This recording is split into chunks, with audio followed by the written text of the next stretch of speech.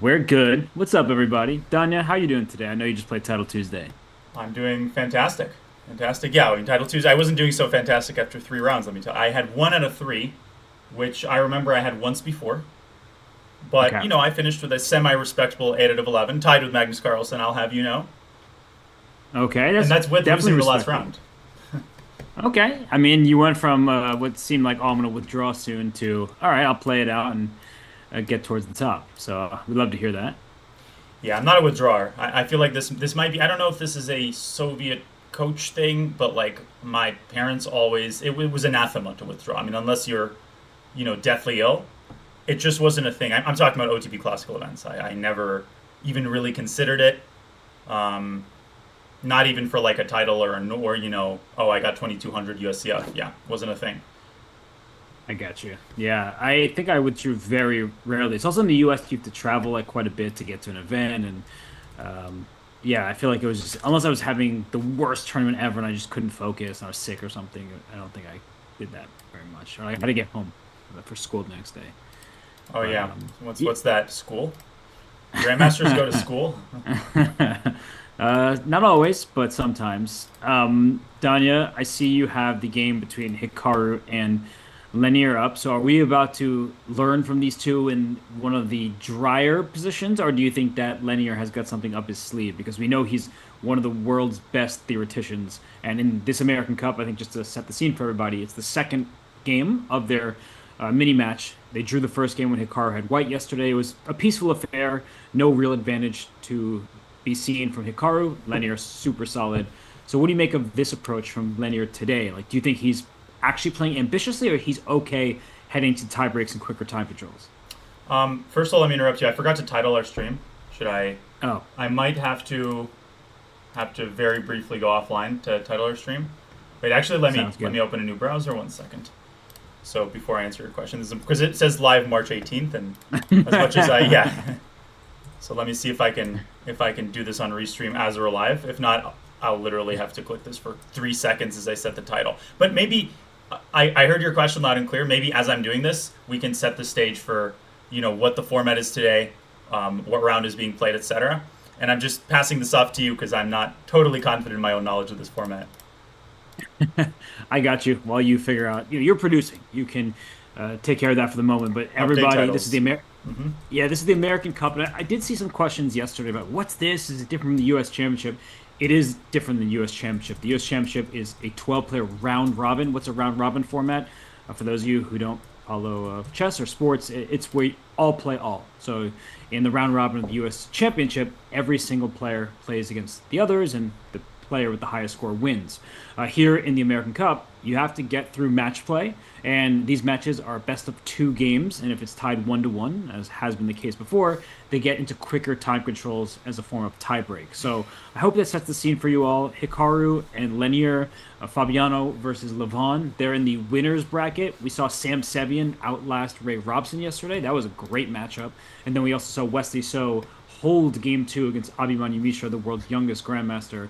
And that means that Wesley, he stays alive. And those players have a rest day today because it's all about the winners bracket and the second day of classical chess up here. So I hope that helps you out. And just a quick thing, Danya, in the women's event, Tatev Abrahamyan, a really nice win, solid game from her, winning with the black pieces against Carissa. Yep, and Alice Lee, she got ambitious late in that affair, and she won in the end against Irina Krush, who was a little too passive. She wasn't taking the initiative when she had to or trading pieces, and she ended up losing that game. I rewatched and by the way, the titles are updated. It's American Cup Day 4. There's an exclam American Cup command that redirects you to the St. Louis site if you want to read more about the bracket and the format, but it's not too hard to keep track of. Honestly, incredible action between Alice Lee and Irina Krush out of nowhere. A game that normally we'd just be, all right, this is, they're just a pro forma, making the moves until they shake hands because draw offers are not allowed in the American Cup. And suddenly, Alice Lee with this A4 breakthrough, Yasser called it playing for a loss, but he changed his tune a couple of moves later. It was unbelievable grit and gumption by Alice Lee to put faith in her time scrambling abilities. Obviously, a little luck required, but we all need a little cooperation from our opponent. And I'll cooperate with your question from earlier, Robert. I think, barring any technical problems, looks like nobody's complaining. which, as we know, is always a good thing. It means that everything is ideal, right? Yep. Usually. Usually. Or everything is so bad that, they won't even bother giving us feedback. We have an Italian by Dominguez. He plays actually both the Italian and the Ruy Lopez. When I was prepping for him in 2021, I basically played a little game of like Russian roulette. I was like, okay, I can only prepare for one of these openings, so let me choose. And I guessed correctly. And I played the Schliemann against him, against the Ruy Lopez. But in the last, let's say, 2 years, I think he switched more to the Italian because that's what all the cool kids seem to be playing. And I'm a little bit surprised that almost nobody is playing knight to g5 anymore, which apparently is not called the fried liver. I learned this recently. Did you know that? It's not the fried liver you're saying. Yeah. Wait, then... Wait. Why This is it is not the fried liver? The fried liver apparently, technically, is... knight refers to knight takes f7. This is actually the fried liver. This is like the two knights with knight g5. Okay. So that's your lesson for the day. I think I learned this from Feingold. But, of course, Lenier plays d3, which is what we see nowadays. And bishop e7, the same line, I believe, that... Who was it? Levon Aronian played this yesterday, I believe.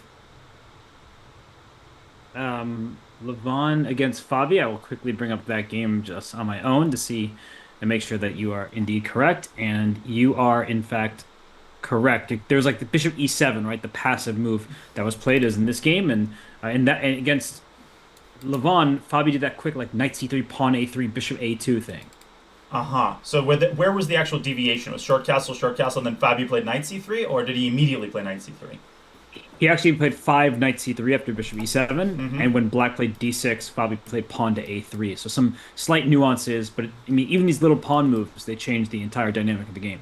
Yeah, and I mean, whether there's a knight on c3 or a pawn on c3, unrecognizable, right? Completely different ideas, different landscape of the game. Very, very different concepts here in play. So short castle, rook e1, obviously discouraging the move d5, which is still a thing usually when the bishop is on c5, kind of Marshall Gambit style, but not here. d6, a4, very standard, bishop e6, and here we see Lenier is not playing any games, right? No knight bd2, no bishop a2, no bishop b5. He just says, all right, we're trading. He yields the half-open f-file and the traditional c2, c3. White's position is very idea-rich. Obviously, queen b3 immediately jumps to mind. But in recent years, I think in the modern treatment of the Italian, Robert, which is, of course, an opening that predates us by, I was going to say millennia. Not quite millennia. I mean, your neighborhood Tyrannosaurus Rex was more of a Ruy Lopez player. But nowadays, we see a lot of action on the queen side. White often starts expanding with like b4, b5. And on the king side, white goes like h3 and knight h2, and there's all these high-tech ways to stop black's attack. I've always preferred black in these types of positions because, well, first of all, I don't play the Italian, although I have a good story about that. But I get my queen to g6, I get my knight to h5, and I'm a happy camper. Well, something that you said here about the queenside play is sometimes the best defense is a bit of offense as well. So if white is able to play pawn to b4, then you could slide that rook up to a2 to protect the vulnerable f2 square. Because we talk about double pawns. What happens when one side is double pawns is there's an open file, or in this case, a semi-open file. So b4, rook a2, that's often used as a defensive maneuver against black's play over there on the king side. So I really like what you're illustrating here, Danya, because I think that when people first look at this opening, like, why would black, double these pawns? Why is white, not being more ambitious? Sometimes you actually have to let it simmer a bit before you go full steam ahead.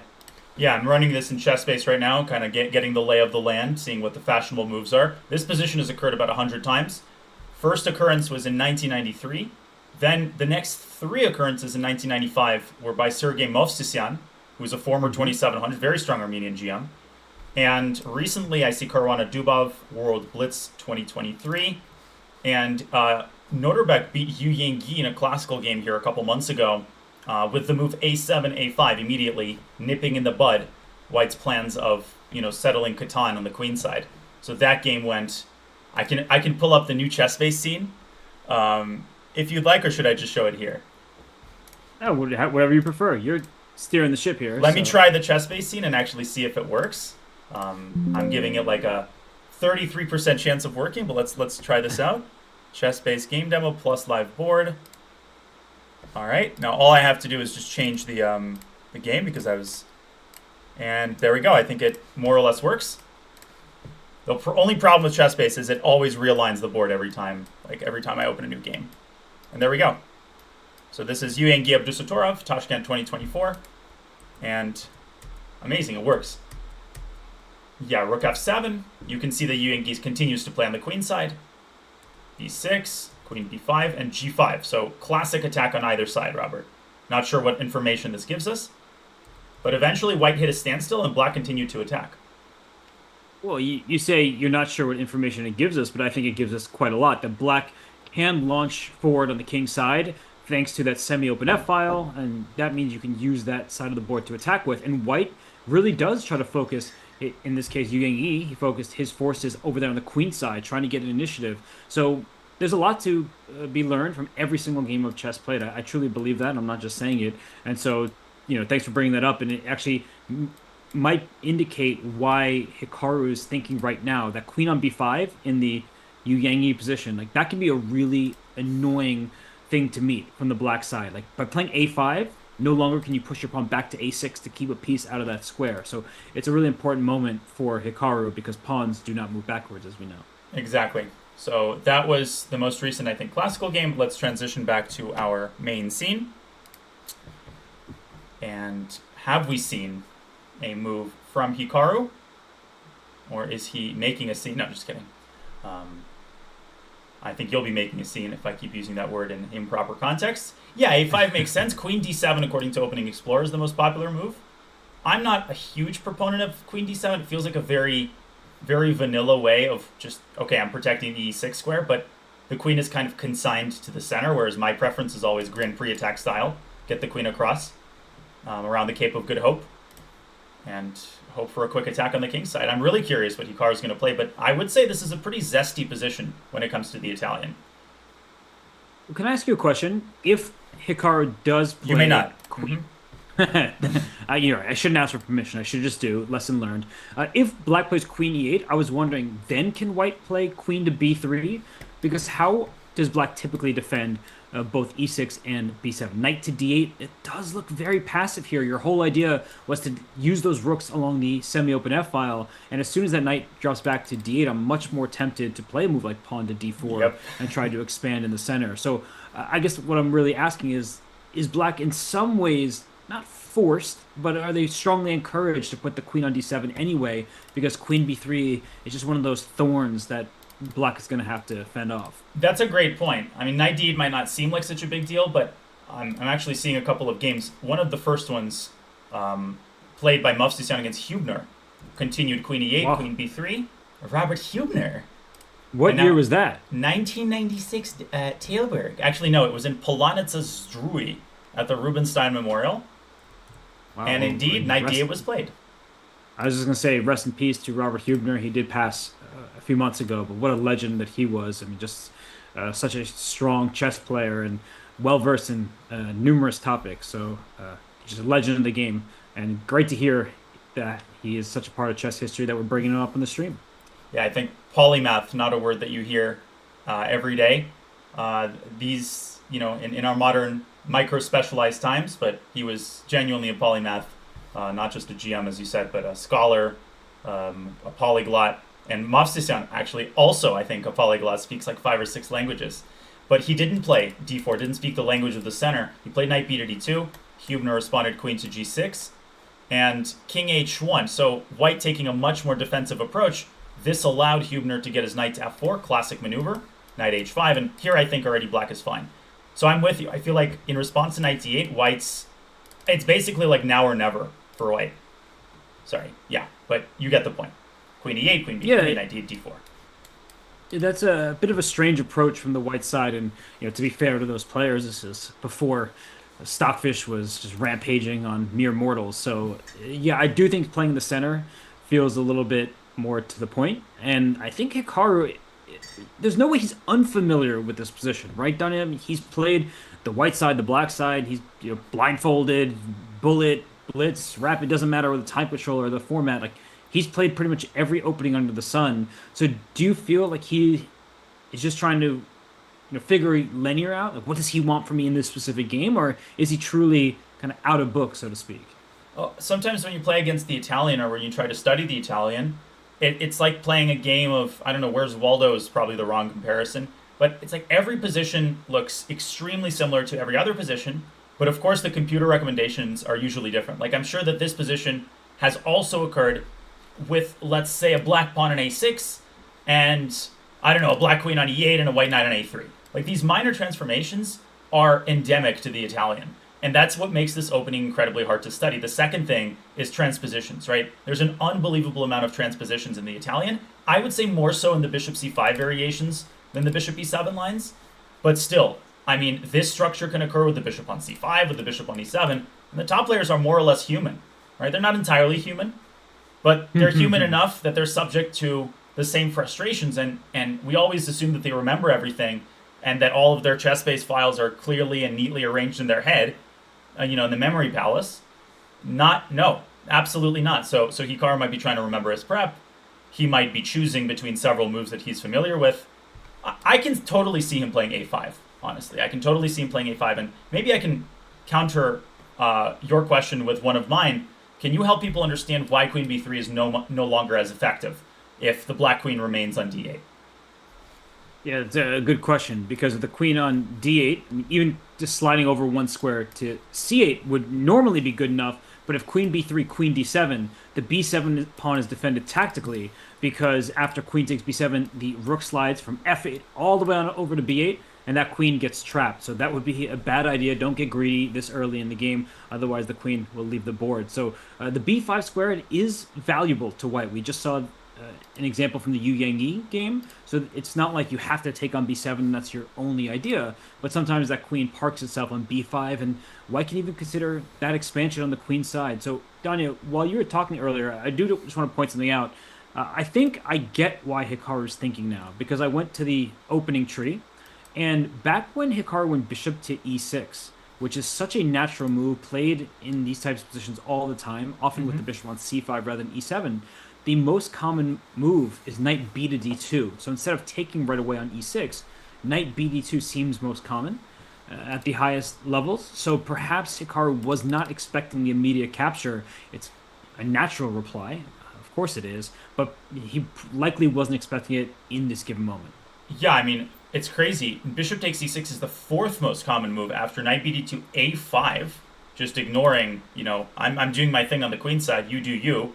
And then even knight c3 in this position is more common than bishop takes c6, which I think is intuitively clear, because bishop e6 is not the kind of move you play without prep, because it does make serious concessions. It damages optically black's pawn structure, but also it yields the f-file. It gives black a clear roadmap on the king side.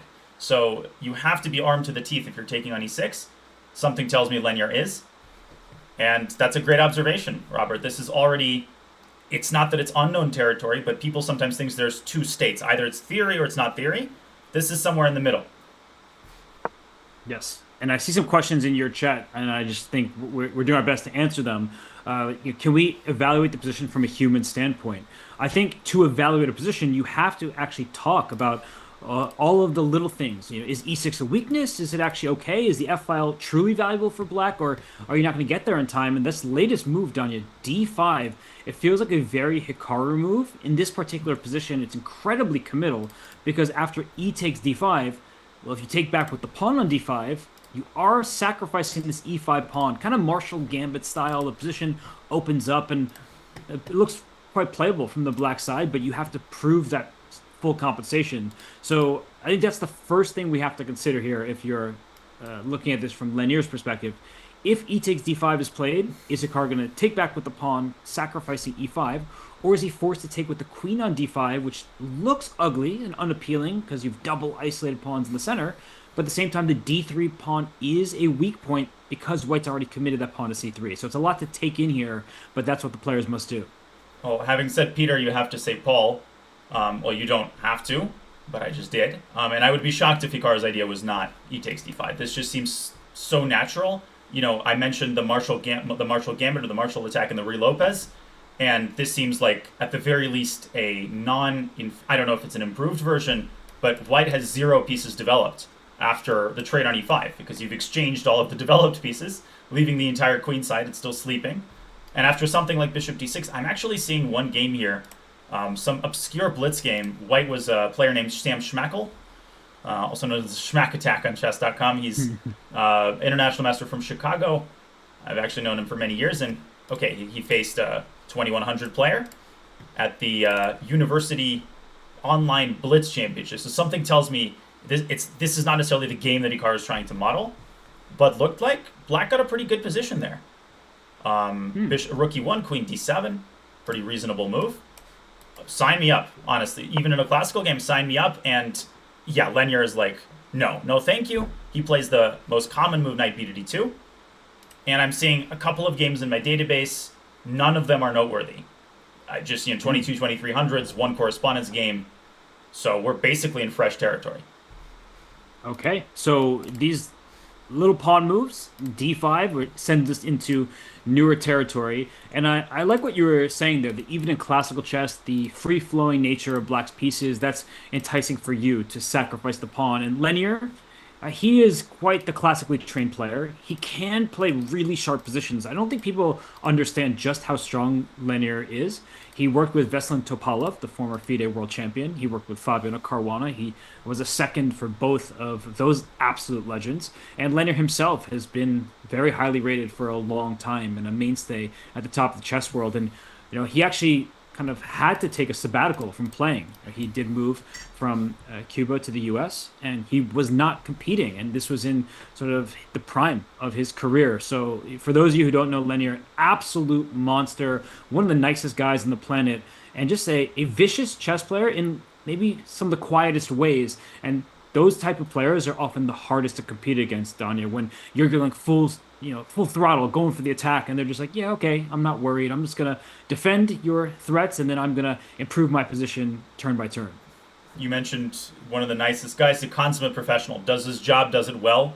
He's a family man, doesn't make Reddit chess, doesn't make, top chess drama headlines because he comes to the board. He maintains total decorum and professionalism. He's honestly one of my favorite people in the chess world and has been for a while. I had the honor of facing him in the World Blitz. Afterward, I learned from some luminaries that turns out Naroditsky might have tied for first, but didn't actually face any strong Blitz players that tournament. That was news to me. But Lenier is a beast. He defeated Wesley So in the first round of the American Cup, putting him. I can't believe I'm in the winner's bracket with Hikaru, who survives just an unspeakable match against Abhimanyu Mishra. We're sad to see him go. He got eliminated yesterday. And Black, of course, has bitten off potentially more than he can chew in the center, because, Robert, e takes d5, it's not just a problem on the previous move, it's a problem for as long as the e5 pawn is a weakness, which is what would lead me to consider a move like bishop to d6 here. Yeah, you're just protecting that pawn kind of in advance. But, the thing about this position is White played this move c3, and it gave you two different avenues, pawn to b4 first, or queen to b3 right away. I think I would lead with the pawn push, because now that e5 is a sore point in Black's position, I would love to kick that knight off of c6, because sure, you're keeping that pawn defended for now, but as soon as I boot that knight from there, e5 is quite tender. So I just feel like these positions, Danya, and maybe it's my just bias, I just find them easier to play from the white side, because Black has the static problem, the weakness here of those doubled isolated e-pawns, and now there's actually some more dynamic chances for White as well if ed5 ends up working. So from the Black side, Danya, I think we can safely say that d takes e4 is almost never in the cards, because then you leave yourself with those eyesores in the e-file.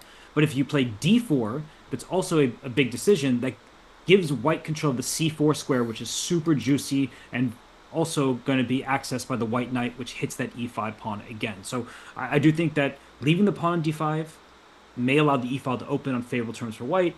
Trying to avoid any sort of e takes d5 also has its drawbacks, and that's why I find the position, more difficult to play for Hikaru. Yeah, the pawns in the center for Black have so much responsibility. You might consider this relationship between the pawn and the knight as one of, prisoner, and, the prisoner is overseer, right? The pawn on d5 is making sure the knight doesn't escape. But like a caged tiger, the moment this pawn disappears or moves to d4, that knight leaps towards c4, avenues open up on the queen side, So there's a lot of tension that Hikaru needs to maintain in the center with a move like bishop d6 or queen d6. I'm seeing 2 games in the database with a6, just kind of passing the turn to white. At that point, e takes d5 becomes a more serious possibility, and I wouldn't at that point be so shocked if Hikaru did recapture with the queen, which is a little bit more enticing now that the d3 pawn would be hanging. So a lot of tension, right? When you break down the peaceful facade of the position, you see how difficult the Italian is to play for both colors, but definitely for black. You can have the Model T in any color as long as it's black.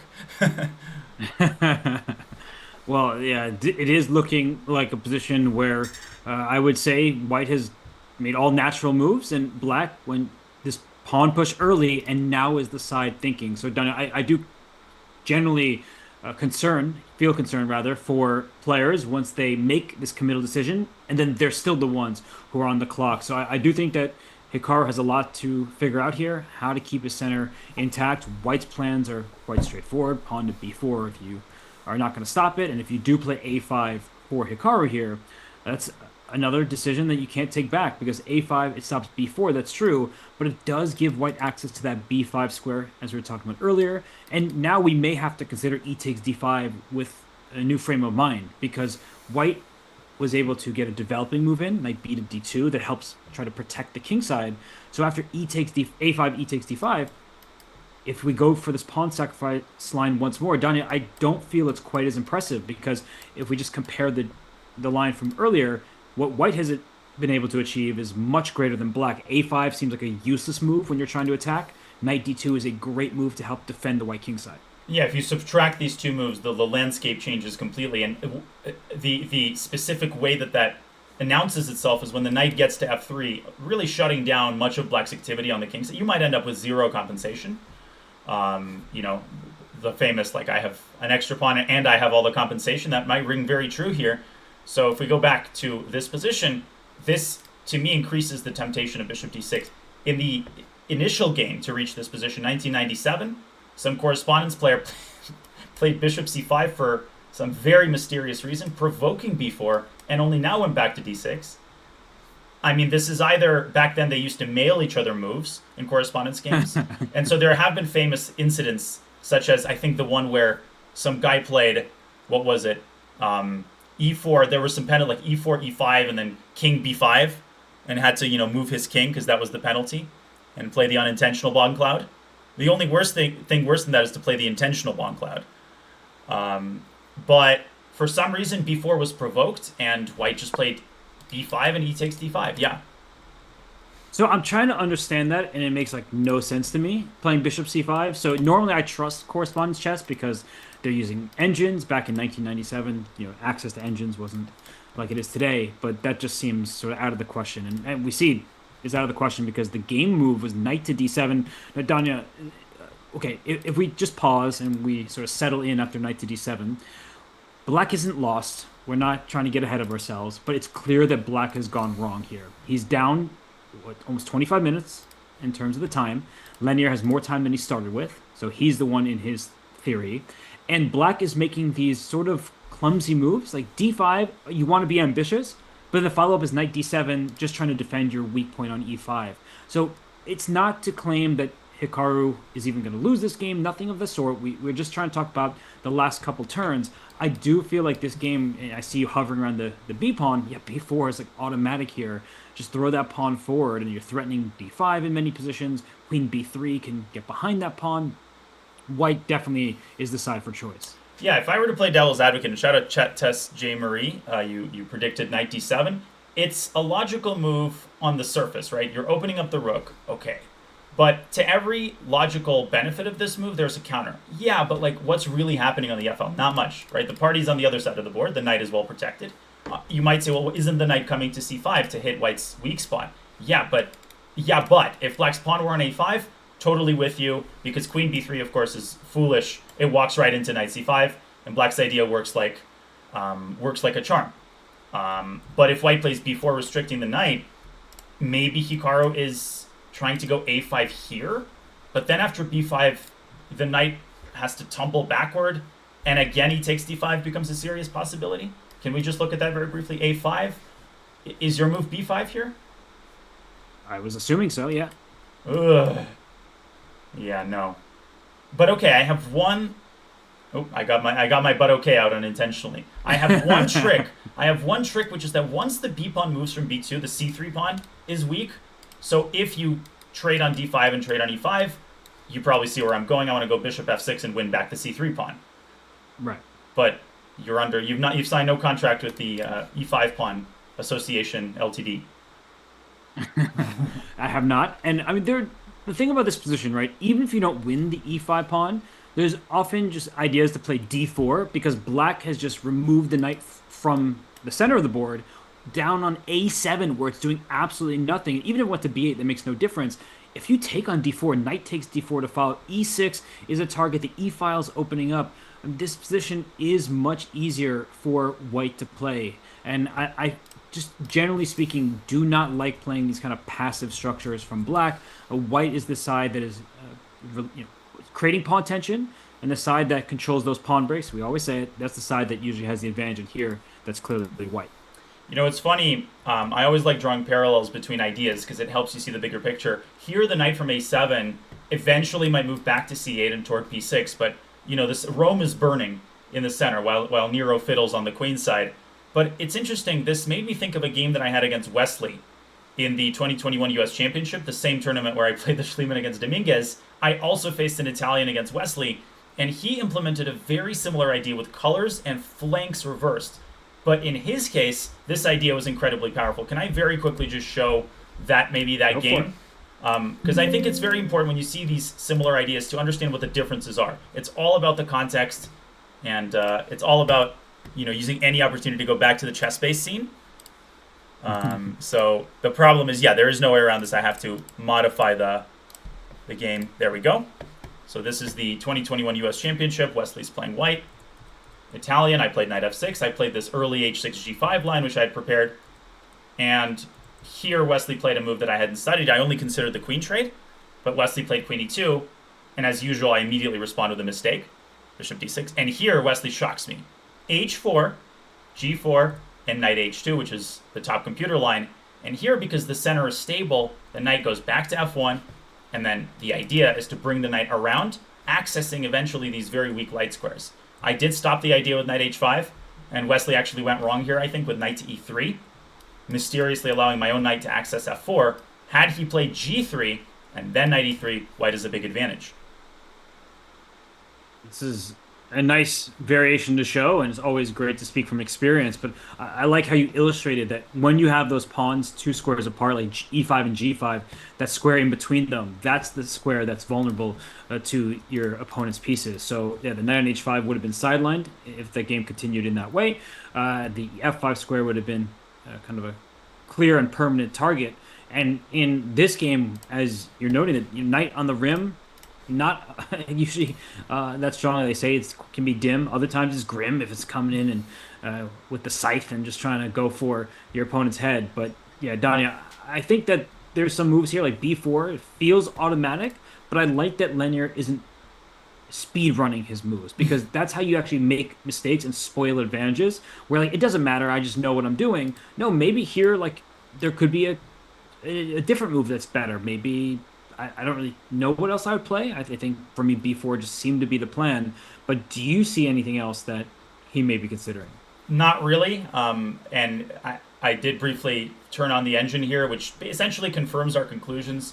White can keep a small advantage with a5, but this move makes zero. I mean, from a human perspective, a5 hamstrings your ability to advance the pawn to b5. In another situation, it might be the long-term approach. White actually can start with ed and then play b4. Believe it or not, Robert, queen to b3 here apparently is also very strong. The point is to induce knight c5 and drop the queen back to c2, a very kind of banal, meat and potatoes approach. I want to win your e5 pawn, and yes, you can celebrate this knight on c5, but much like in the King's Indian, you really need to play a5. You can't, do everything at once. Like Tal sacks all his pieces, but you can only take one at a time. If you play bishop d6 and protect the pawn, White's pawns come rumbling forward, and Black's knight wall comes tumbling down. And then the queen will repark itself on b3. It's like, the tow truck is destroyed, and, I'm back on my parking spot. And Black has I think we can... Yeah, I think we could finish that variation, right? Like queen b3, if you go knight f6, there's a Oh, beautiful knight to e4, whew. exploiting the pin pawn on d5, trying to remove black's defender of that central pawn. And there are no sort of discovery checks available to black, so the d5 pawn really is hanging. It's not like, oh, I'm going to get my bishop out of the way and that's going to work. This is just winning for white, it feels. Yeah, knight takes c4. I'll just show. You mean d takes c4 is fine, but you can even in between check on d5, and here, here the game is essentially over because it's you lose the pawn and you lose your whole position.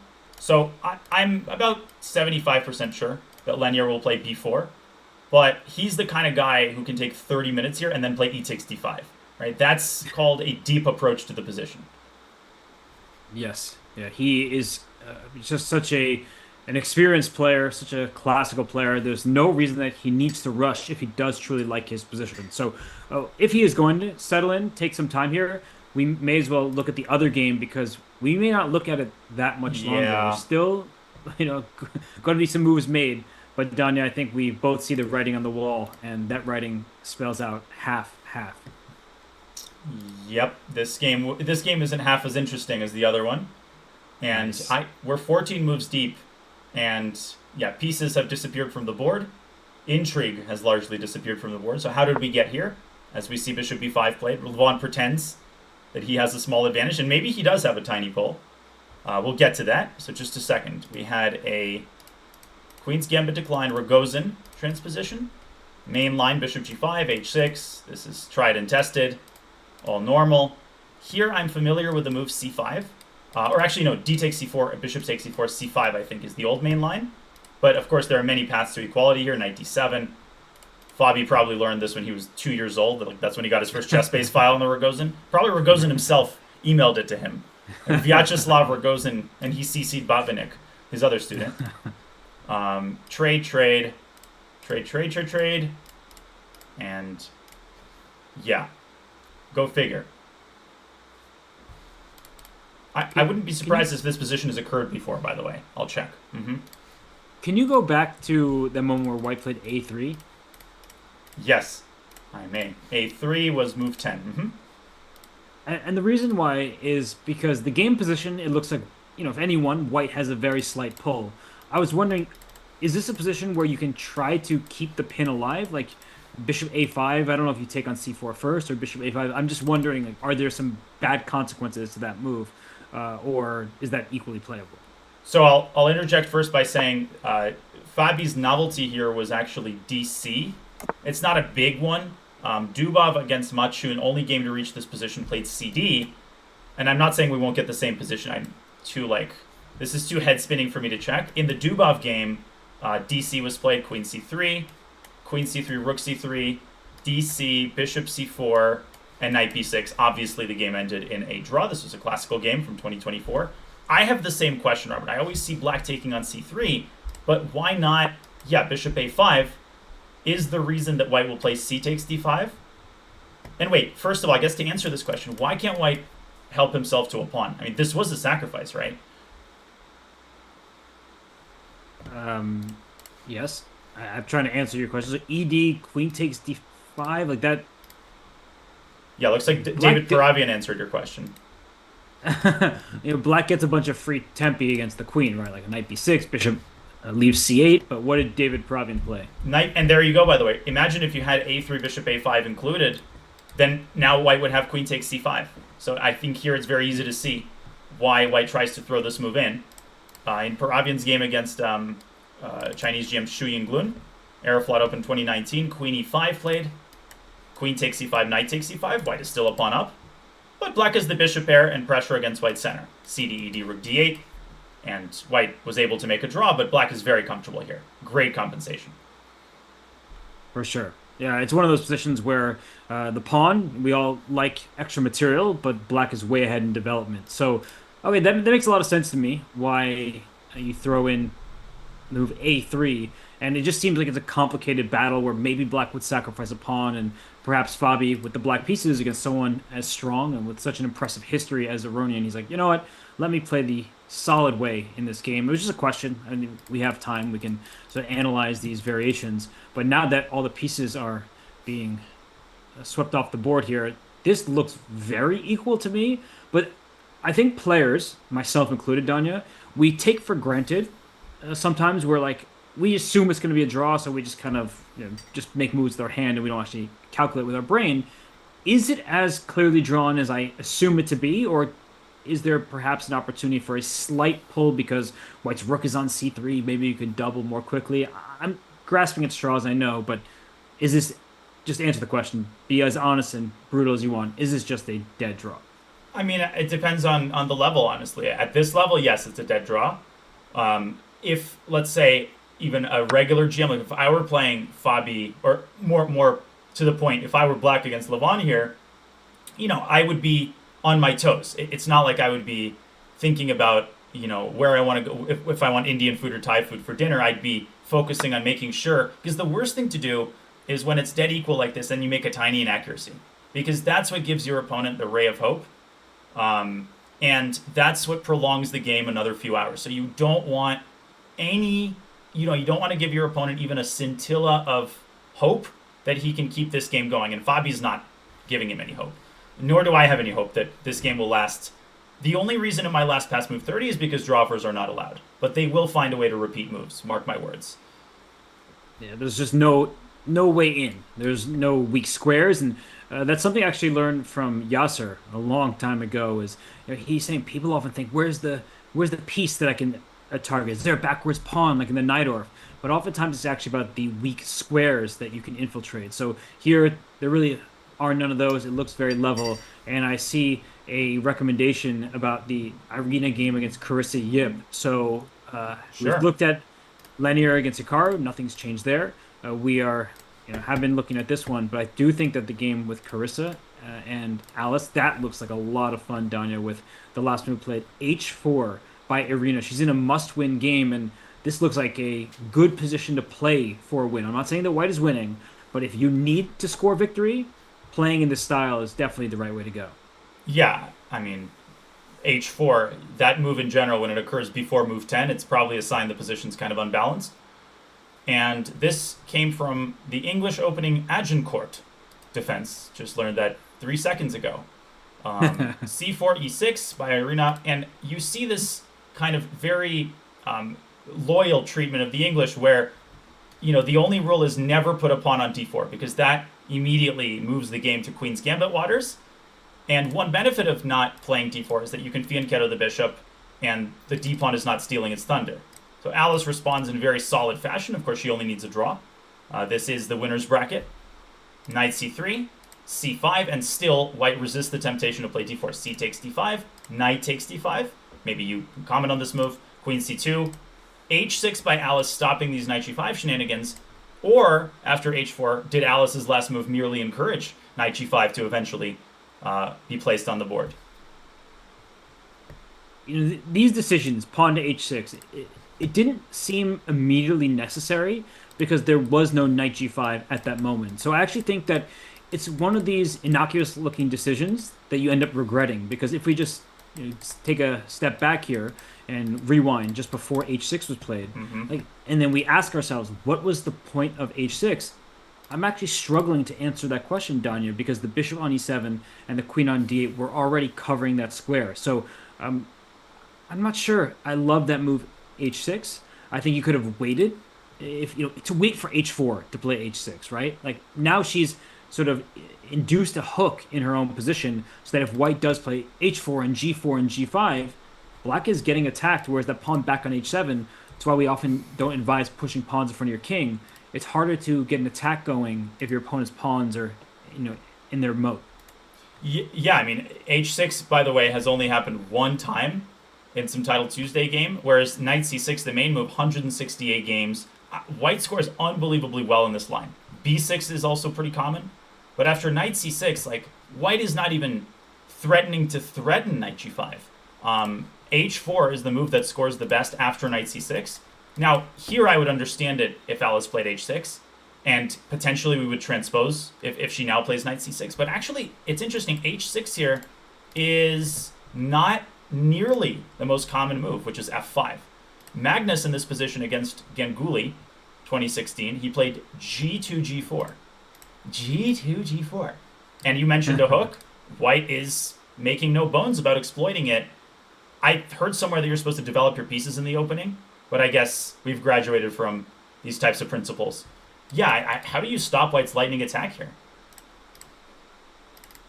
You try to, get a phone call into Komov and say, "Hey, can you defend this position for me? Because I don't know how to." It looks very straightforward. The attack is just right away G5, going after the H6 pawn. It's not checkmate necessarily, but I guess does black have anything better than knight c6 in the live position? Because h6 did induce the hook. I see g4, g5 coming, but white is playing slowly, not developing pieces. The bishop on f1 sits on its starting square. The king is in the middle. So is a move like f5? I believe in some positions it's quite playable to stop g4. The obvious downside being you give away the e5 square. It's kind of like a Najdorf if you just shift to the other side of the board, right, Danya? Because the Najdorf, the d5 square, is accessible for white. Here, the turnstile is on the e5 square. Yeah, f5 essentially creates it creates like a fire break, right? Which is very hard for white to surmount, because without it, all of white's pieces are pointed, like the queen potentially. Usually white starts with a3, so as not to blunder knight b4. The bishop can come to d3, and black's priority here is not she can't afford positional niceties. You need to stop white from checkmating you. So f5 is just an attempt to shut down white's operations on the king side. Of course, it comes at a very high price, but this move actually makes a lot of sense to me. White could also advance the pawn to h5 and create a future outpost on g6. But let's not forget, like, white's king is not going to be safe forever. White has also made, taken some liberties in order to start this attack quickly. And if knight c6 happens, if white castles queenside, I'd be very scared about like a knight sack on b4, d4.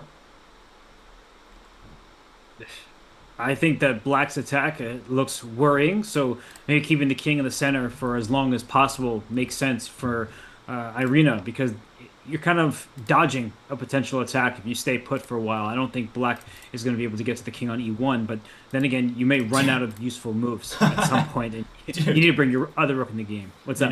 You know what game reached this position? Instead of h6, black, the player with the black pieces, who I'll reveal shortly, played, let's see, let me just confirm. Yeah, knight to c6. Sorry. Wait, this is... knight to c6. It reached this position via transposition h4. Now black played f5, the main move. Now white played... let me see. How is this possible? Oh, queen b1, knight db4. This position was reached in Nakamura versus Hess, titled Tuesday 2019. But what? It was played via slightly different move order. The move order that you had against Hikaru in this title Tuesday game, you played knight to b4 in this position. You played knight to b4. Hikaru did in fact see the threat against his queen, believe it or not. Knight 8 to c6, h4. Now you played f5. Now Hikaru played a3. You went back to d5, and he went back to c2. So that's hilarious. This is the same as if instead of Alice's move h6 or your move knight b4, if you had played here, Hikaru had played here, f5, a3, we get literally the same position on move 10, whereas you had this position on move 12. Did that make sense? Yeah, because the queen went back to b1 and then to c2, and then the knight went from b4 back to d5. So a question for you. I assume I lost the game. That's not important to me. But is this a correct way for black to play? I mean, it's very risky strategically, but at least it stops white's onslaught on the king side. Well, if Robert Hess played it, then, I don't know if it's in my best interest to say no. To me, like, white's position looks very attractive. I don't understand what the catch is. I'm seeing 75%, 68%, against black's various alternatives. And this, apparently is the main line. So clearly this is not fashionable to play like this with black. And I'm just trying to figure out, like, does this line refute chess? Like, is the queen's gambit declined, in the back burner now? Like, where did black miss an opportunity to score better? And I'm almost ready with an answer. Yeah, I have an answer for you. Okay. So it looks like e takes d5 instead of knight takes d5 is potentially more to the point, because it leads to this position. So like in this position Alice took with the knight, e takes d5 essentially forces white to play d4, because otherwise black's going to play d4. And now you get a much more palatable kind of queen's gambit-y type of structure, where I think it's largely equal. I can get behind that. I mean, that makes a lot of sense that white has to strike at d4. There might be an isolated queen pawn position, but at least black isn't in danger of getting checkmated. And I feel like Mamedyarov, Shakhriyar would be really good from the white side of these positions. And I feel like he's had games like in this vein, maybe not this exact position, but this concept h4, g4, g5, trying to get a knight g5 and go for what's it called, a fishing pole. I do feel like this is his style, and for Irina, I wouldn't actually usually associate her with this kind of style of going for the checkmate. She's such a like a an exceptional strategic player where she is able to nurse small advantages into victory, but she has to win the game. And so, you might as well go down swinging. Is D takes C3 best here? I know some of these positions you actually take with the pawn, even though it seems quite odd. Yeah, actually, most times for some reason you take with a pawn, and maybe that has to do with opening the d file, and later on you might play c3, c4. Again, if I looked at this position with no knowledge of the games, I would play bishop takes c3. You don't really want to go queen c3 because that walks into bishop f6. We're not playing for mate in one threats at this level, but if you play bishop c3, then I suppose black will play knight c6, and I also suppose that black will be able to take a little bit of teeth away from this attack with the move bishop f6. On the other hand, Robert, if you play dc and I play knight c6, black has the prospect later of playing e6, c5 and paving the way for the dark squared bishop, light squared bishop to come out. Maybe you're not in time if white just rushes forward with the g pawn. I don't know. I promise you I've seen this type of position in a high level game. Like white plays bishop d3, castles queenside. You can always put the bishop on e4, which can be quite annoying for black to deal with because maybe you're going to take on c6. I don't know who played it, but I don't know. I just really have this sense that there's been a Super Grandmaster game in like this exact variation. Well, this exact position has happened once. And this, I'm just trying to let people into how confusing opening preparation can be, vis-a-vis the Hikaru game as well. This is the game Bartel, GM from Poland, against Leniart, another GM from Poland. The game was played in Poland. Surprise, surprise. Poland team championship. And white played g4, black played e5, just as we predicted, g5. Black got the bishop out. Unfortunately, it wasn't good enough because white's queen swings out to e4, challenging the bishop and forcing this highly, highly undesirable trade, yielding full monopoly of the light squares to white. And Bartel won very convincingly. I don't want to Bartel you this, but this game did not go h6, h4. In the game, Leniart actually started with knight takes c3. White played dc, then black played knight c6, white played h4, and here black played h6, and we have the same position. So imagine if this happened to you 1,000 times a day when you're studying the Italian. Yeah. Yeah, actually, this position that you have there with, in the transposition, and then g4 from white, that's the game Magnus Carlsen against Ganguly that you mentioned. So not in the same exact move order, but you get to the Oh my same gosh, outcome. you're right. And that was yet another move order. In that game, black played in this position knight c6, right? And Magnus played h4, and Ganguly now took on c3. So we have 3 games that reach the same position via 3 different move orders, and that's why when you're searching in ChessBase and you see like only one game here, but suddenly there are games that are added, that means that the same position was reached via transposition. One of the most annoying features of making an opening course, I can't tell you how many times, Robert, I have studied the same position and made 2 different suggestions in the same position on different days without realizing that it's a transposition. Yeah, it's hard to remember exactly where things come from. And also, I do believe that players calculate differently depending on the path they took to get to a position. I do think move order is important psychologically, is essentially what I'm saying. And here we see Arena plays bishop takes c3. So objectively, white is better. That's quite clear. However, Danya, my question is, do you think Irina is still in preparation, or is she on her own? Because D takes c3 seemed to be the choice of players like Magnus Carlsen and the other games that we were just talking about. Oh god, and of course, I see one game in the database.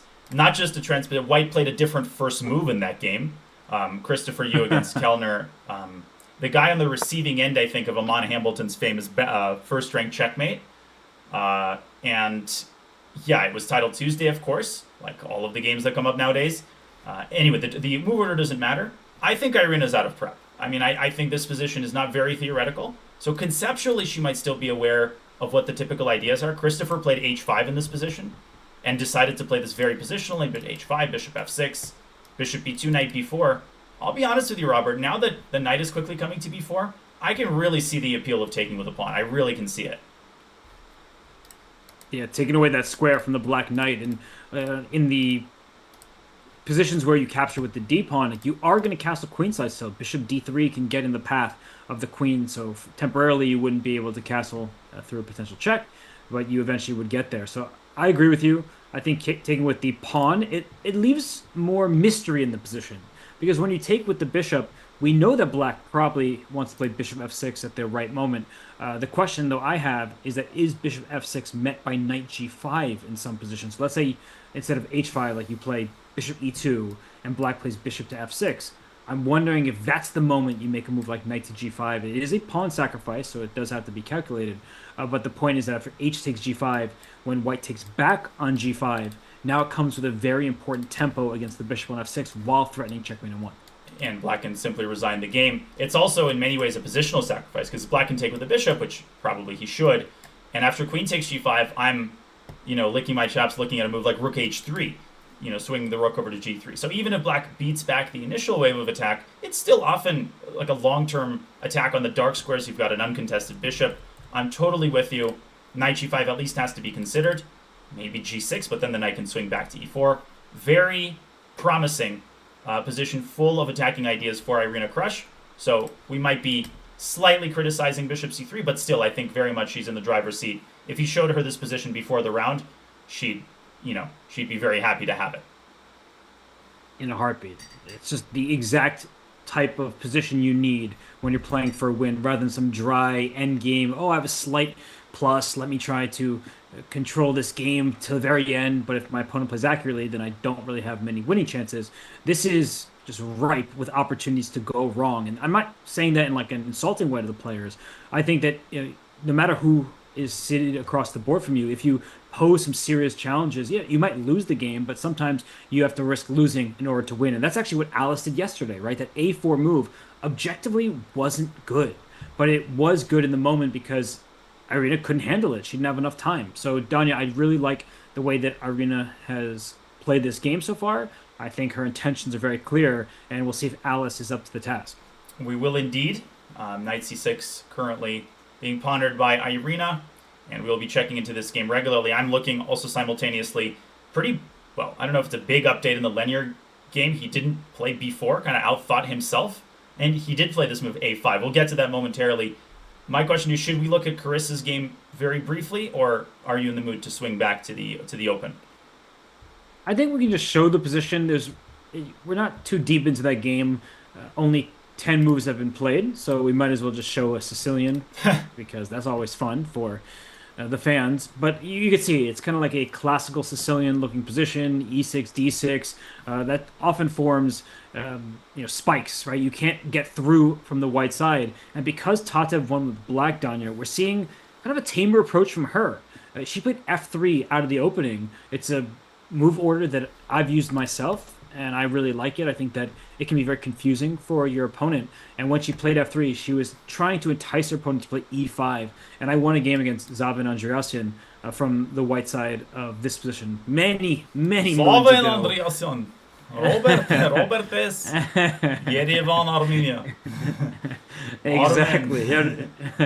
I mean, this game, it was like e5, knight b3, d5, and I believe I went bishop g5 in that position. And it gets, it can get sharp in some of these lines, but it was just something I tried back then.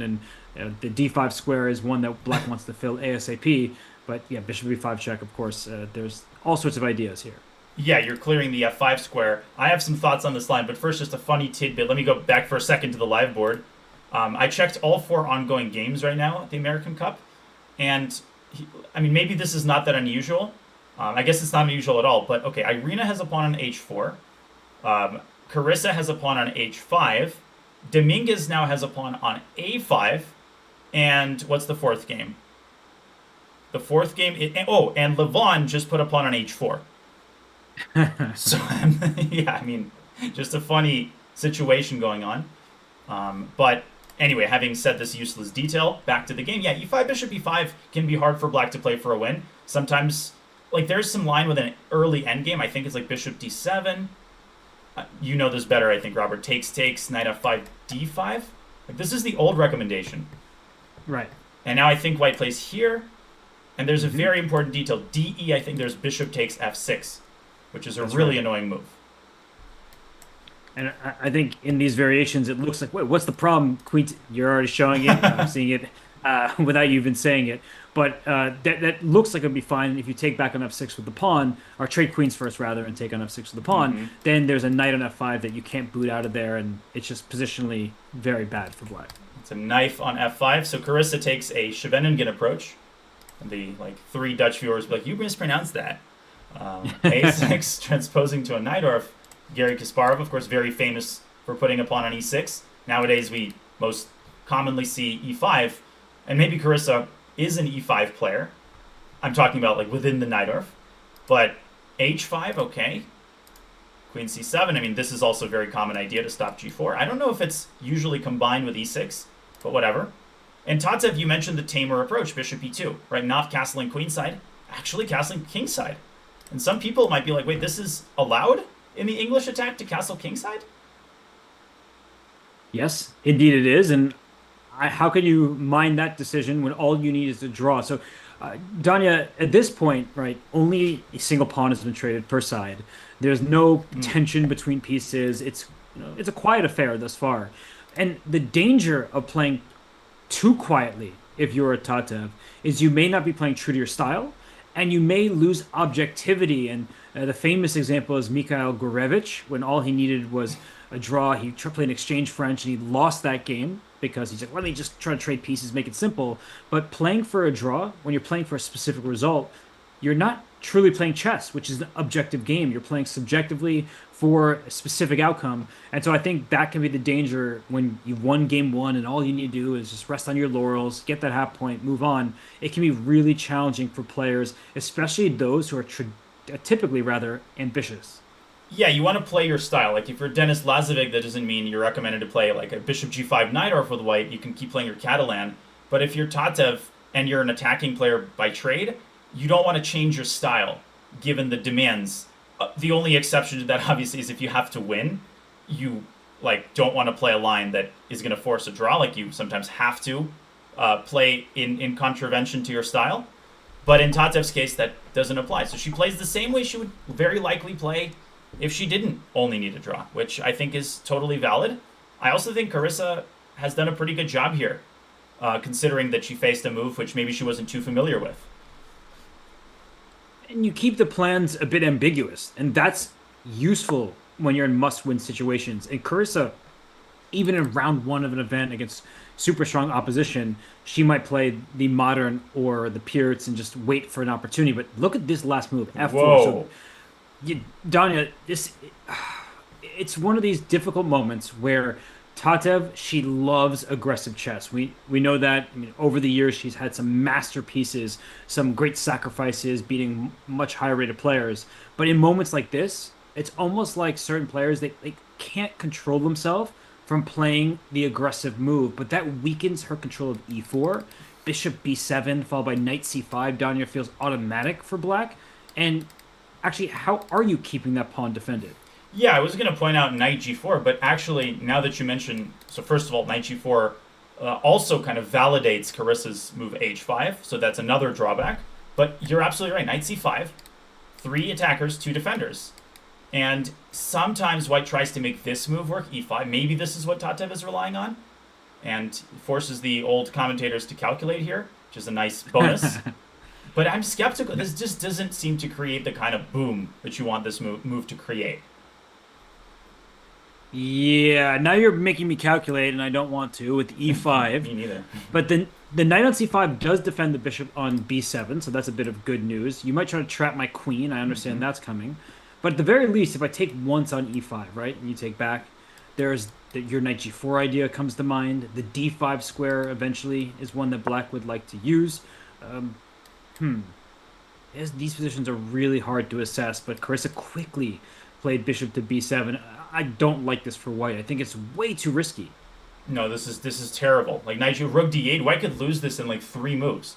Like look at just how many, everything is loose. Black could castle queenside if she wants. She doesn't have to. The king is fine in the center. So Tatev better show something very concrete here.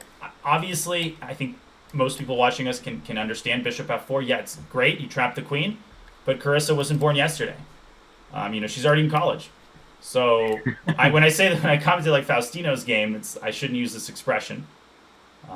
Once I said this, and the player who I said this about had a birthday the day before. I'm serious. Like that happened once. Did you sing afterwards? Did I sing? No, I don't believe I sang. I'm disappointed. Yeah, knowing my skills, which rival that of like Mark Taimanov or Vasily Smyslov, who I think, if I'm not confusing the names, was also a very accomplished opera. I don't know, what's the cantato, baritone, barato? Like, what's the Italian term? I thought Taimanov was a pianist. No, yeah. Did he also sing? No, Smyslov I think was the singer. Oh, I didn't know that. Yeah. Oh, I can Google it, and yeah, I can find some clips apparently. Okay, might have to look at that later. World chess champion and also pro level singer. That's pretty cool. Philidor too. Andrei Philidor's father was a composer, classical composer. Philidor himself dabbled, but his composer was a very noted. His composer was a noted father. His father was a noted composer, and his composer was also a noted father. As you're almost getting tongue twisted here over singers and chess players. It is confusing to hear about both, but what's also confusing now, Danya, is Carissa Kip playing bishop b7. Go ahead. Carissa Kip. I don't know how Tatev is going to defend this pawn. Yes, she's going to have to play this e5 line that you mentioned, but I just think optically this looks bad for white. Maybe Tatev can find it within herself to gain a direct path towards saving the pawn, not going down material. But I do not like that decision to play f4L. She started so solidly, and then she decided to press forward, I think, at an inopportune moment. Yeah, I mean, tilting at windmills, right? f5 is never scary in these Najdorf structures. Black just plays e5. But white now needs to find the lesser evil. And you say this sometimes, like, your opponent responds to your move with a very obvious move, like completing her development. And suddenly Tatev starts to think again. It's a clear sign that she has either missed something or something has gone very wrong. Go rook d1, go knight b3, go rook c1. Make a waiting move, king h1. Like, force Carissa to show the strength of her setup, and instead Tatev serves her, the plan on a golden platter. I don't know really what to say here. I mean, this f4 decision, it creates weaknesses in your own camp. Yeah, f5, as you're pointing out, in a dream world, you get that to work. But look at how many pieces black has covering the d5 square anyway. Right? The knight on f6, the bishop on b7. It's not going to be an outpost for white. So it's a regrettable choice. And in a position that you need to win from the black side, Danya, you couldn't dream up of a better one. Absolutely. Carissa is in great shape. She's got to be really happy right now. And, Tatev could take 20, 30 minutes on this position, fall into time pressure on top of the deteriorating position. So very important game to keep an eye on. Carissa needs to win to force the rapid and potentially blitz tie breaks. Irina Krush also needs to win. And with that, I think maybe an update is in order on Dominguez Nakamura. Let's do it. It's been a while since we've gone there, and, well, it looks like very little has changed, just kind of quiet pawn moves. Okay, so not much of an update. But the big update, of course, is a5, right? Which is, I cannot find an explanation for why you don't go b4 here. So, and for the sake of completeness, I mentioned that this keeps a small advantage, but it completely hamstrings your ability now to advance this pawn past b4. What am I missing? Okay, I think because b4 is so automatic, and I believe that Linear would play in a bullet game, let's try to calculate something. b4 from white instead of a5, and then if black plays d4, trying to break down your little pawn chain. So b5, d takes c3, b takes c6. We don't even have to play b takes c6, by the way. We could even think about knight c4 type moves, but I would probably take on c6, take on d2, some capture on d2 with the queen, maybe? Yeah, I Bishop? also don't was know. tempted to take with the queen, actually. But okay, even bishop take. Like, let's say the simplest moves are made. And I And was wondering around knight c... No, oh no, knight c5, knight takes e5 at the very least would be yeah, like BC. probably Wait, how many is black up a pawn here? Yes, he is actually. Black is up a pawn. Wait, how did that happen? very ugly. He scammed me. Like me take more pieces than you take. But those are some really, really, really ugly pawns. Yeah, it's it's like when it's not even a pawn. Well, it is a pawn, but it's but I can see how white is not thrilled with this position because if you just hear me out, like black will play c5 and bishop d6, and the d3 pawn is also backward.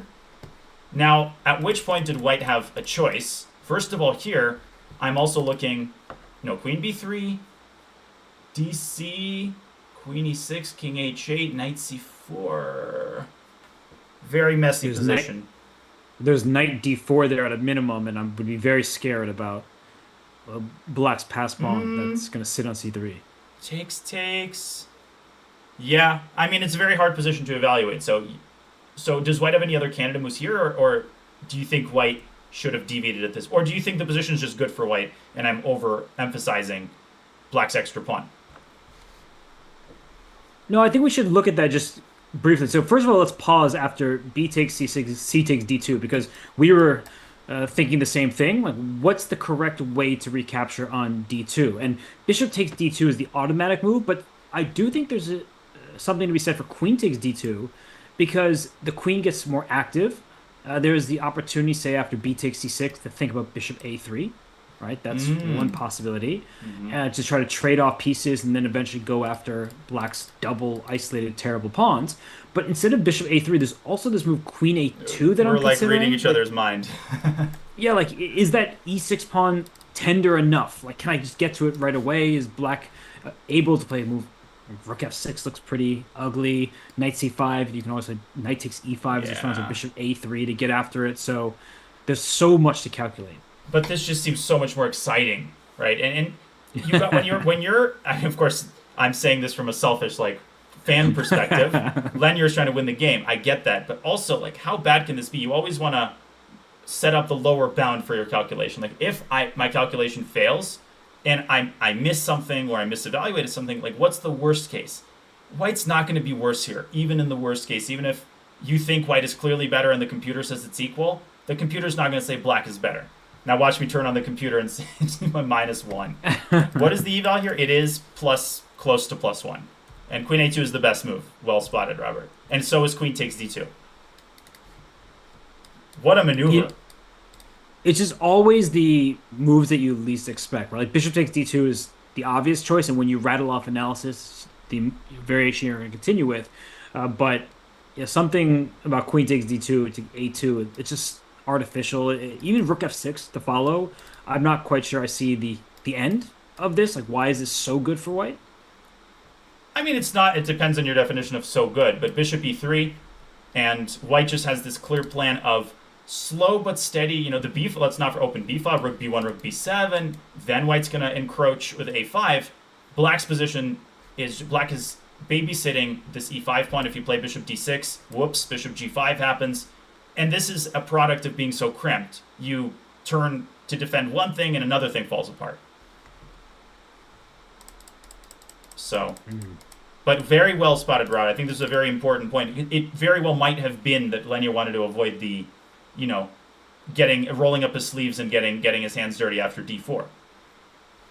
Yeah, didn't want to get overly concrete against somebody like Hikaru, perhaps, but that looked promising. But maybe he didn't want to see all the trades, and he thinks that he can have a long-term advantage. And why not? I mean, if we're looking at the position on the live board, a5, a6, we know a5 wasn't best for white. But even this position, Danya, it does look like white has some pull, but maybe I'm overstating the case because the double e-pawns with knights in c6 and d7 that can no longer be disturbed, perhaps that's enough for black to keep everything together, and a black knight could land on c5 and the tables could be turned.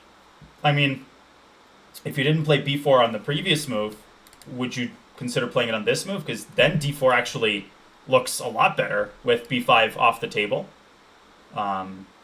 So that's just something to consider. If you're not playing b4, I would imagine a move like queen c2 is likely, or knight d2 to b3 to contest the c5 square. But then black can start his own plan, bishop d6, queen f6, and white stagnates on the queen side. We saw that Noterbeck game. That's ultimately what led to his demise. You don't have forever to start the operations on the queen side. I was gonna commit the crime of using an English word in its appropriate context. Mm-hmm. Don't make me lock you up there, Don. But I'm starting to completely see your perspective on this game, because something you said right off the bat is that you want to play Grand Prix style, Queen E8, Queen G6, Queen H5, those type of moves, and then go up for the king side.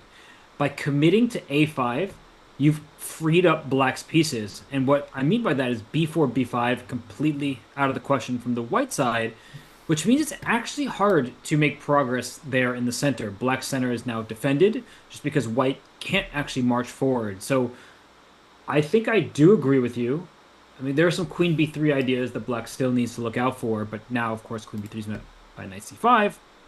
That's not exactly scary, but I agree with you. I think that this a5 move, it's not just leaving white with a clear plus, even if it's not as big as it could have been. I actually think that there's this serious drawback where Hikaru can start, putting his hands together and look at the prospects of his own on the king side.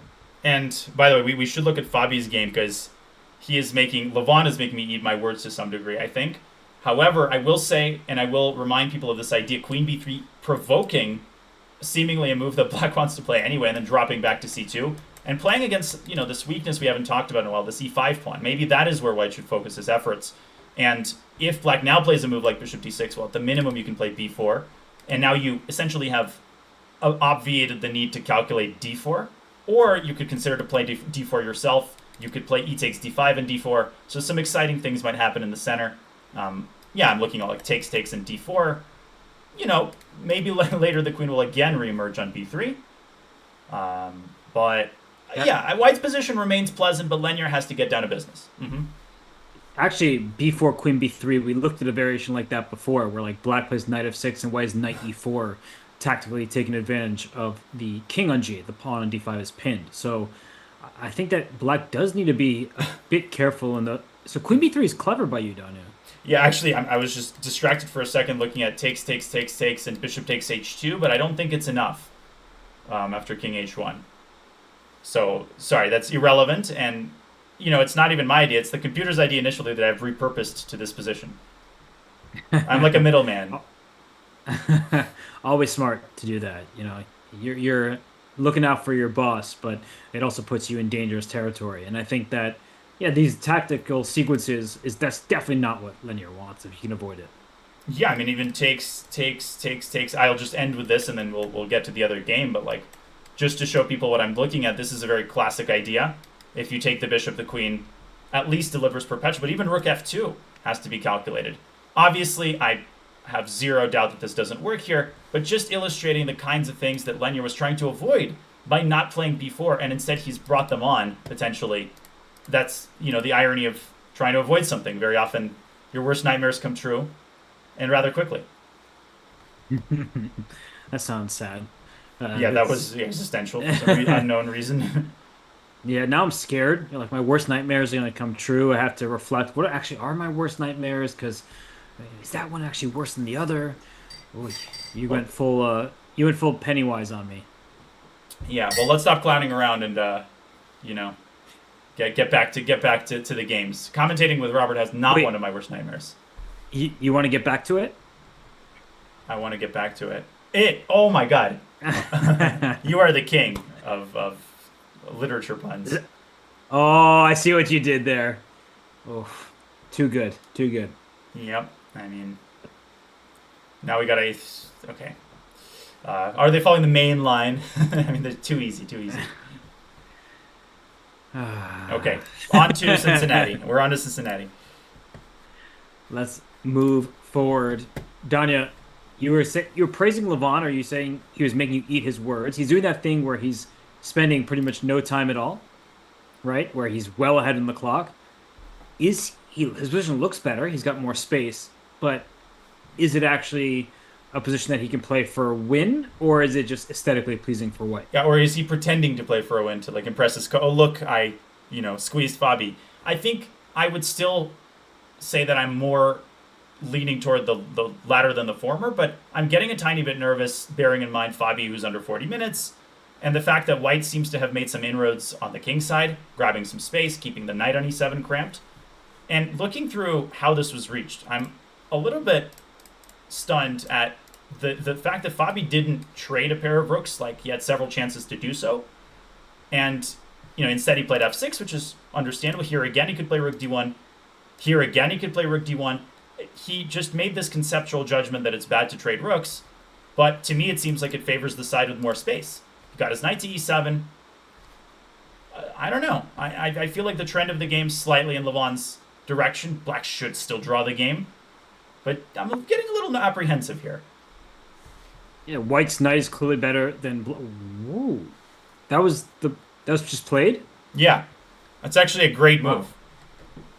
That is a difficult move to play. I'm surprised by it, but the point is that the h6 pawn isn't actually that big of a target. You typically don't do something like this because if hg and you take back, the h6 pawn could quickly get under fire, but not in this position when the rooks are too busy over there on the c file. So we saw capture. The knight took back, as you're pointing out. Knight to e5 makes perfect sense. g4 is loose. That knight can continue hopping around. Really, really big moment there from Fabi, and he has been able to free up some of his pieces. Yeah, if he had not played g6, I think then, my apprehensions would have been founded. But g6, such, a moment that shows he's aware of where the game is going, and he's aware that he needs to find a very concrete move to keep control, because the knight is threatening to come to e5 and attack g4. You cannot play f4 because of this simple overloading tactic, knight f4. And so Levon has to make a different positional concession, get his knight back to f3. This gives a lot more freedom for Fabi to either trade rooks, not to sound like a broken record, or maybe aim for a quick h6, h5 to eradicate his only weakness. Which of these plans, or maybe a different plan, would you opt for here for Black? Putting me on the spot, difficult choices. There are numerous options here. I like trying to get rid of your h6 pawn. I think that makes a lot of sense. But part of my answer to your question, seeing Levon's last move of knight to f3, is wondering what is White's plan? Like if you gave White 2 free turns, is it king g2, rook h1 to go after the h6 pawn? And if that's the case, then I definitely would like to play something like rook h8, pawn h5, something to that effect. But if White has some other plan up his sleeve, I don't know what that would be. He did something knight e5 by putting his knight back to f3. So I guess I'm struggling to see White's exact plan.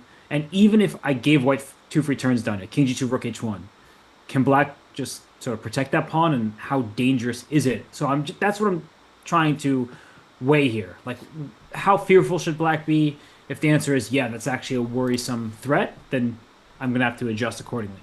Yeah, I mean, in other words, like the price of a move is not very high here, in the sense that, okay, Black can play rook d1 or not play rook d1. It's probably not going to change the evaluation that much. King g7 is probably going to have a similar computer eval to whatever the best move is. I don't know what it is. We'll check, but maybe literally and figuratively. But that can actually make it harder to choose a move, right? When there's 7 options and you feel like they're all equivalent, it's like the famous example of the horse standing between 2 equivalent stacks of hay, and the joke is that the horse will never make a move because it can't decide. There's no reason to choose one over the other. And eventually you are going to make a move, but if you're like Alexander Grishuk, you're going to wait until you have 10 seconds and then choose one of the options and then win. 10 seconds on move 15 when you have 25 moves to make until the time patrol. That's Sasha Grishuk at his finest. So this is at a pretty low depth. It looks like knight 97 is actually the best move, which I was going to mention as a joke, but I didn't know. Like rook d1 check is an advantage for White. Let's see, king g2, rook c1, I guess, Robert? What is the natural continuation? Well, I understand why I think that's an advantage for White. So trading rooks seems to be a good thing for Black. You mentioned earlier, the side with less space often wants to trade because the pieces are fighting for the same squares. But in the event of a rook trade, the white rook is trying to land on c7. That's pretty obvious. And if black plays rook d7, the white rook gets access to the final rank of the board and then can start probing. If the knight moves from g6, maybe there'll be a timely rook h8. You've been rook h1. I was also thinking rook c8. Like, you can choose your own avenue there. And I think that black is kind of stuck to passive defense. White's rook gets active. And as you're pointing out, I think for the rook h1, king g7, knight d4, every single move seems to improve white's chances. And look at this. I mean, Nimzovich talked about this, how the more weaknesses there are, the side that attacks them combines that with a space advantage and is able to trampoline from side to side, carrying the attack from one direction to the other. The defending side doesn't have the bandwidth to defend. A classic example of this, rook d6, boom. Rook suddenly swings to the other side. Now you're tied down to e6, and the rook is infiltrating c7. Black is close to lost here and has to rely on tactics to keep the game alive. So it's actually a huge moment here for Fabi. This is exactly how I would lose to Magnus, and then ask, how did I lose a dead equal endgame? Fabi is opting for this h5 plan, but the problem with that, Robert, it just occurred to me, is that if black does play h5, white actually could counter with g5, and okay, that has to be evaluated. I thought you were about to go full Gary there. Yeah, it reminds me of his game against Anatoly Lutikov, in Frunze, 1981. And what was the result of that game? It's my first victory over a grandmaster. So, very inspirational, inspirational win. I actually do think his first win over a GM was, I want to say, this guy Anatoly Lutikov, who probably half a person watching us has heard of. If you just pulled that out of your encyclopedic knowledge, that would be wildly impressive. Let's see. I mean, I'm going to search Megabase for Kasparov, because I read this book by Kasparov's longtime coach, who I think passed away recently, Nikitin. Yes, Kasparov, Lutikov, 1978, Minsk. And Lutikov was 25-40. This was at age, 15? Gary was probably rated 1,200 and played a 3,200. Coors Light Cowboy, thank you so much for the 10 subs in the meantime. Let's go. That's Maybe also a great username. Maybe I should mention Anatoly Lutikov more. It pays off. You gotta say cheers to Grandmaster Lutikov. I think cheers to Coors Light Cowboy, and to you. Do you remember your first victory over GM? Was that a milestone for you? I think it was Zapata. Oh. What about you? Thanks for answering that. Now I'll leave you Alonso. It was Yuri Vovk I was already in FM, so it was pretty late. And then I beat his brother a year later as well. You beat the Wolfpack? Very good. Knowledge of the Slavic languages. Thank you. I appreciate that. You are going to cheers me with the Coors, I guess. And thank Coors Light Cowboy one more time. Very good. 10 subs. Thanks for the support, folks. We greatly enjoy it, but we definitely don't complain when people get their wallets out. Let's call a spade a spade. Oh, and I just got 10 from Coors Light Cowboy, so I guess I should be reading your channel more often and thanking people on your behalf. So appreciate that so much. Thank you all for the support. Yeah, Robert, thanks you. Thank you, Alonso Zapata, for making an appearance in the Robert Hess lore. Do you remember which tournament it was and at what age? I think it was the North American Open. I don't remember exactly how old I was, and I'm pretty sure I lost the first round to someone much lower rated. I think I was also an FM, and I lost a 2,000 in the first round. I was like, oh, goodness, I'm out in Vegas, the long flight, the hotel, whatever. I'm gonna have a bad tournament, and I beat my first GM the same tournament. So it was weird how that happens. It's so funny. In the tournament where I beat Yuri Vovk, I lost to a 70-year-old 2,100 in round 2. Wow. Maybe that's what we really needed, was that just devastating loss to kick us into high gear. Indeed. And, Fabi's in high gear here. Certainly he understands that the price of a move, it might not be all that high, but it has increased compared to a couple moves ago. You were just mentioning a potential variation where black plays h5 and white responds with g5, right? So I think that's really the path we need to go down, because how bad is it for black to be saddled no pun intended, because we just had Coors like Cowboy, with two separate isolated pawns, right? If you end up taking on g5, knight takes g5 check, king f6, we're just really showing this to try to give everyone a clear illustration that in a position like this, how great are white's winning chances? I think they actually are quite high because black will be forced to protect those pawns, and your pawn's best friend is another pawn for a reason. That way you can use your more valuable pieces and go elsewhere. Here, you're going to have to actually be tied down to those pawns, but at the same time, Danya, the h pawn could be a huge asset for black to distract white's forces later on. Yeah, and the knight is a very crafty defender. It's not always a super skilled defender, but like rook c5 could be met with knight h4, knight f5. In the meantime, king g2 has been played by Levon. So the position after h5, g5, I wouldn't be shocked if it were reached. I would be surprised if Fabi chooses f takes g5 over the main alternative f5, which is appealing to me because the knight is known as a great blockader. How do you assess this position? Like, this is a very hard position to evaluate. Yeah, sorry, I was just scooting in my chair because I'm really getting excited by this position. You're asking me this question of like, white is guaranteed a pass pawn. Then black knight is a great blockader, and I can see over the pawn. That's why knights are so good at blockading. Like h4 is protected, thanks to that knight on g6. But when I look at positions like this, I mean, I have to favor the white side because the h5 pawn could be a bit tender in some variations. For example, the error that you're showing there, right? Rook c7. Usually black meets rook c7 with rook to d8. But in this exact position, what if you swap rooks and just play rook h1? Like, how are you going to save that pawn over there? You're not. What a construction. I mean, that knight on g6, just a passive spectator. Once you lose the pawn, the floodgates might open. They will open, and you're maybe even technically lost. So this position, is there a move? I mean, king e7 comes to mind. It's very flimsy, but maybe holds the construction together. It does. I actually don't see a breakthrough, which is a bit frustrating. And there's no real way to pass the turn. There's no Zugzwang here. Maybe just king g3 and yeah, induce probably. induce h4, right? Like say, oh, it's check, you're pushing your pass pawn, but actually puts the pawn on a targeted square. Yeah, it's kind of like Dominguez's potential queen b3. Right? You're inviting a move seemingly your opponent wants to play, but actually makes the pawn weaker. Well pointed out. I'm partial to knight d4. Maybe to prepare f4. Maybe f4 is not even necessary because the g5 pawn is not really a weakness right now. But, yeah, we'll see if Fabi plays h5. It really depends on his assessment of this position, I think.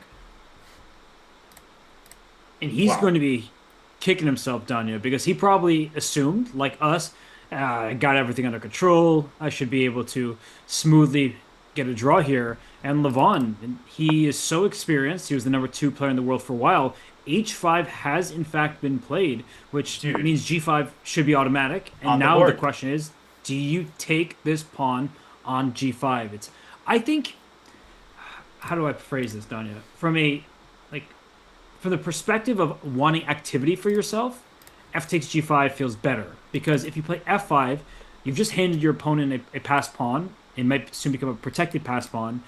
At the very least, you feel a little bit better about the counterplay chances by taking on g5. And what these top players really like for themselves is they would rather be down material, in this case, maybe a pawn, and have activity than be even on material, but just be super passive. Yeah, I don't remember which top player. It was some top player in an interview was saying how endgame understanding has changed in the sense that passive defense essentially is only now applicable if you have a fortress.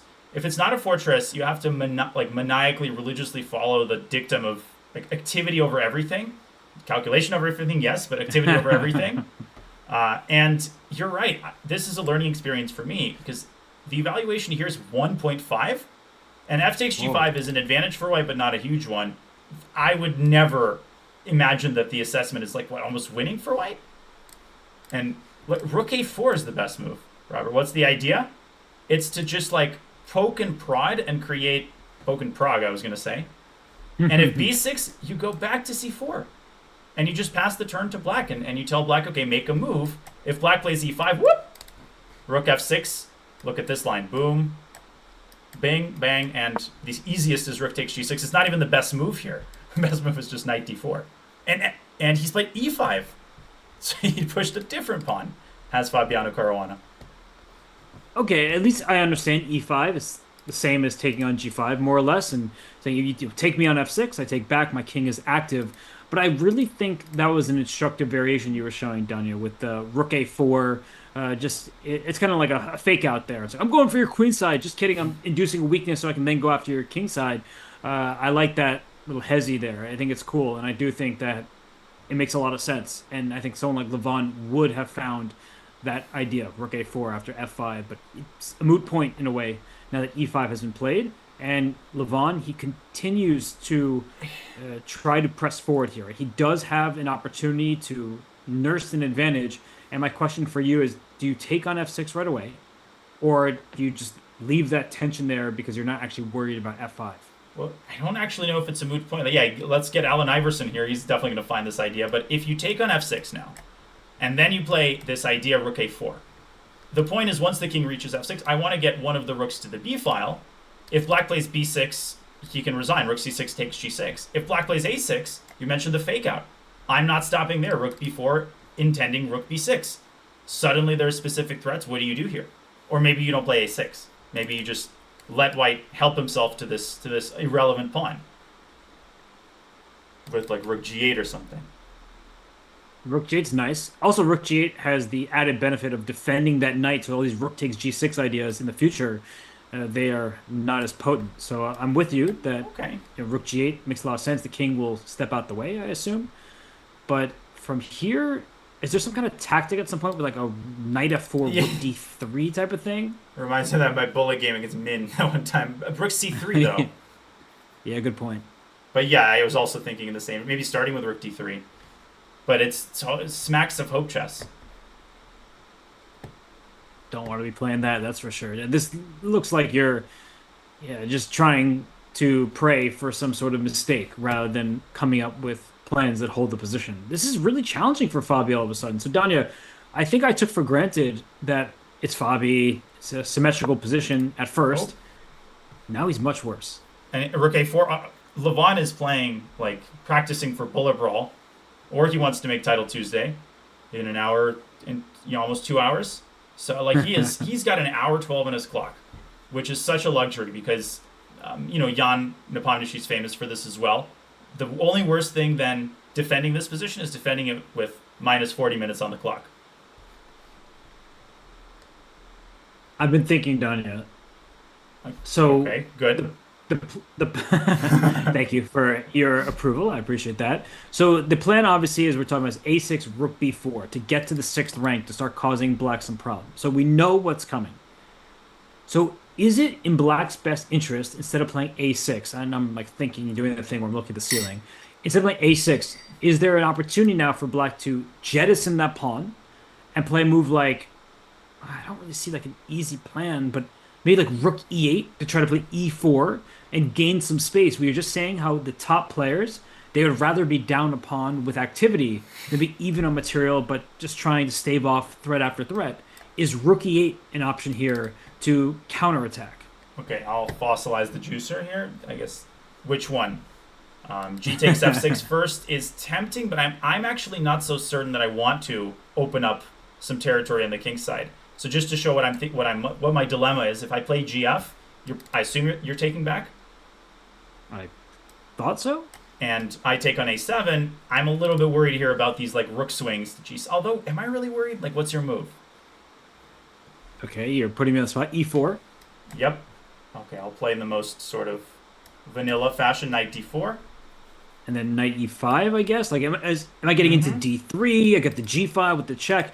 And in a way, the b7 pawn is critically placed in that square. It stops any checks in the 6th rank. And black's king is safe and sound. And suddenly it's white's king that's in the line of fire. And both rooks are swinging the g file. Knight d3 or even knight f3 down here. That could be a good strategy to say, I know I'm down a pawn. So trades, at least theoretically, shouldn't be all that good. But I'm going for a checkmate. The white king is in harm's way. Yeah, and the difference between this and the previous sack lines version, this isn't hope chess. Here you set everything up with this very savvy rook move to e8. It's actually a very deep idea, and you're dealing with serious mate threats here. Rook g1, rook e1 is a classic. Knight f3, ef. You never want a pawn landing on the 3rd rank like that in a rook endgame. I think Ding against Gukesh saved an endgame that way. Creates these long-term maybe even unstoppable checkmate, actually, now that I look at this more carefully. Yeah, it's just like mate. And I'm glad we checked this more carefully, because this is a very, very deep idea. If white plays rook a7 immediately with the strategy of, I want to use black's pawns as an umbrella, does white have enough activity on the queen side to warrant this? Probably not after e4 and fg. Just e4. Yeah, it's just take your pawn back, and the black king is very safe. It's an umbrella for white's king. It's also an umbrella for black's king. And how open the black king was part of the problem. So, Danya, people ask this question. I know you've had it many, many times, where they say, "Oh, is your commentary helpful for your game? Do you think that you see more as a commentator?" And I'll say, no, I mean, playing and studying and being in practice, that's really the best thing for your game. But what's helpful is when you're talking about the game and you're saying, okay, do I want to go for this strategy or that strategy, which players do internally? I think that's where it gets helpful. And we can also take moves back, which helps us become better players, where in the game, you have to stick to your decision. There's no takebacks unless your opponent is overly generous. So when I'm thinking about this position, of course a6 is the move I want to play. I'm like, I don't want to lose a pawn. But I'm sort of seeing the writing on the wall that it looks quite unappealing and passive to just keep protecting my pieces. So I'm sacrificing Fabi's pawn here. Rook e8 feels like a move that I'd want to go for, and then try to use that activity. Yeah, that's such a great point. When you're commentating, you're like, the psychological problems that are often very serious are largely eliminated, because, like you said, you can take a move back. So it's easier to play these bold, daring moves like sack a pawn in the endgame, no problem. Kudos to you for feeling the position. But obviously, to actually execute this move when you're so down on time, I mean, we're talking like he's almost down an hour. And it does make a huge impact. I don't think it hurts your level to commentate. I think it actually has helped me over the years, because, I don't play classical anymore. Haven't played a tournament in almost a year and a half. But I'm still, I still feel like I'm plugged in more or less. It doesn't replace intensive training, Robert, but it's not like playing bullet. It doesn't harm your play, at least as far as I can tell. Well, your bullet play, if it's any indication, is superb. So I feel like it has probably helped and aided you. And it also, I think, helps in defensive situations where you just come up with something quickly and your opponent has to prove their advantage. And there's no denying it. Obviously, the level in bullet chess for anyone is lower than when you have an hour to think. But Fabiano doesn't have an hour to think, and Levon does. And he's going to have to come up with ideas that make his life easier. It's not just about, at least not always, about the objective best move. Because if it takes Fabi 25 more minutes to find the best move, Danya, he's not going to have enough time remaining to find the best move 10 moves from now. And I was wrong. Like, I fully take back my words about, well, maybe the position was dead drawn, but this is the gulf between super GMs and regular Joes. It's like, I looked at this position, totally symmetrical. This is 10 moves ago, exactly 10 moves ago. You look at this, there's just nothing to play for, right? Yeah, white has the c file, but black has the d file, right? So, like, the structure's symmetrical. What could there possibly be? And out of nowhere, Levon starts pushing these pawns. Suddenly there's some sort of imbalance. Suddenly Fabi tries to get active and makes weaknesses. Levon attacks it. Fabi tries to get rid of it. The other flank is burning. Crazy how fast these transformations happen. Crazy indeed. Danya, so Fabi, he's got a big question to answer here. He is in trouble. Levon pressing him very nicely. We have an update, and I think an important one, over in the women's side of things, because Tatev Abrahamian, we did not like her decision to play f4. She then thought for a long time, as Carissa was playing relatively quickly and going after her center. But if we look at the current position, the last one played knight b3, given those devastating double question marks, because the e4 pawn is simply hanging. Yeah, I mean, it's hard to argue with three attackers versus two defenders. It's not just hanging; it might be gone. I mean, I think Carissa's deciding which knight to take e4 with, which may not matter. I think it probably doesn't matter. So, what is Tatev going for here? Is she going for some queen d4 at the end of the line? Like, she must have some idea here. I assume that's what she's going for, but I thought black has queen takes c2 very importantly. Like, if we go through the forcing sequence, a lot of trades on e4, great. queen d4 with a triple attack on g7, the bishop on e4, and the pawn on b6. But queen takes c2 protects the bishop, attacks the knight on b3, and threatens checkmate all at once. And I think the biggest issue for white is that like you play knight d2 to save yourself, but then black plays d5, Ugh. protecting the bishop. Bishop c5 is coming. This looks really bad. Yeah, and black is spoiled for choice here, even just moving the bishop. I mean, even if you lose g7, it's not far from the end. I think actually could help black with the open g file. Could white try queen d4 at this juncture? I mean, now there's... Okay, but b6 is hanging. That's important. So queen takes c2 doesn't come with the same pizzazz. But bishop f6, like you give up b6 to win b2, at the very least, something like that should be pleasant for black. Sorry, I just... My dumb brain supplied something that I probably should not say out loud. But I will. Pizzazza Pachulia.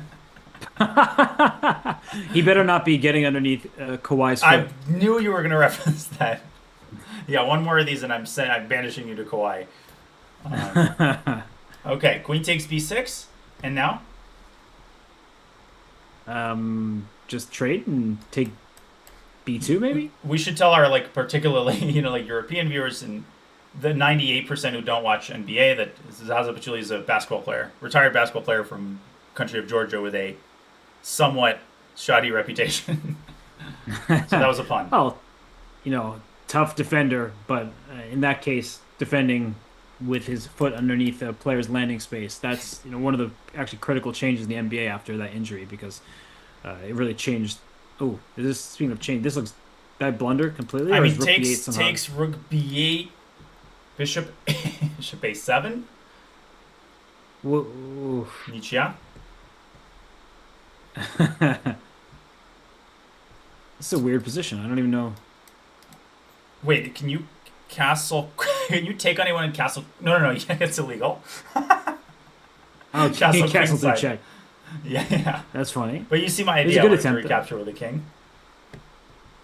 I do indeed. So, is there something more clear, like something more compelling here? Probably. Now it's time to just find it. That's been a lifelong problem. So, queen takes b6 and queen takes g7. I think this is Tatev's idea, actually. I mean, this must be. This must be. Sorry, what was the issue with queen takes c2? You're still gonna queen takes b6 anyway, right? Yeah, I was trying to scare you for making this move, but queen takes b6, yes. Also, I was looking at knight d2, but even this, I wasn't totally sure what's going on here. Because bishop d5, just attacking the knight on b3, saving your piece. Knight d4. It's getting queen c5, maybe? Can I get away with this? Yeah, queen c5, knight e6, queen b6, knight g7, king f8, takes, and f5 at the end. But I can give you a check on d4, then bishop f6. I mean, it's there's a lot of calculation to do here. And you're talking about this line. That's a lot of r2d2 chess. Yeah, maybe a5. So, I mean, I try to castle through check. I'm playing too much freestyle. Yeah, this is actually much sharper than I initially would have thought. Like e4 drops. I know that b6 and g7 are loose and things like that, but I don't believe in it. There's just no way that it should be sufficient. But now that we're getting into the weeds here, it's much more difficult than I originally thought. Let's get out of the weeds. Can you avoid this altogether? Which is a good... When you get messy, a good question to ask is... now I'm distracted by trying to think of a pun. Messy, but can you play bishop takes c4? And the point is, again, your idea, queen takes c2, I really want to make this work. And it's not the same when you're not threatening checkmate, but maybe this is still an easier, more convenient option. What do you think of this? I'm feeling it. I think that you are doing the right thing because now you've defended everything. Queen b6 no longer comes with all the threats because there's no bishop on f3 and no bishop on b7, more importantly, hanging.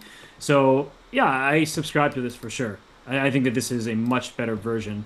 Queen takes g7 always met by bishop f6, importantly, to not just save the rook, but to win the white queen down there. Yeah, I have an anecdote here, but I think we've earned the right to check the truth. The truth is knight c4, knight e4, bishop e4, best. Because if you take with the knight, so bishop takes e4 is like borderline, well, no, actually not like totally winning, but minus like 1.5. Knight e4 is still an advantage. But yeah, queen d4, oops, sorry, or even queen b4 is far less convincing. And here, black is just supposed to play knight f6 and go into this endgame, queen b6, queen b6, bishop b6. It's pretty obvious, I think, that black is better given all of white's weaknesses. Black has a great pawn center. You can go rook c8 with tempo. But I can totally see Carissa looking at this position being like, I feel like I can do more than this. And that's why she's thinking for so long.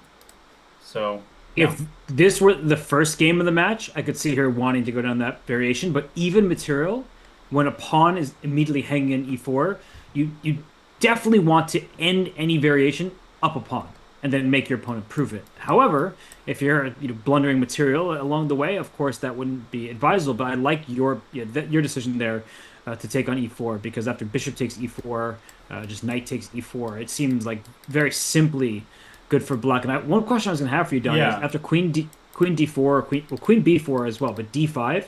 Is that not available to black here? No matter where you put your queen, because queen takes b6 doesn't feel super threatening in many of these positions, but maybe it does actually lead to the similar premise of white regains the pawn and black's center just as much better. No, it's another good call.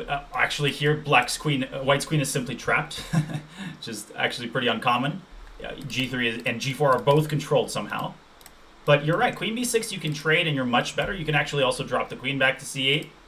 And white is just stuck. Like the queen on b6 is highly vulnerable. This is still hanging. Black's about to castle to complete safety. And white's position is crumbling here. I think this is easier to evaluate for Carissa. Ben Larson taught us long variation, wrong variation. This is very true here. When you get into the rabbit hole, at some point you have to ask yourself, is this even necessary? Do I have to be calculating this? Right? Maybe I can make a different move at the very beginning of the line. Yeah, that looked really good for black, and I like what you said with queen c8. That's highly appealing. Just keeping the queens on the board, because black does have the powerful center and a huge initiative going forward. So this still looks good for Carissa. She needs to find a move. Should we venture away from this one, just because I see some progress in the other games, including Irina against Alice? Yeah, absolutely. And then, Dominguez, Hikaru moving at a pretty slow pace, but we'll get to that one as well. Definitely Alice Lee continues to struggle now on the clock, as well as to keep white's attack at bay. Very interesting position. Obviously, like looking at this with an engine would just spoil the fun immediately. Right? This kind of position is a great example of something that in the old days they'd spend, many hours looking at. We're not going to do that. We might spend a few minutes looking at this, but what do you make of the last couple moves? I think that white's position looks tremendous. The last three moves where white has a pawn on g4, a bishop on c4, it seems like these decisions are helpful for white, and black has made a very committal choice, right? In the game, e6 to e5. You shut down the bishop on c3. That's the good news, but you open up a new diagonal for the light square bishop, and Irina immediately pounces with bishop c4, and bishop takes g4 would not be a good move. That's really the key to this position, because you played e5, right? Your plan has to be to win a free pawn, but queen g6 is the follow-up. Wait a second, you're giving a knight away on f3. No, you're not, because queen takes f7 check, not just wins a pawn and hits the black king, it also hits that bishop on f3, so everything is defended tactically, and the opening of the position is great for white. So I think that Alice is definitely not going to be taking this pawn on g4. Yeah, this just opens yourself up to a brilliancy, to be on the receiving end of a brilliancy prize. I would even, queen g6 is lovely, fine, a very important idea. Even rook g1 here, I would, if you wanted to put your Mr. Fancy Pants hat on, and I was just already flirting with these bishop f7 ideas, king h8, there's rook g7, I think, and then queen g6, queen h6, or queen g8 with checkmate, depending on where the king goes. And it's this funny thing, Robert, where black is this poor e-pawn that keeps trying to deal with two bishops, and it's like the pigeonhole principle. You have like one pawn to deal with two bishops. Every time it moves forward, one bishop opens up by definition, and here it happens again. Like here you close the queen, and this bishop opens up. It's like, come on, cut me some slack. I'll try to, but I don't think Irina is going to do the same. It's such a beautiful position from the white side, but nice find by you. This rook takes G7 idea is going right after the black king. So bishop takes G4, it's out of the question. And Alice knows that. We're not actually seriously considering it, but it's important to show everybody why Alice will discard that option. So I'll be honest with you, Danya. When I look at this position, I'm already starting to get scared for Alice. So that leads me to wonder, is bishop e6 that bad? Like, it looks horrible for black. You can end up with double isolated pawns in the center. But the good news is you're not going to get checkmated after bishop trade on e6, f takes e6. I don't like it, right? I don't want to play it. But how bad is it? And maybe Alice will say it's really not that terrible, and so I should go for this option. Even knight d4. I mean, the situation is desperate. You need to change the trend of the game and find the lesser evil. But I feel you on bishop e6. Like, yeah, pawns are bad. Yeah, I might even lose a pawn. But like you said, I might not get mated. Maybe you will get mated though if I play g5 here. But now you have queen d5, actually, very important resource. And I don't know, maybe I don't want to put words in your mouth, but with the f file open, the knight feels like a potential target. I don't know. Maybe white shouldn't go g5. No, I'm just looking at this position and agreeing with you that Yes. rook f8, queen d5, knight d4, all these moves at least have to come to mind for Alice. And you're pointing the queen to g6. You're trying to go for that checkmate, you queen g6, g5, and all that. But the knight on f3 is so loose in these positions. There could even be a time like queen d5, and if white plays e4, queen d3 or something like that, just trying to get after the heart of the white position. I know e5 is loose, there's all sorts of tactics, but I'm just trying to speculate if there will be something available to black to save the day. Yeah, everything is going to suck, but like you have to choose something practical. I'd even consider the move knight d4, which is not so atypical once you've put a rook on e8. The problem here is I assume white takes on d4 and black takes back with the e-pawn. Allowing a discover check in any situation is scary. This reminds me, by the way, of this famous game, Averbach versus Spassky, which is usually shown. It's like mandatory programming for any like Soviet like minded chess player, and it's a game where Spassky plays like the worst opening of his life, completely lost on move 50, and then he just gives up a knight seemingly for no reason, but it unsettles his opponent enough, and he amazingly swindles. Like, he's dead lost. It's a long game. He was actually winning at one point, and the game ended in a draw. I'm happy to show that at an appropriate moment. Okay, but Exactly what do you make of this talking position? about? Well, I'm just reflecting on that game because that was a piece odds essentially, and yet still coming through and not losing. That's incredible. But what do I make of this position? So I'll be honest with you. There's the discover check. I'm not entirely sure where that bishop on e7 will land and where it's going to hurt the most. But I do see the opportunity for black to start taking things, right? This one pawn already captured, this pawn on d4, or there was on e3 rather, and it took a knight on d4. A second pawn on g4, a third pawn on h4. Like, what happens if black just gets the vacuum cleaner out? Another thing I was wondering is, can I clog the e-file right away with knight to e5? I know I'm walking the pins, but f7 is a tender point. So it's starting to get really complicated, Danya. So I feel like, I'm just going to pass the baton right back to you. Like, does knight e5 work for white? Is there like bishop d6, bishop takes f7 check? Like, the king goes over to, I assume, h8. You take on e8, queen takes e8. What's happening there? Man, lots of moves, little no brain, bad. Okay, let's see. Yeah, queen g6. Imagine if queen g6 happens. Like, this would rival in complexity the complications we were looking at from Fabi's game yesterday. But 95, yeah, there's no way this is objective. No, and there's no way this works. Yeah, I think even 95 at a minimum. And if you try to go bishop f6, I'll take, as you said, get the vacuum cleaner out, and at best, black will be an exchange down with like a shattered kingside, right? How bad is that? Because where's Here. white's king going? There. Now what do you do? King h8, I guess, or king f8? I'd probably go to h8 just to keep my Takes. king safe. Yeah, just take 600 back. pieces hanging. And I was thinking f4. Okay, but bishop e5, Yeah. Bishop e5, I'll play queen e4.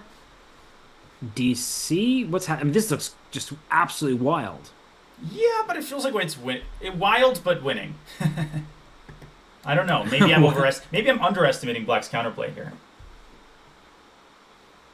Winning and wild and winning. There's so much to calculate because after Queen E4, right, in this position, like Bishop F5 even comes to mind. All right, Where Mikhail Tal. All right, Misha.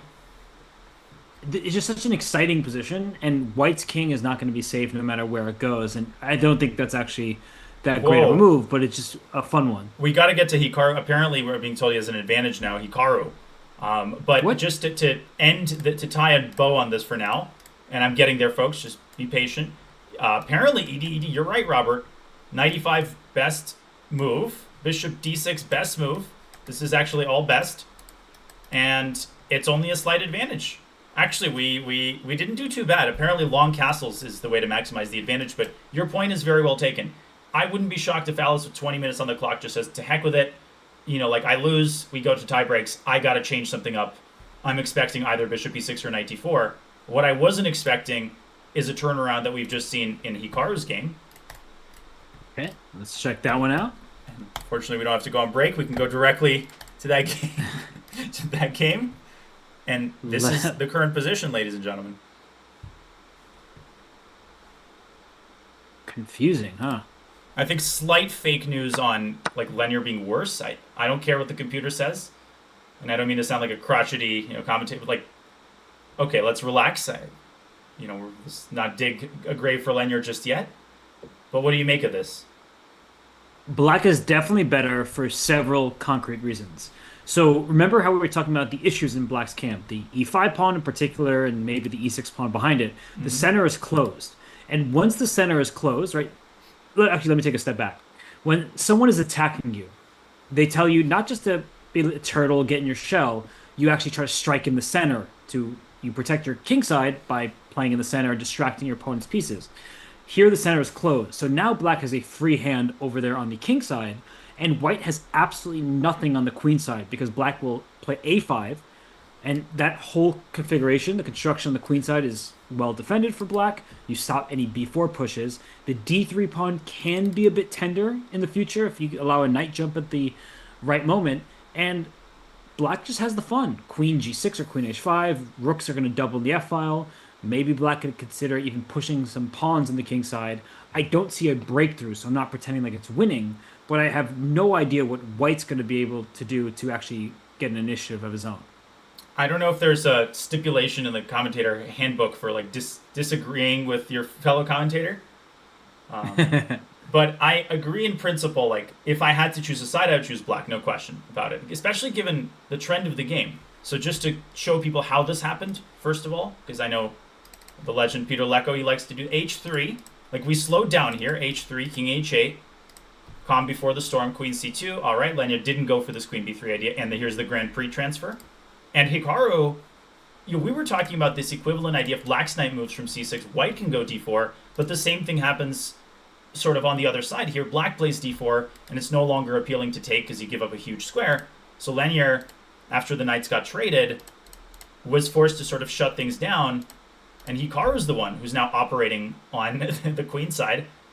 Not how we expected things to go.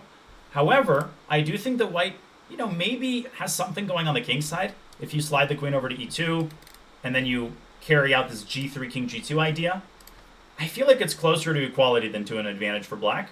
But I'm with you. It's very unpleasant to have this position when you were supposed to be much better.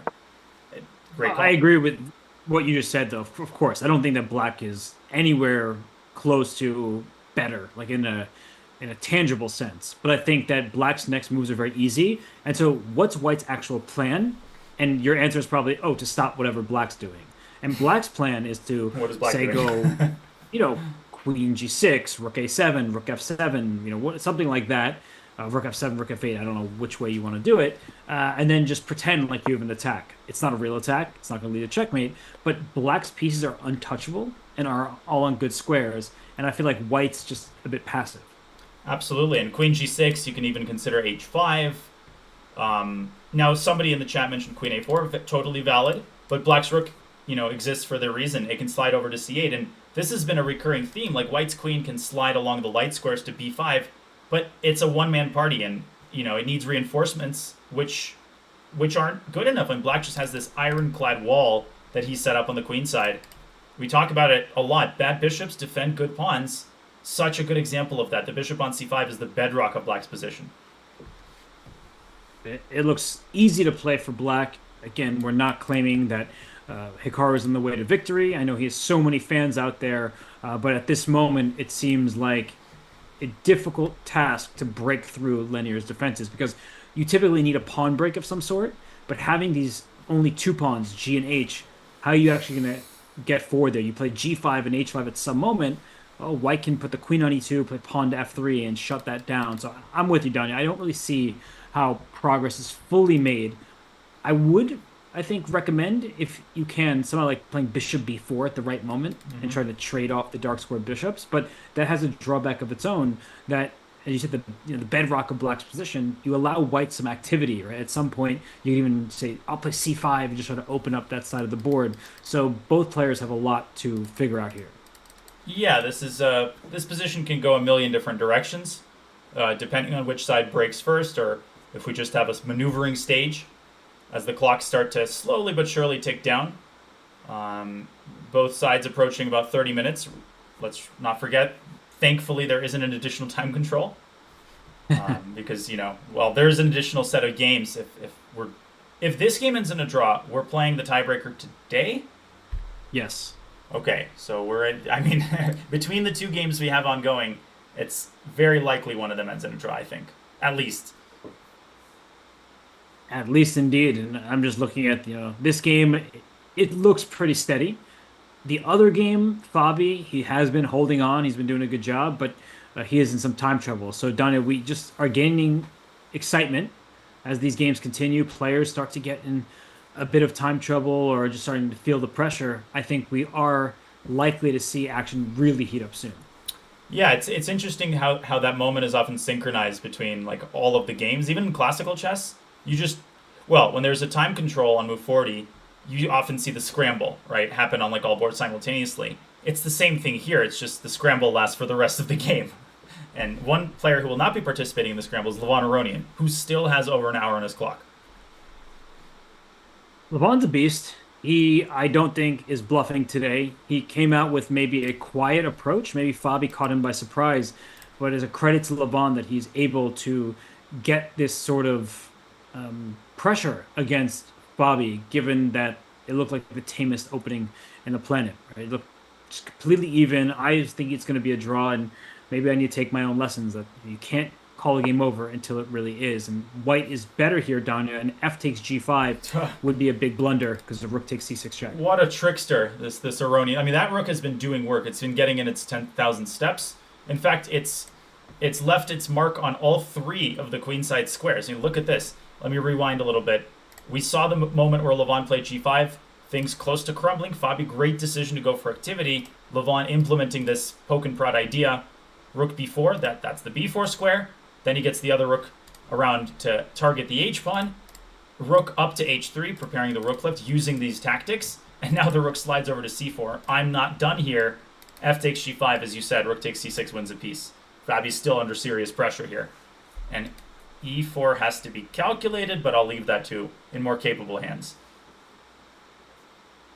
e4? Or am I crazy? So you're saying if e4, rook takes e4, f takes g5. Okay, I can buy that. That makes a lot of sense. And, well, that actually looks kind of good for black because then you push upon a g4, and I don't see why you'd be worse. Rook e6, king f5, yeah. So wait, what's his idea? e4? Is it knight h4? Check. Oh! King. Yeah. g3! Oh! That's awesome. That's really sick. Awesome. And okay, it's not mate, but it is mate if you take this knight. I think you could even troll with the rook c1, which is hilarious. But I mean, I would, if a student did that or something, I would be screaming, rook takes c4, checkmate. Now, this is not strictly necessary. I think white is much better with the immediate rook e4. It's just beautiful.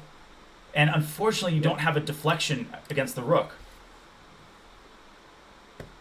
Is there mate, force mate here, or is it just like check rook e4 and you're winning? I think you can play rook e4 right away. I don't see a forced checkmate. Rook g6 takes f6. Doesn't look all that bad either if you want to take that way. But it's coming, right? Just take on e4. You have all sorts of threat. Knight f5, rook g6, rook e6, rook f4. black's in trouble. The rook h4, and the rook will have landed at some point on every square along the fourth rank. And Mate so incoming. e4, what a perceptive move by Levon. So much tactical underpinning, and oh, Fabi, king f5, a journey to the center of the earth. I just hope you don't fly too close to the sun. Oh, we're gonna pull the Icarus train again. Wow, I'm King F5 That was really dope. caught me off guard. That's just not a move that you see very often. That there's so many pieces on the board, and yet King up to F5. Is F takes G5 now a threat? Like, is Black actually threatening to win material? Yeah, FG is officially now a threat. But by the way, our old friend knight h4 is now much more convincing in the event of king g5. Like rook g3, knight f5, rook h4 will be checkmate. Is that one of Levon's candidate moves? So Knight H4, King E6 then is forced. I think we should just show show everybody, yeah, what we're talking about. The King takes G5. You're walking into the line of fire. It's a very quick checkmate. It's a ladder checkmate, in fact, with Rook H4 takes H5, unstoppable. Put that on your plate. And then eat it. And I think that King E6, I mean, this is so clever. He's sort of like tiptoeing around this G5 pawn, and he goes back to E6, and suddenly it looks like Black's pieces are all in good squares. And you're like, wait, what's that knight doing over there on H4? If you take on F6, King takes F6. Even, I mean, Rook G8 you could throw in first if you want. And that Rook on D7, Danya, that Rook may slam down on D2 in the near future, and maybe Fabi could even turn that around. Yeah, I might overuse this phrase, but one movitis, right? When you see a move that's undergirded by some very cool tactic or a potential checkmate, it's so easy to bias yourself in favor of it, even though you know Fabi's never going to take on G5. Here, I think maybe a lot of people in the chat are thinking, well, what about G6? Isn't this a far advanced passer? Yeah, but it's fully contained. So I'm with you. I think this type of position could even go in Black's favor, right? After something like F5. I'm not sure what the best move is here, but I wouldn't be enticed by this if I'm Levon. No, I think that you're risking a lot here at that stage. And White's pieces suddenly look like they're on a bit of a strange square, like H4 and H3. And yeah, it's not like you're blundering anything, but knight on C6 is very safe and sound. The rook on D7 is looking good. So if I'm Levon here, maybe now's the time to take on F6 and just say your pawn structure is better. The H5 pawn, though, Danya, not going to come under heavy fire, can always be defended. I think Fabi's doing a great job. Great call and good timing as well. GF6 on the board. I was partial to rook G3, but okay, that ship has sailed. Fabi will recapture because, again, delivering this tempting check on G8 will leave the H-pawn hanging. The rook is to continue to babysit. And maybe the other rook will start babysitting. Look at how the rooks would move in unison, just sliding Black on the 7th rank, White on the 4th rank, and it's not enough. Again, the principle of two weaknesses. Although maybe Levon will later try to get his knight around to G3. So the principle of one weakness. That's fun. That line you're presenting there. I'm actually wondering, Danya, we keep talking about this is the theme of the round in a way.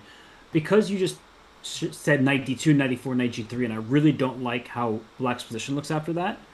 Maybe after rook C4 to H4, is there an opportunity to play like a rook D1? So I'll give up H5 and then go after your queen side. Yeah, these pawns are abandoned. That's very, good whole board awareness. Rook takes H5. You can give this check, but I'll block. I assume you wanted to take on to go rook B1. Yeah, it's going to take for sure. And also, let's not forget about E4, paving the way for rook D2. But that's, knight G5, king G6. Wow. I like this. By the way, rook CH4 on the board. A huge moment here for Fabi because he can choose between two different approaches, right? King G6 or rook H7 is the passive approach. Not necessarily a negative connotation, just a fact.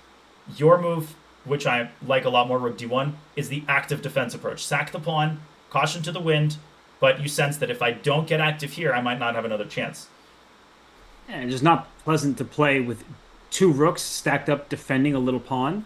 So your opponent is attacking and you're strictly defending. So that knight D2, knight E4 idea really worries me because that knight is jumpy. And I think that for Fabi, rook D1, if he calculates trade on H5, rook B1, go after the queen side, I don't see why he'd be in danger there. This is a great exercise for like players in the 2000, 2200 range. Assuming Rook D1 is correct, because so many players just automatically, including myself, like I was at first thinking, okay, Rook H7 is going to happen, and then the knight can maneuver and hop around. But you cannot, treat material as a god. So what do we treat it as? I mean, it's material for thought, food for thought. Put that on your plate. Oh, will do. So Rook D1, Rook Yeah. H7, Rook G8 check. I don't know what Rook G8 gains you. Yeah, nothing. And it actually, like, if you leave both pairs of rooks on the board, I think it might favor white because it's the black king which is a little bit more exposed. Yeah, the king on F6 is not in the best location. I agree with that. So Fabi, he's down to 13 minutes. He's been staving off a ton of pressure. Now is the moment. Does he resort to passivity, which could get him in big trouble? Don, I think we should put on the board because you raised such a good point that the one piece that's maybe not optimized and can improve itself is that knight. So knight D2, knight E4. The black pawns are quite loose. Yeah, and then, this is where if you played Magnus in a position like this after knight G3, you'd just be reconsidering your life choices. And the fact that Fabi is thinking, very encouraging sign. Because at some point there's a sunk cost effect, which actually works in his favor. Right? If he spends 5-6 minutes and he's got less than 10 minutes on the clock, even if he's indecisive, he might just say, you know what, with this little time, if I play Rook H7, I'm going to be defending, until tomorrow morning. So whether or not Rook D1 is good objectively, we need to decide this game, and we need the critical moment to happen while I still have some time to think, if that makes sense. It makes So perfect sense. help push him to that decision. I just stretched. I know Fabi doesn't really have much time to do that himself, but I was just like, stretching a bit, just trying to take the position in. And I do think that his life is easier if he plays the move Rook to D1. I'm going to check because I don't want to be blundering on his behalf, but I am going to see here. So Rook D1 is, it says Rook G8 check first is. And he played it. Wow. As you're checking it. Nice pun. Oh, I didn't mean to turn on the eval bar here, but I actually am planning to turn on the analysis.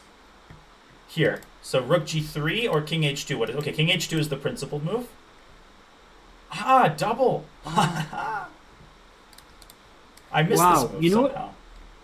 But you know what he's going for down here. So Rook G3 you mentioned as an option for white, which makes perfect sense. But what he's done by trading off a pair of rooks is he's freed up his king. The king couldn't step to G6 when both rooks were on the board, but after the swap on G3, King G6, you go Rook E4, I can bring my king back to the F file, right? The white rook, just one of them, can't do enough to chase these black pawns. And can we explain to people and to myself, like, King G6 is strictly speaking possible here, but I think if you were to think concretely, there's this check on G3, and again, it's all about the number of rooks. With two rooks on the board, one of them ties black down. The other one is responsible for helping the knight trampoline to this commanding post on E4. Such just like subtle vision of the board by Fabi, a move that combines conceptual understanding, like the need to be active, with good calculation. Now, Levon, does he have any way to keep this game going? He does have King F1, but that just, asks for trouble. And that would be quite brazen. That might just lose, right? King F1. Yeah, exactly. A check to B1, and 91. the B2 pawn is in trouble. Ooh. Can you get a... That seems so wrong, but maybe it's not as terrible as it looks. Yeah, it's like, no, and then you win, yes, like Alice Lee's A4. I can see Levon doing King F1. I think he's going to go Rook G3. But what we're talking about here is this line, knight E1. Yeah, but the knight is now, like, out of commission. So Rook B1. Yep. And if you play B4, there's like Rook D8, Rook D1 now. Yeah, how about them apples? Like, whose rooks are going to be laughing now? Yeah, I think a knight is a little bit more valuable than the H5 pawn, so I would not want to see those rooks double in the first rank. By a smidge. A smidge mazel. I knew it. I'd set you up like a bad pitcher. worth far less than 1,000 words. Levon's huge time advantage. Remember yesterday's game? There's some weird parallels going on where Levon at some point also had a massive time advantage and a slight edge in the endgame and wasn't able to capitalize. Rook G3 played. I think we're just about to see Trade City, and I do believe that Fabiano should be breathing a huge sigh of relief because this looks much more manageable. And the reason why is everything that, Donna, you've been highlighting in particular, that the rooks, with two pairs of rooks, they're just jumping all over the place, forcing black to play defense. Now, even if that rook lands on, after king g6, rook e4, the king can just step back. So the black king can help out in the defense in the way it couldn't if multiple rooks appeared. The black king would have been in danger. Now it's perfectly safe. Well explained. Fabi being professional. 12 minutes, it can feel like insane, insurmountable time pressure. It can feel like an eternity. If you're, Andy Woodward, or if you have a position like this where things have simplified, the task is clear, you have to just keep your pawns under lock and key, and white is running out of pieces to create intrigue with. Indeed. So why don't we check just quickly if anything else is happening elsewhere? Some interesting games, perhaps, just because it looks like this one is now safer for Fabi, and Levon has plenty of time. So is Hikaru perhaps making some progress? Is Alice or say, is she okay? Is Carissa doing well? We have so much to look at, and we got to thank the players for giving us a treat. I would say this. Hikaru is building up his small advantage and definitely Lenier's feeling the heat, absolutely. But that game is a close center. It'll be a little while before things really heat up there. I want to point out that Carissa has gone down exactly the right path. And actually, Alice Lee is defending like a champ, I think, if my initial thoughts are correct. Should I pull those two games up? Maybe just a very quick update on Carissa's position and then Alice? Let's do it. All right, let's see. Time. I don't know if it'll take me under 20 seconds, but... Okay. Should I count? As easy as entering moves into chess space. All right, queen takes c2. And Tatev just has not been able... f4 is a move she's never going to play again. No King's Gambit for her. It's the opposite of what she did yesterday. Yesterday, she played very solid chess. Carissa just threw all her pieces forward, and Tatev was like, I did nothing wrong. Why should any of that work? And she won.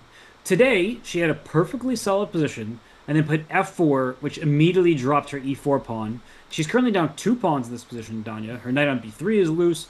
The knight on e4 is defended. And I'm not seeing it at all. I think that this was a complete 180 in a bad way for Tatev, considering how well she played a day ago. And this is the most irrelevant pawn. It's like when I used to play Monopoly when I was little with my brother, and he would say, just let me take, Boardwalk and Park Place. I'll give you $200. The pawn on b6 actually opens the pores for black. So this might even help Carissa if she castles. Rook b8 becomes a threat. Obviously, you cannot lose your discipline here for black. There's a lot of hanging pieces. The queen is on c2. My intuition says short castles. But maybe Tatev has some... No, but even if the knight comes to c6, the bishop goes out the other side. Short castle's the best move. There's some funny ideas here, though. Let's say black castles, knight d4, queen d3. There's rook a3 suddenly. And white's pieces are coming to life. So they're actually, there's some chances here, some serious chances for Tatev to survive this game because the a6 pawn is tender, the c6 square is available. So I think Carissa needs to be accurate.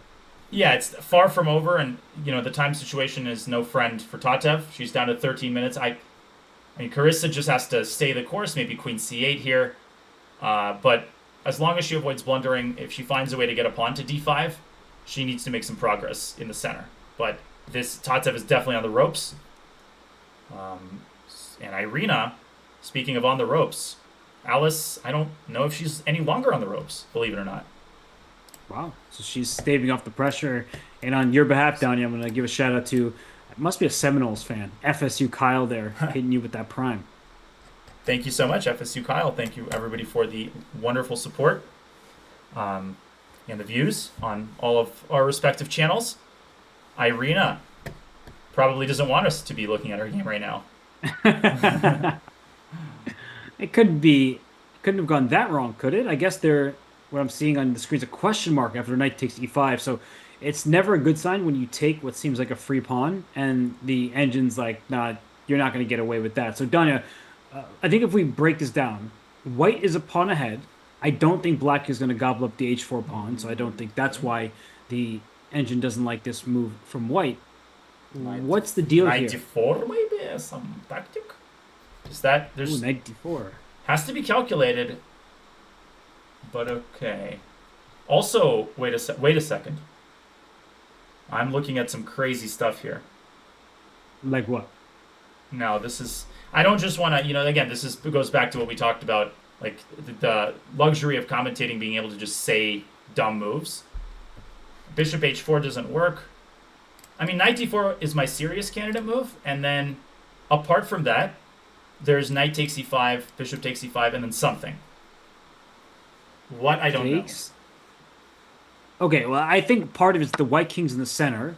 So if queen h5 hits the bishop and stops white from castling, so that's appealing to me. The queen lands an f3 next, and actually, white's pieces are going to be on awkward squares. So this does give Alice some serious chances. Even the positional rook d8 and bishop f6. I mean, yeah, white is up a pawn, but it's not really felt. Like even if white castles queenside, it's wide open.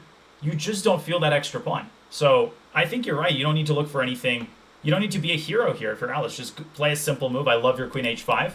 But even if she doesn't see that, bishop f6, rook d8, sign me up, given what she had earlier. I'm with you. And by the way, Fabi and Levon, they drew their game. No surprise there. So they will be playing their tie breaks later. And Fabi's drawn all games that he's played in classical chess. I think Levon the same. So little separating these players in the American Cup. It's just such a short match that even the higher rated players, they can't exactly exert their dominance. Yeah, it's a very unique format. There's a lot going on. It can be hard to keep track, but it's the price we pay for entertainment. And okay, Carissa, in the meantime, yeah, she played a suboptimal move, but one that keeps her advantage. So let's see, Alice down to 16 minutes. Pretty big moment. Very mature defense by her, using material as a bargaining chip to halt the steady progress of white's attack. Interesting, though, Danya, that she played knight takes e5 when you mentioned knight d4, which certainly was a viable tactical option. And now she's thinking again. So I'm always curious when these moments happen because she decided to trade, and now she's thinking she might play queen c6. She might play rook d8, bishop f6, queen h5. There's so many options here for black, but I often find players hitting you with the 1-2 punch. Like they make the first move and they want to follow up very quickly with the second so that your opponent's in the clock. Yeah, I mean, it also creates this commentator's dilemma where, it's like waiting for the elevator. It'll come any second, and the moment you decide to take the stairs, it comes. And this time, we did the right thing. We waited for her move. Sometimes it comes instantly. Sometimes there's a 20-minute think. I had a question to you about the final moments of Gukesh Ding, but we need to talk about this move Alice just played. Whoa. Whoa, whoa, whoa. That is B for brazen. Wow. You can't be serious. At first, I thought this was a blunder, bishop g3, but then I realized queen f6 hits that lonely rook on a1. So it's not just an outright egregious error. No, there's clearly a lot of calculation. But it might be a mistake not because of a forced tactic, but because of something calm like queen c3, and black is facing a resurgence of this queenside attack. Also, queen e4 is something that needs to be processed.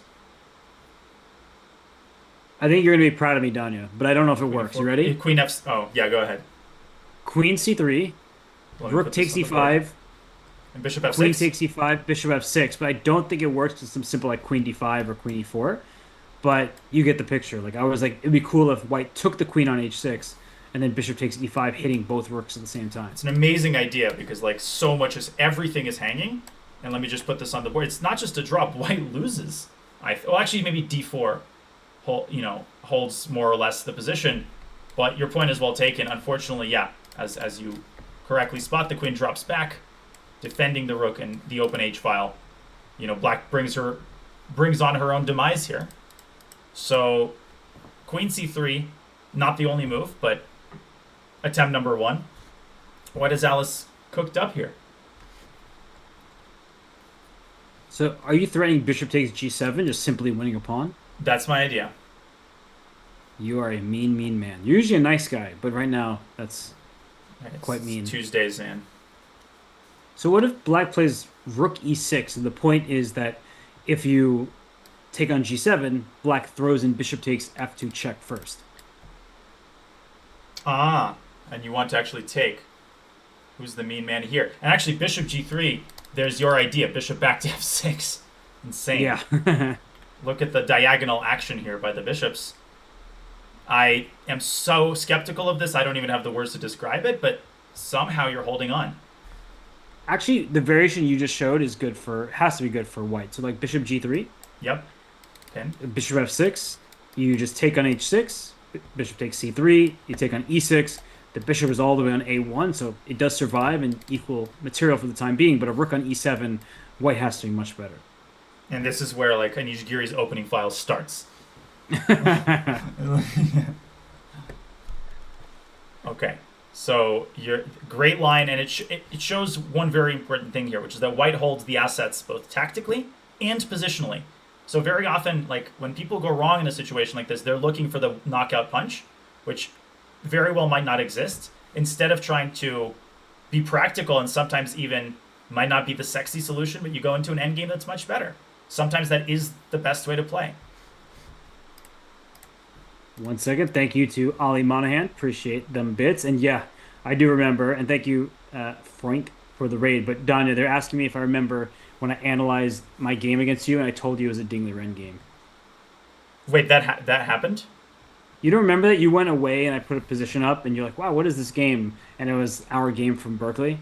Is that back when Steinitz was world champion? When did this happen?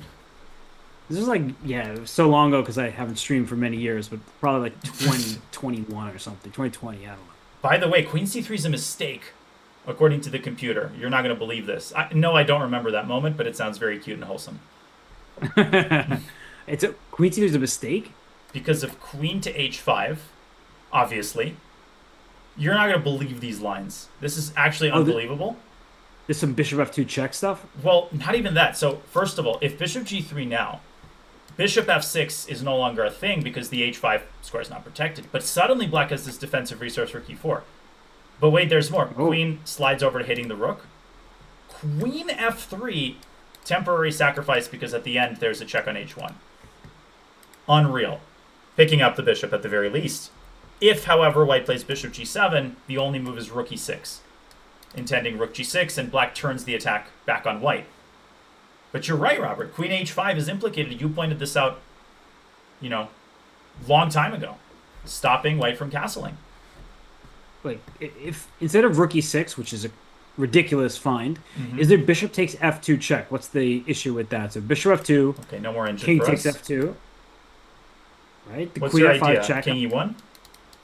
Oh, king. Because initially the rook on h1 was hitting the queen on h5. I was like, oh, the king can't go to e1. But now that you say it, obviously the king can go to e1. Because if king e2 now, I was like, oh, queen g4 check, and where's that king really going? It's not getting out. But yeah, king e1 is obvious, and I think that means I might need a short break. So I'm going to step away from the computer for a second. Cool. Absolutely. I'll follow suit a little bit later, but let's keep puzzling out the complications here, because if you thought this was complicated, you'll be even more flummoxed when I tell you that the best move is queen to b2. And so it begs the question, well, what happens if queen h5 here? And you folks are probably not even looking at this quadrant of the board, but the computer is. And after bishop g3, rook e4, now the difference is revealed. White actually just takes b7. This pawn falls, the queen side collapses, and black can link up the rooks. Now the queen slides over to d7, another mysterious computer move.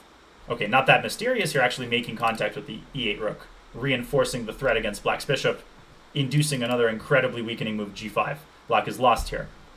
So, queen b2, I mean, Irina might accidentally play this move without realizing the difference. But also good is queen e4. And queen e4, black will have to slide the queen over to g5. But this is This is very complicated. Actually, queen b2 is the only very clear path to a big advantage. My God. How Alice Lee, honestly, like every time she plays a move like this, a4 in the last game, I'm super skeptical. I'm like, this can't work. The more you analyze, the more you realize how venomous her ideas actually are.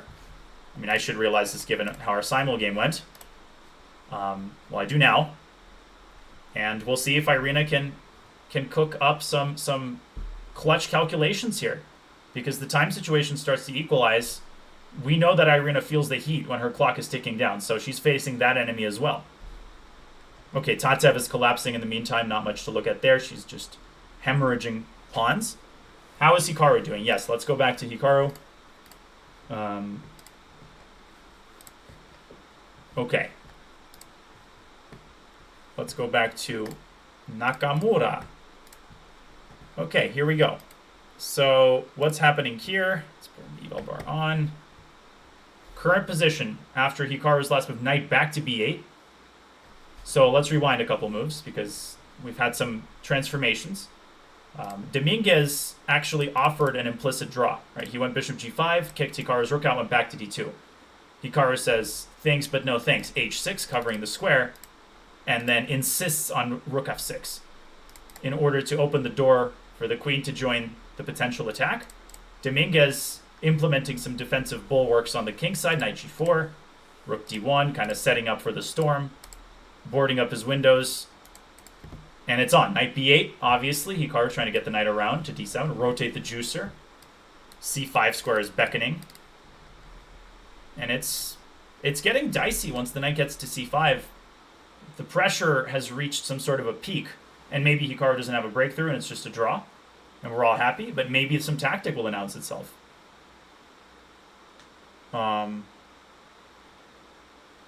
Okay. Anyways, just a deep breath as Robert takes his break. Hope people are enjoying the show. So this is day 4 of the American Cup. We've got the winner's bracket that's duking it out today. Fabi and Aronian have already drawn their second game, so they will be moving to the rapid tiebreaks in 45 minutes or so. Hikaru, in the meantime, drew his first game against Lenier, and the winner of this game advances to the winner's final. But if this game ends in a draw, we'll have 2 sets of tiebreakers. The loser's bracket plays tomorrow, and the loser's bracket entails Sevian versus Wesley. They will be taking it out on each other tomorrow. But right now, all the action on this board. What's up, Danya? Welcome back. Thank you. I just, stretched my legs. Just wanted to refresh myself for I think the best parts of this round are going to be soon. But what did I miss? Basically, I was just showing some incredible lines in the crush game. Irina suddenly has to find some very subtle moves, and I was just saying how Alice, with her a4 move and now bishop takes h4, there's a weird symmetry there, but I'm initially very skeptical, but she makes it work, and she challenges her opponent from a practical standpoint. Just pretty awesome stuff. So I'm monitoring that game. No pun intended. As soon as Irina plays a move, we might just quickly go there, but for now, I flipped on Nakamura Dominguez. Yeah, I mean, this Naka Dominguez game we talked about a while ago. You were saying, I don't see the issue for Dominguez in terms of serious problems for him. But yeah, I'm kind of with you. I like what Hikaru is doing though. Rerouting that knight seems like a good strategy because the knight on c6 doesn't need to guard the e5 pawn. He already blocked the white knight's access from attacking it. And as you're showing, knight d7, knight c5, the d3 pawn can be tender. Maybe the knight jumps to b3 at some moment. Where else can that knight go, Danya? My coach, Miron, he was always talking about dream squares. If you could pick up that knight and place it somewhere, where are you placing it? Well, it's a great c5 as anybody who's played the Benoni from either side knows the knight will inflict ultimate sorrow on the pawn on d3, but you mentioned the dream square. I love how the bishop used to be on c5. It stepped back, share the love. Right now, knight b8, knight d7, and knight c5. Make way for the appropriate piece to access the square. I'm now wondering, though, if knight gets to c5. Thank you for ignoring that pun. What'd you say, sorry? I said share the love. Focused. Share the love. Yeah, you mentioned your coach talked about the dream square. Oh, you just do this to me, Danya. You catch I'm me off sorry. guard, even when I don't think you're making a pun. You're making a pun. Your But concentration is Myron-clad. Go ahead. oh my goodness, it's funny because his username used to be Iron Mirror. Myron, I remember. Yeah. How do you remember that? Dude, I played on ICC. Wow, Rip. that's crazy. But knight on what I was gonna say is if the knight goes to c5 and you see linear, he's aiming for this. b4 is his intended reply, right? He's just trying to open up his pieces when it becomes available. But look at Hikaru. The knight's an a6 rather than d7 to make sure that there is no pawn push to b4. Yeah, it's like they're playing this. It's like two boxers, moving around the ring, sizing each other up. Except it's more like Hikaru is sizing Dominguez up, and Lenier is just sort of reacting, trying to dodge direct confrontation. So my question here is: are we considering a move like Bishop to b4, putting it there Yes. before White can play b4? Yes, and you know what it reminds me of, Danya? Yeah, the like Nimzo when Black plays Bishop b4 check, pawn a5, like those types of positions where you may have double pawns, but you're actually carving out some really important space for yourself. And the key to this position for Black is to make sure that White's pieces are restricted, and then you proceed. So I love your idea of Bishop to b4 for Hikaru. And Hikaru, I never get tired of saying this. He's a technical player. I mean, at this stage in his career, first and foremost, so good at squeezing out small advantages. Now, I'm not sold on the fact that knight c5 b4 is bad for Black, but we often see players, especially as the time pressure approaches. Why calculate this? Like, why evaluate this? Because maybe it is not so good for Black to create an additional target. I'm not sure how White would recapture here. Maybe you have some insight, but it's a moot point because Bishop b4 is on the board. Sorry, just drinking some tea. Yeah. Getting refreshments in there. Bishop b4. No, Donnie, this is starting to look really good for Hikaru. And we've seen him win enough bullet and blitz games. You've played against him so many times. It's just the type of position that he loves. You said at this stage of his career, he's a technical player. This is a technical position, and he's playing a technician in Lenier Dominguez. But unfortunately for Lenier, he is just shuffling about, and Hikaru is improving his position turn after turn. If we get a trade on b4, Danya, pawn takes b4. That b4 pawn will go up to b3. A knight will be entrenched on c5, protecting that pawn, steering over the pieces into the d3 square. And just watch out. This could get dangerous for White. And yet still, I don't exactly see where the knockout's coming from. Yeah, you can have the picture perfect arrangement, but once the knight gets there, as long as White stays the course, as you said, where is the, you can huff and puff, but will the house come down? Now, it's crazy. We talked about Bogo Yubov yesterday. This is like the Bogo Indian formation. And we're about to see it on the board. And what I'm talking about is, just very quickly, I promise, in the Bogo Indian, Bishop b4 check, Bishop d2, there's a line which is not as popular, where Black goes c5. You mentioned the Nimzo sister opening, and then later, Black's plan is like a5, d6, and e5, ultimately carving out the c5 square for the knight. So something about this structure reminds me of what we currently will have on the board, assuming that Hikaru takes with the pawn. Obviously not guaranteed. See, that's what I meant, and I call it the Nimzo, but you're right, it's the Bogo. I never am right with my names of openings, but that's exactly what I was thinking of, where you just make sure that you get control of that c5 square. And I think that Hikaru has great chances, regardless of which piece he takes with on b4. Yeah, knight b4, the logic would be, well, I don't want to give up the a file, and because the position's closed, I got all the time in the world. I'm going to then come back to a6 and finally remaneuver to c5. And there, if White plays b4, the knight can seek even greener pastures, leaping forward to a4. So many options. And for Lenier, it's shuffle, shuffle, shuffle. Sorry, I'm just quickly shuffling my attention over to the women's event, and it looks like Tatev just toasted, by the way. Yep. And yeah, Alice, she's still in a pin, but she's doing her best. So I just wanted to quickly, I was looking. Tatev's also in time trouble, so I think Carissa is going to even up that match. Yeah, we do also have a two-board view if it becomes necessary, but right now, I'll need maybe for the tie breaks, if we get to it, I'll need a minute to fine-tune it. But for now, yeah, our attention is on this game. Still no massive time pressure, nothing insane. You can see the players are still taking their time. But if this game drags out 70 moves, Dominguez's clock is going to become a problem. 8 takes b4 on the board. Good decision by Hikaru. And a great question I see here. If bishop takes b4, I would always take back with the knight to avoid the double pawns. Why wouldn't we take with the knight? And we were talking about this. Taking with the knight was perfectly good for black. And we understand that double pawns are often, they're kind of maligned. They're thought of as being weaknesses. But the reason why double pawns are bad is because they can't protect one another. But these pawns don't need defense. They can't be attacked. There's no open b file for white to use. And in fact, this knight on c5 followed by pawn to b3. If a white rook ever leaves the a file, Danya, the black rooks can switch lanes instead of staying on the f file.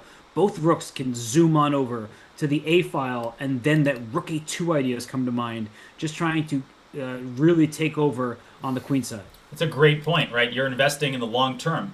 Yeah, white controls the a file for now, but the action is not on the a file. As you said, white might have to babysit this pawn eventually, and maybe then it'll pay dividends. Also, one pawn can advance to b3, the other pawn can be used as a battering ram. This is also often the case where the double pawns work as a cohesive unit. Right now, they still work as a cohesive unit because the knight is protected, and the knight could be protecting the other pawn. So maybe the engine preferred knight takes b4 by a little bit, but I totally see Hikaru. I'm picking up what he's putting down, and he just put a knight down on c5, and he's trying to put Dominguez down on the king side, but he needs to open up some other front, either the a file or something else. Dominguez's position will not crumble on its own.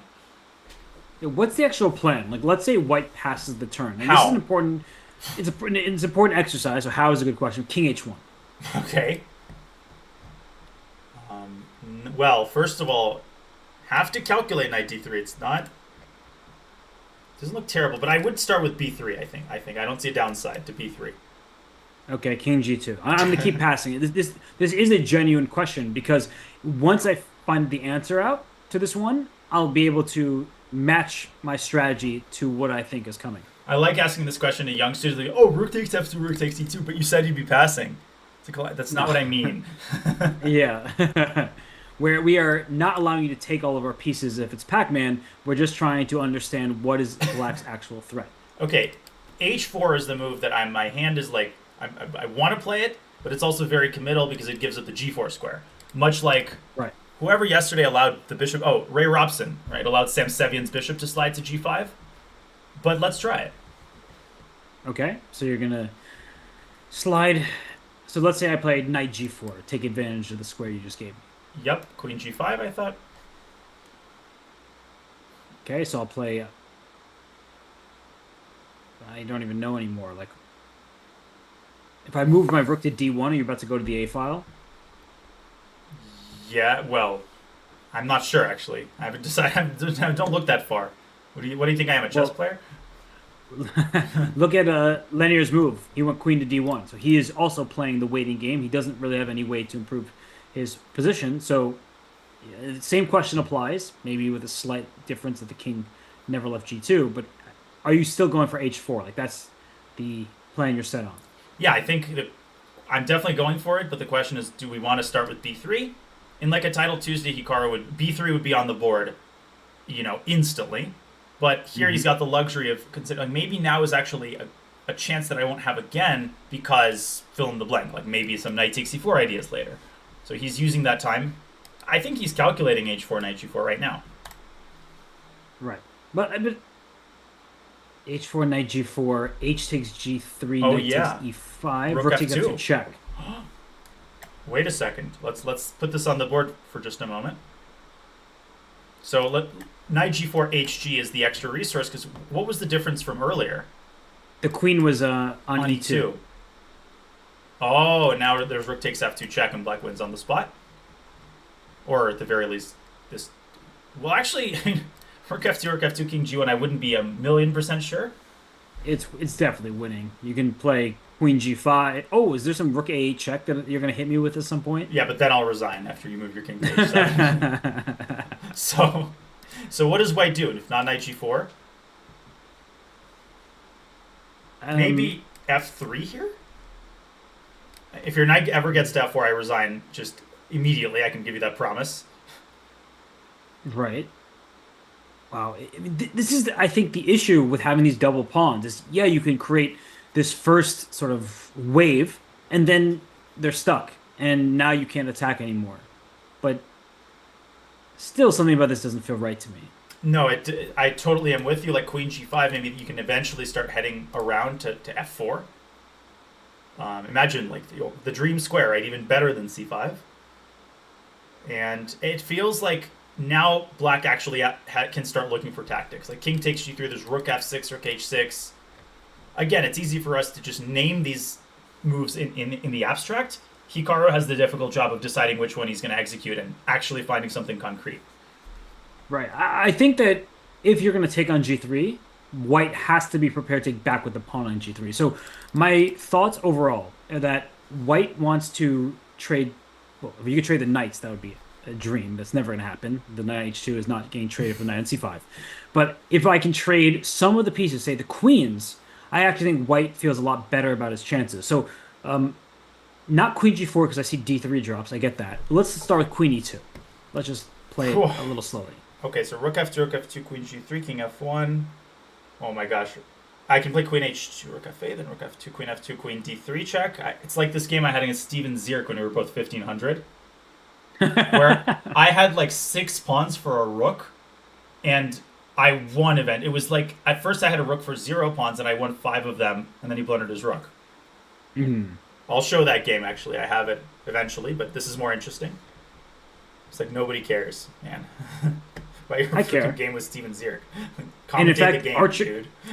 Archer Bear cared so much that they subbed to your channel for 23 months. So, thank you for caring for 20. Thank you for caring about who's subscribing to my channel. First of all, second of all, thank you, Archer Bear. I have a good question in my channel, by the way. After h4, what about g4 as a possible defense? That's the question right now. A question that Dominguez might be asking Hikaru. Maybe you just have a fortress. It's not pretty, but if it's a fortress, then it's a fortress. So the knight on c5 now needs to get to f4. And knight takes c6. If only you could take your own pawn, that would be good. Hey, Danya, look what's happening, by the way. Oh my gosh, tons of subscribers. Cranberry Juice Enjoyer. And Aerolize, thank you. I care and forgot to use my prime. Thank you to the both of you. This too is absolutely the best. This is mega wholesome here. This is so much wholesome. Oh, we're having fun with it. Danya, I'm also buying myself time because I don't know how to get that knight successfully to f4, right? Like knight d7, knight f8, knight g6. It just takes so long. Yeah, by the time you do it, I mean, your queenside will have disappeared. It's like the beginning of Walking Dead. It's like you wake up and zombies are roaming the earth. And kudos to whoever brought this up in your chat. G4, it's a working man's move. White is releasing any ambition to win the game. The knight is just going to stay here and maybe support a pawn on f3. Dominguez is playing purely hoping that Hikaru has no way to infiltrate. Yeah, that was Sty Pegla. Great suggestion. And Lenier Dominguez didn't actually hear you, but heard you at the same time. And this looks really ugly, right? It looks bad for white. The knight on h2, it's useless. The rook on f1 has to stay put. Otherwise, you're going to drop a pawn on f2. And if you play f3 at any point, I actually think that then, let's start with queen to g5 or queen h6 or something for black, right? That way f3 is always met by queen e3. Yeah. Sorry, I'll explain what caught my attention for a second, but a little later when we get to the women's games. Keep talking. Okay. What's catching my attention is that, people are continuing to dish out those subs to you, man. Man, every time I look away, I mean, actually, I have a lot of monitors. Rafilskis and Red Calamity. Yeah, we got a pipe train and SDS Dot for the prime. Just share the love, go. Though. Awesome. So yeah, Daniel, I think preventing f3 makes a lot of sense. So like queen e3 would be the response. Mm-hmm. So exactly, queen g5 played. Yep, f3, queen e3 resigns instantly because the knight does get into f4. And Hikaru, he's so good at this, right? Moves like queen g5, it's the I think this is slightly overused, but like boa constrictor chess, right? For some reason, it's just a favorite analogy, but it's true. It's like you're just squeezing the life out of your opponent. But the question remains, okay, I play queen e2. Not necessarily intending to play f3, because by the way, f3, even their queen e3 might be very strong. Talk about dream squares, knight b3, knight d4 will become possible. So, queen e2, what is your next move? Queen. Okay, queen c2 or queen e2, whatever. Rook d1, queen d2. Is that your idea? I don't even have like a next move, honestly. I'm just asking you what your next move is. Well, I've been doing that exercise, and now I'm trying to continue with it. But yeah, okay. But here's my concern. Let me just try to paint a picture for you, Bob Ross style. That if I do play rook a d1 and queen d2 and all that, they'll trade and then swing both of your rooks to the a file. So I've cured one issue, and then I've just walked right into another. And it's because the black rooks control the open files. And by the way, to your point, even a move like knight b3 seems like a gimmick. It's not. It's more like gimmick the a file. If you play rook a d1, I can swing my rook to a7 and retract the knight. If you stay on the a file, I feel like this is actually not that simple, but knight d2 might be a game winner here. f4, rook f4. Yeah, queen d2, rook g4. I think. Therefore, you are. Wait. But rook f4, rook f4. Okay, so you're saying I have Descartes before the horse. Yeah, queen f4. Oh, queen g3 check. I missed that idea. I was like, oh, wait, there's no threat anymore. I'm just gonna there's take so on many b4. weak dark squares. It's like hard to keep track of Yeah. them. Like, every square is a weakness here. That's bad. Yeah, this is actually how these... That's why Magnus doesn't believe in fortresses, right? Another one of those platitudes, but if you break down its actual meaning, it's like you start kind of tightening the grip, and because white has so many weaknesses, eventually something's going to give, unless you defend perfectly. And perfect defense is good luck to anyone, especially when you're playing at Hikaru. He knows how to maximize his chances. And really nicely played game thus far by Hikaru. Plenty of time left for these players. So, Danya, maybe we should check out some of the games that seem to be ending soon, namely the Carissa game against Tatev. I think that Carissa's just playing fantastic chess right now, and Tatev's down to 2 minutes. Yeah, as we see queen c2 on the board here, and Hikaru will continue to squeeze. Queen c2, very savvy move. Like stopping knight b3, it's clear he took that seriously. We take capturing all the action very seriously. Now, I'm a little surprised they've already, like, what caught my attention earlier, there's already two boards set up, allegedly for a tiebreaker, but supposedly the game is still going on. So, like, I certainly hope that there's not a one-to-one coinciding effect where the boards appear and then the appropriate result happens. Because there is a delay. Yeah, I assume the You see what I'm saying? I definitely see what you're saying. The delay is meant to be for fair play purposes. It's not meant to prevent any viewer from ever knowing that a result is in the book. So we clearly know that Carissa won, but we can also just look at the position. And right now it's Black's turn, if I'm seeing this correctly. E5 looks like just breaking open the position more, hitting the bishop on d4. And with the dark squares so weak, I don't really see how White's intending to survive this game. I wouldn't be surprised if some butthurt fan on our chess posted like, "Oh, they're spoiling the fun by telling me that Carissa's winning in this position," when we all know, like, 99.9% certainty she's going to win. Actually, I'm going to go look. I bet you there is already a response like that. It's just got to be. It doesn't take people long. I mean, we're all online internally. Now, Alice's game is where the action is at. This is not where the fun is. The fun is in this position right here. Sorry, I'm really not. I don't go on Reddit, but now I'm on Reddit trying to find this. Welcome to the dark side. Post.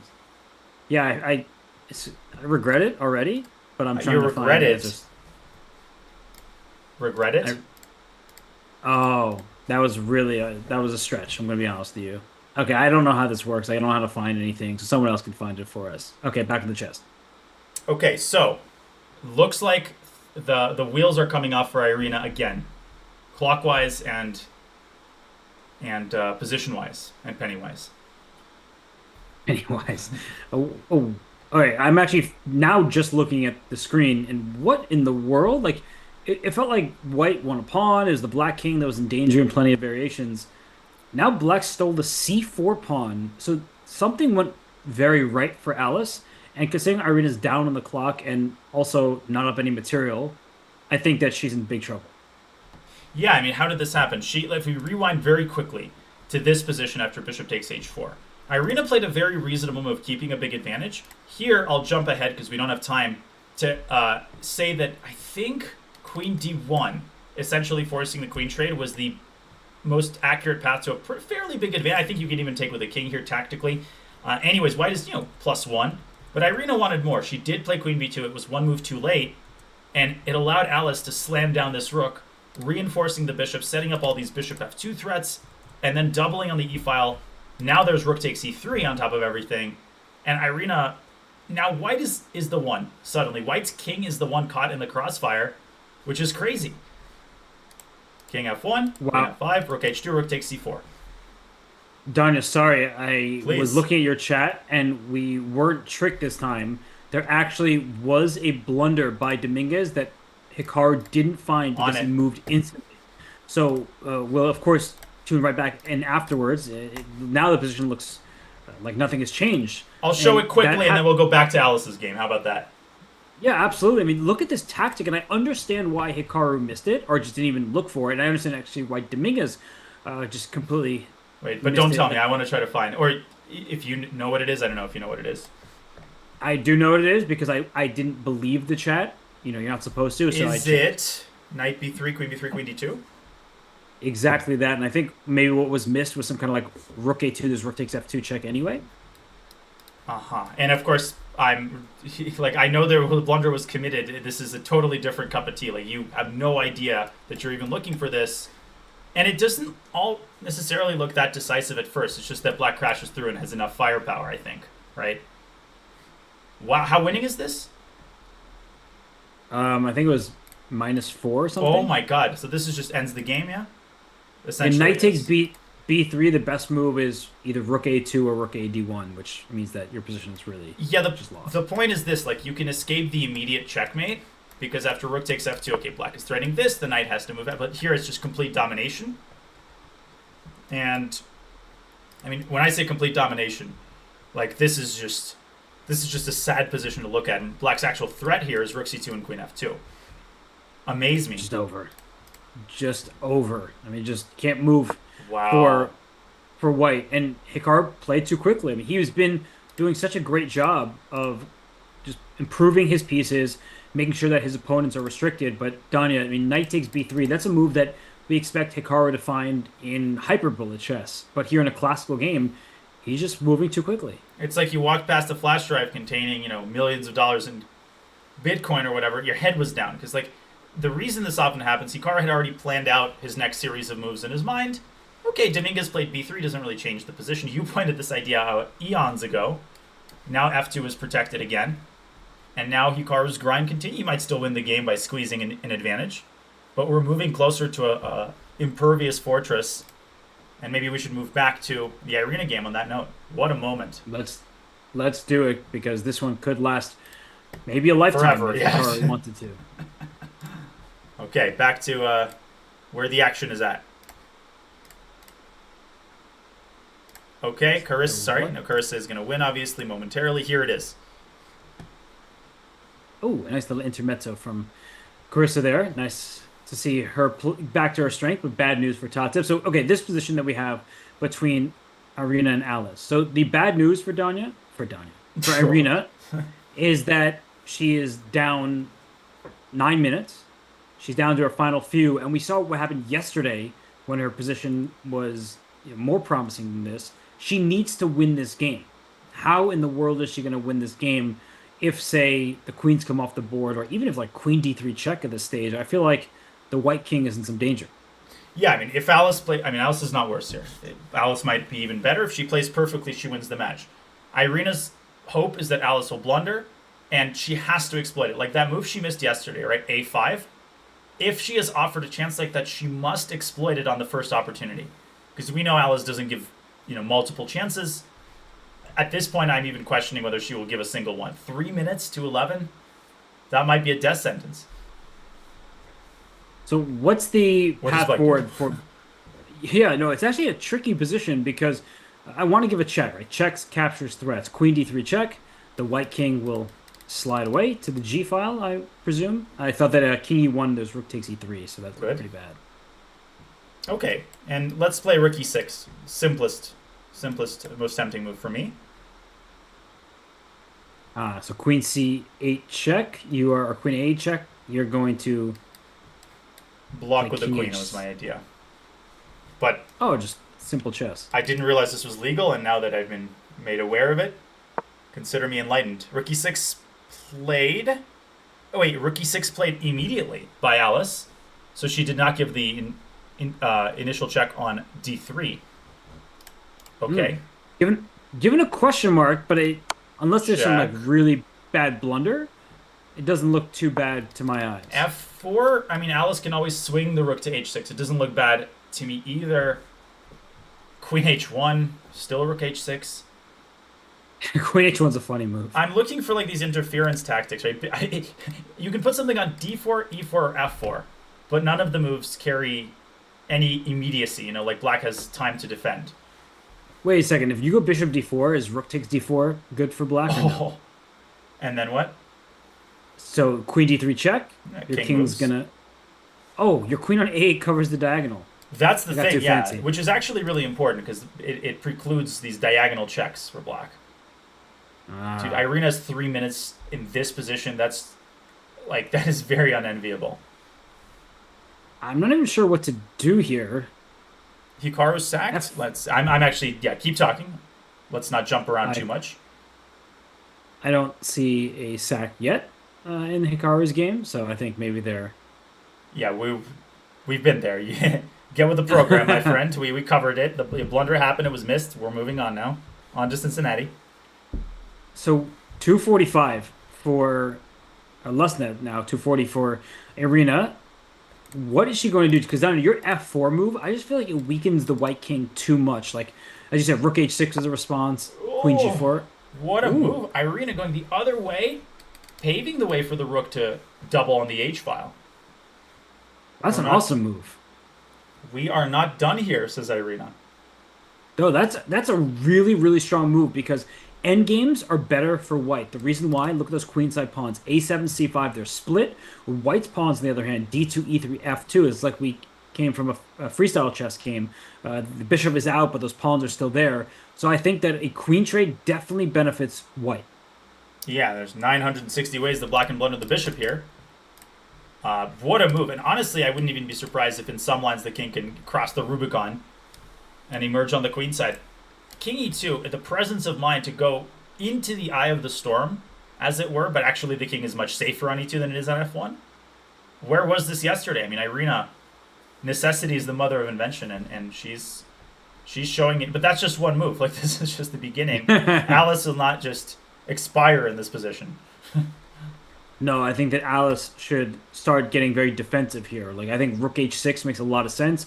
Unpin yourself, maybe play bishop f6 in the near future. Trades, I say queen trade is good for white, but if you can start trading more pieces than that, I think black will have a better defensive task. Just the bishop on h4 is clumsy, it's pinned. Yep. The bishop on c3 is super strong, aiming towards the black king.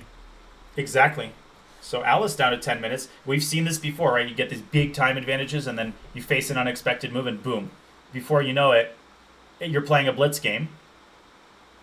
So, I don't know what Alice should. I feel like I've been saying a lot of words, but I actually don't know what I would do here with the black. Like maybe rook h6 preemptively, but then the rook could come to g1. Suddenly it looks... Wait, rook takes c3. There's always this intermezzo, rook takes h4. I had the same exact realization. I was like, oh, rook c3 looks interesting. The white king is exposed. Then I also thought that if you just take back on c3, you mentioned the queen on 8 covers the diagonal, so I thought that the king could slither away. Yeah. Under 10 minutes is Alice Lee moving toward the climax of this game. If Irina wins, she forces a tiebreak. And we could potentially have all 4 winner matchups go to tiebreak, but I think it's pretty unlikely. You know, between the 2 games that are ongoing, I mean, Carissa's game finishing any second now. Mm-hmm. And, we know that Fabiano and Levon will be in a tiebreak, and Carissa, she's also going to be a tiebreak against Tatev. This game, What result would you say is most likely? Would you think that Alice is likely to hold given her time advantage, the fact that objectively speaking, it's not so bad for black? Or do you think Irina, the last few moves have definitely favored her, and it seems like the white king is safer than the black king? And Irina pulling out a win here would be incredible. I think if the time situation were flipped, I would assign a higher likelihood to Irina coming back and winning. I feel like Alice, she has this luxury of taking so much time in this position and generating at least a non-blunder. Maybe if that move is just queen g4, you go into the worst endgame and hope that your opponent doesn't have the time to convert. I think a draw is likelier than an Irina win, like 70-30 maybe. Okay. Queen g4 check, queen f3. That looks like a white should be favored by quite a bit, but it's still hard to prove.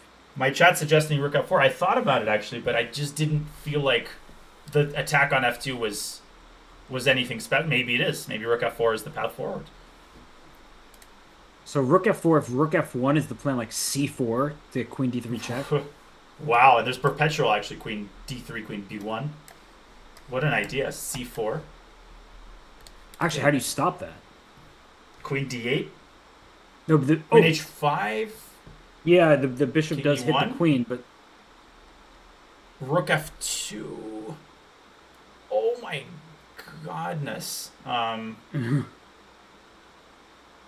But even, Donnie, in that position, if we put on the board, right? Like, queen d8 is so desperate that queen h5... Oh, you could play... If, yeah, go ahead. I was just going to play rook f2, queen f2 is not too bad. But okay, go ahead. That's a similar premise, right? Like, queen h5, king e1, and just like bishop takes d8. Oh, it doesn't look so bad for black. Bishop b7 would not be great. Yeah, this is the type of endgame I was indicating earlier. Didn't think it would be reached this way. It's not going to be reached at all. Because Alice has played a rook move, and she is eyeing the d3 square, but and queen d3 kind of a paper tiger, it would seem. Unless white's rook slides to h1, I think that is what she's trying to prevent. Then queen d3 is a problem because you've got the b1 square. So mistakes are going to be made. We see a question mark assigned to rook d6. Looks like a very logical move to me. With queen d3 check being the big threat here. You mentioned there's f4. It looks reasonable. There's no rook capture in f4 because there's no pin anymore.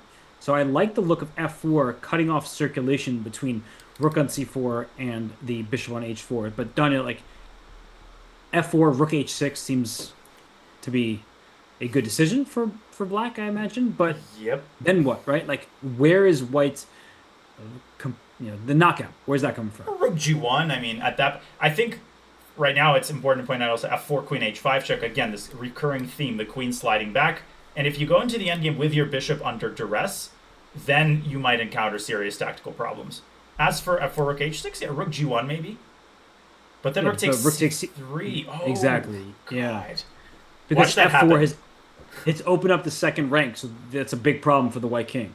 The likelihood that happens on the board is not actually that low, because all of the moves are natural, unfortunately. That's the thing, right? It's like, oh, it's just a good sequence, and then, oops, there goes my material. So f4 is not that easy of a move to find. It makes sense because you're cutting off the rook on c4 from the bishop on h4, but it really exposes your king in a variety of variations. Oops, and you did it again. What'd I do? Isn't that a song? Yeah, but I didn't know what... Yes, it is Britney Spears. You're overestimating how much thought I put into that in my last sentence, or actually most of my sentences.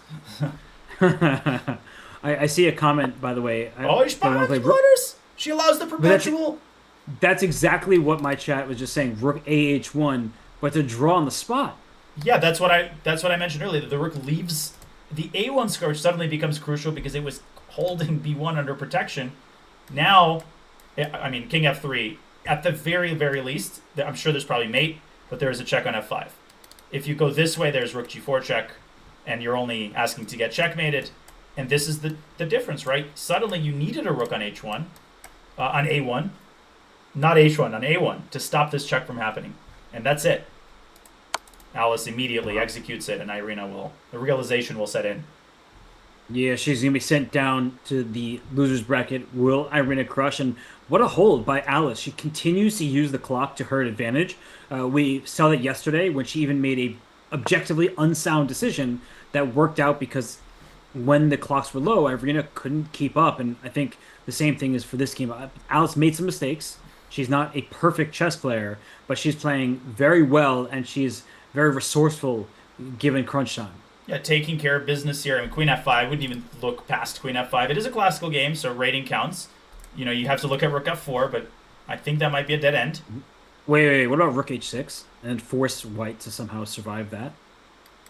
Yeah, but the next stage of the American Cup, in my mind, would be the prevailing consideration. So Queen F5, King G2. There's even Queen G4 and a different perpetual Queen D1, and Queen back to G4. So Alice doing a great thing. She's taking her time. Actually, that gets mated. Queen F5, King G2 gets mated because Rook G6 at the end. Wait, Goodbye. Wait, sorry. Wasn't there just Queen takes F2? Where? Queen F5, King G2. Oh my God, Queen takes I F2. missed it. I missed it, yeah. Time to send me to the losers bracket.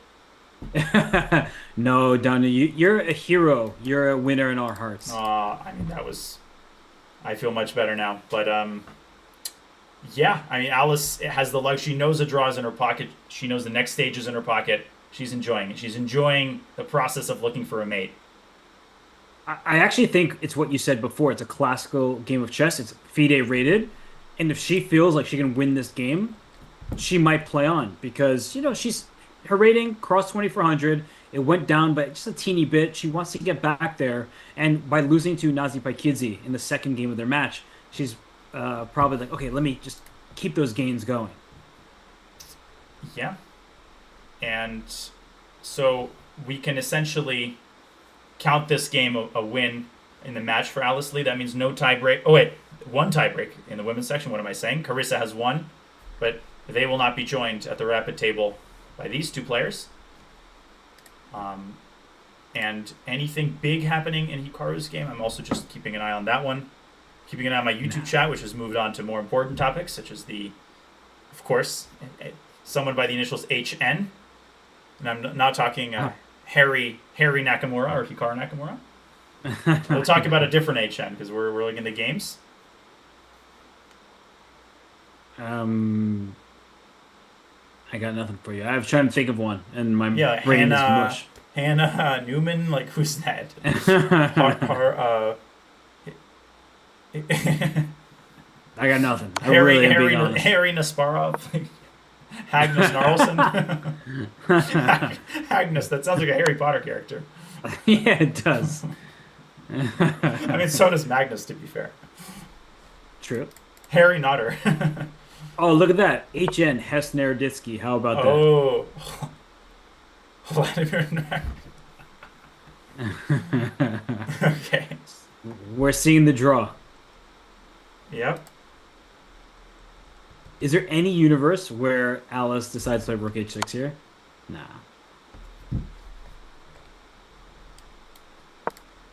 No. Yeah, no. So that means that Alice Lee is through to the winners bracket finals. Who she will play is to be determined by a rapid tiebreaker and maybe even blitz after that between Carissa Yip and Tatev Abrahamian. So well done by Alice Lee. She has so many fans. And Donna, she played very well against you in your simul, and she's using that experience and just every day it seems like she's growing as a player.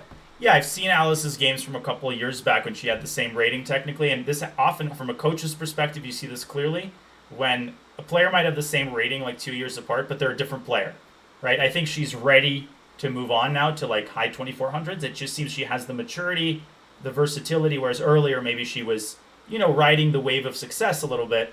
Now it feels like she's matured into a serious, long-term, of course, contender for the U.S. Women's Championship title, but much more than that.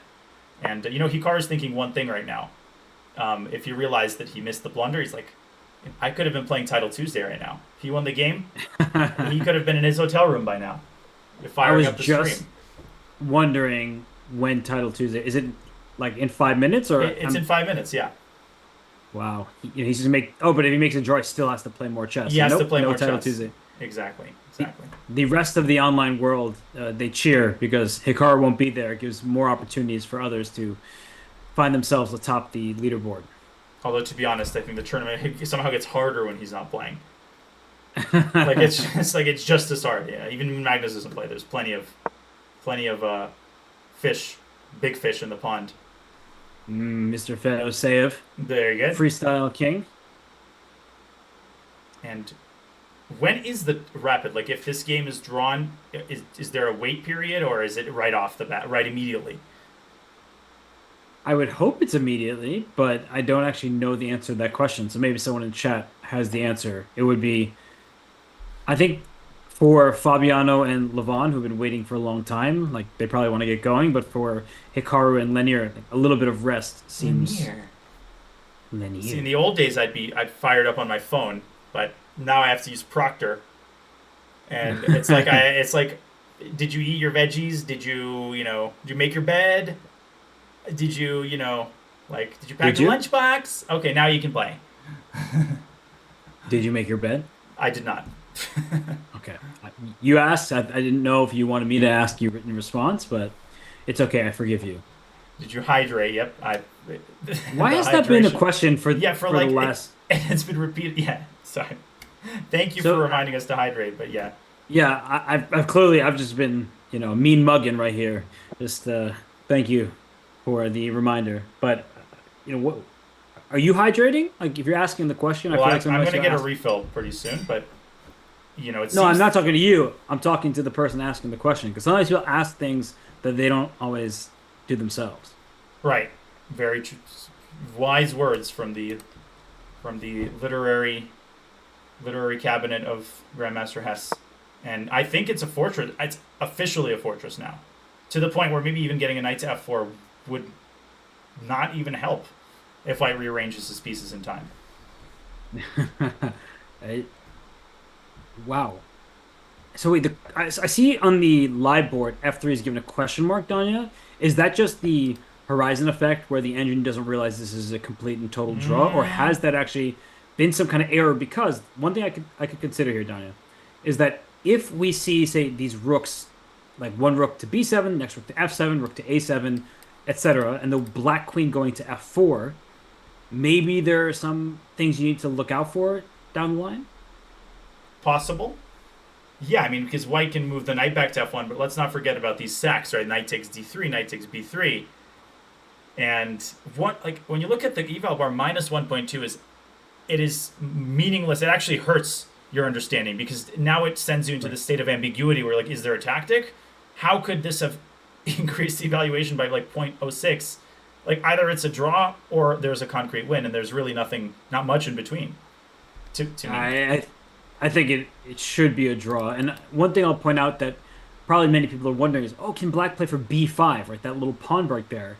I actually think that pawn break backfires because what does White lack right now? Open lines. By playing b5 at any moment, I think White can take that pawn, bring some pieces of the c-file, and suddenly there will be counterplay because Black has kind of gone all in on the king side. The Black king is exposed, so allowing rooks to infiltrate the, say, 6th rank, just as one example, that could actually pose some serious danger to the Black king. Yeah, this is giving some Alice Lee, Irina vibes if Hikaru eventually gets in pitch, but Lenier still has 9 minutes on his clock. Hikaru trusts his rapid play, so there's reason to believe that he's going to be practical here. He might try, but he won't do anything to burn his bridges. No. So. At least he shouldn't, and it looks like the Black king steps forward. I just don't really see how Black crashes through, but the moment I say that, watch there be an immediate sacrifice. I mean, he missed, honestly, knight b3 is something that Hikaru will be very upset to have missed. Especially, I mean, if he loses this match, then that's a double whammy. But Hikaru's, like, even when he wins a game and he looks through it and he sees that he missed something more convincing, he's, he expects perfection, as all these top players do, from himself. I wonder if I just saw Lenier's last move. Like, is he looking rook to a1, rook a8? I don't think it leads to all that much. But if you get one pair of rooks off, suddenly White's king feels a lot safer, and that is an open a file, and that's the only fully open only fully open file, not just a file. Only open fully file a file. yeah, on the board, right? So maybe that could come in handy. So black needs to exercise some caution. You're absolutely correct. I'm going to take my last chance here before things truly heat up to refill my cup. I'm still listening to what you're saying there, so give me like a minute and a half, Go for and it. I'll leave. Okay, so we have the right game up on the screen because I have all the control, of course, as you know. I don't I trust do those know. more experienced commentators to manipulate the pieces. Okay, and let me mute myself. I'll be back momentarily. Okay, I'll start answering some questions from chat. I see, what does Rook C7 do? Is it preparing B5? It's a valid question, but I don't think B5 gets that much done. In fact, white can take on b5. And I mentioned earlier that opening the c file could actually be good for Lanier. So Hikaru has to be very careful before making that move because more open lines means that the rooks are happier pieces, and the black king isn't all that safe if files open up. So I actually think what Hikaru is doing is he might put his second rook, the rook from f4, on the seventh rank, rook f7, and try to take over the a file. But Lanier is ready for it. So if Lanier brings his rook up to b2, then it's time for Hikaru to go for the a file. So we're playing a bit of cat and mouse. We're determining what's the right moment to change our direction. The king on g6 does look very nice. It's well placed. It's protecting g5 in the event that white could even try to attack it. So this position, it seems like it's clogged. There's just no access for either player. And I think that for Lanier, he can consider just rook b1 to a1 going for the open file. But maybe Hikaru is counting on some kind of Zugzwang that later down the line, the rook will have to leave the a file and it's black's rooks that take over. So this is just a position where it should be a fortress, but that's the operative word, should. Making that draw is much, much harder than it would seem. And well, I think that Hikaru's time advantage is also important here. We shouldn't take that for granted. He wins games with less time on his clock, but to be up this much time, that the decision's a bit more difficult by, actually quite a bit more difficult for white than they are for black. And if Hikaru plays rook f4 to f7, queen to g7, he's immediately getting ready to put his rook on a7. And if enough pieces get traded, white is going to be tied down. The d3 and b3 pawns are loose, so that means that black can take full advantage. So, what's my best showing at Title Tuesday? I haven't played in a really long time. There were at least two Title Tuesdays I can think of where I was leading heading into the last round, but I lost in both cases. So, womp womp, sad times. And otherwise, I don't think I played a game of chess. I mentioned this yesterday since like October. Whatever the last game I played on my chess.com profile is the last game of chess I have played. This game looks painful to find any move that isn't trading down to a draw or doing something insane, hoping to induce a mistake. Yeah, it's just, you just have to keep coming up with ideas because players see ghosts. They're not perfect. As strong as Linear Dominguez is, he's thinking, am I going to time this right? If I play rook b1 up a square to b2, does that cede control of the a file? Can I afford to do that? Or is black going to play rook f7, rook a7, rook a3, and then try to use that b4 pawn to his advantage? And that's why it's so nice to have advanced pawns, is if you start making trades, the pawns get one step closer to the other side and promotion. Is Dinah still listening in? Probably. He's hydrating, listening in. Is this rapid? No, it's classical, but I guess at this point you could consider it a rapid finish. Can Hikaru push b6 pawn? I've talked about that. It's a good question. You should be considering it, but I do think it will backfire to push the b6 pawn to b5. White will capture and then bring pieces to the c file, and that actually seems quite an advantage for white. Not an advantage in terms of a better position, but it's advantage relative to the current setup. What's wrong with doubling rooks? There's nothing wrong with doubling rooks. I'm just mentioning that you have to time it right. And I see down that you've returned lots of good questions from the chat right now. So I've been trying to answer all of them. Absolutely. I was savoring every word. Just like Dominguez is not savoring his defensive task. And I'm impressed. You were leading Title 2. I mean, I also have this last round problem where it's like you always get the most inconvenient pairing, like Eric Geisy with black, or Ferrugia with any color. For me, it was Andrakin, who's just a nightmare same. opponent. I think I beat him once. The one Title Tuesday that I won recently, I beat Andrake in the last round. And I was like, That's clutch. crazy, because I usually get black against him, and his lines against the King's Indian are just like, he's just a buzzsaw. And so many times I've just gotten destroyed. He's just such a solid player, like through and through, and his end game technique is exquisite. So, yeah, Draken is just an absolute beast. Someone who I think, in terms of the broader chess landscape, is just underrated. Not in terms of his elo, but in terms of just how strong he is. He's won many Title Tuesdays. Yeah, I was going to say I hate Andraken, but I hate playing Andraken. I hate Andraken. He's like a really nice guy. Although, when you lose to someone that many times, you start... you develop this irrational... Yeah, this irrational... He's the worst yeah. He's the worst human ever because he beats me at a board game. Womp womp. For sure. So something I was talking about, Danya, and I guess you could hear it. I was just wondering, like, is there a potential Zugzwang where like black gets a rook to a7?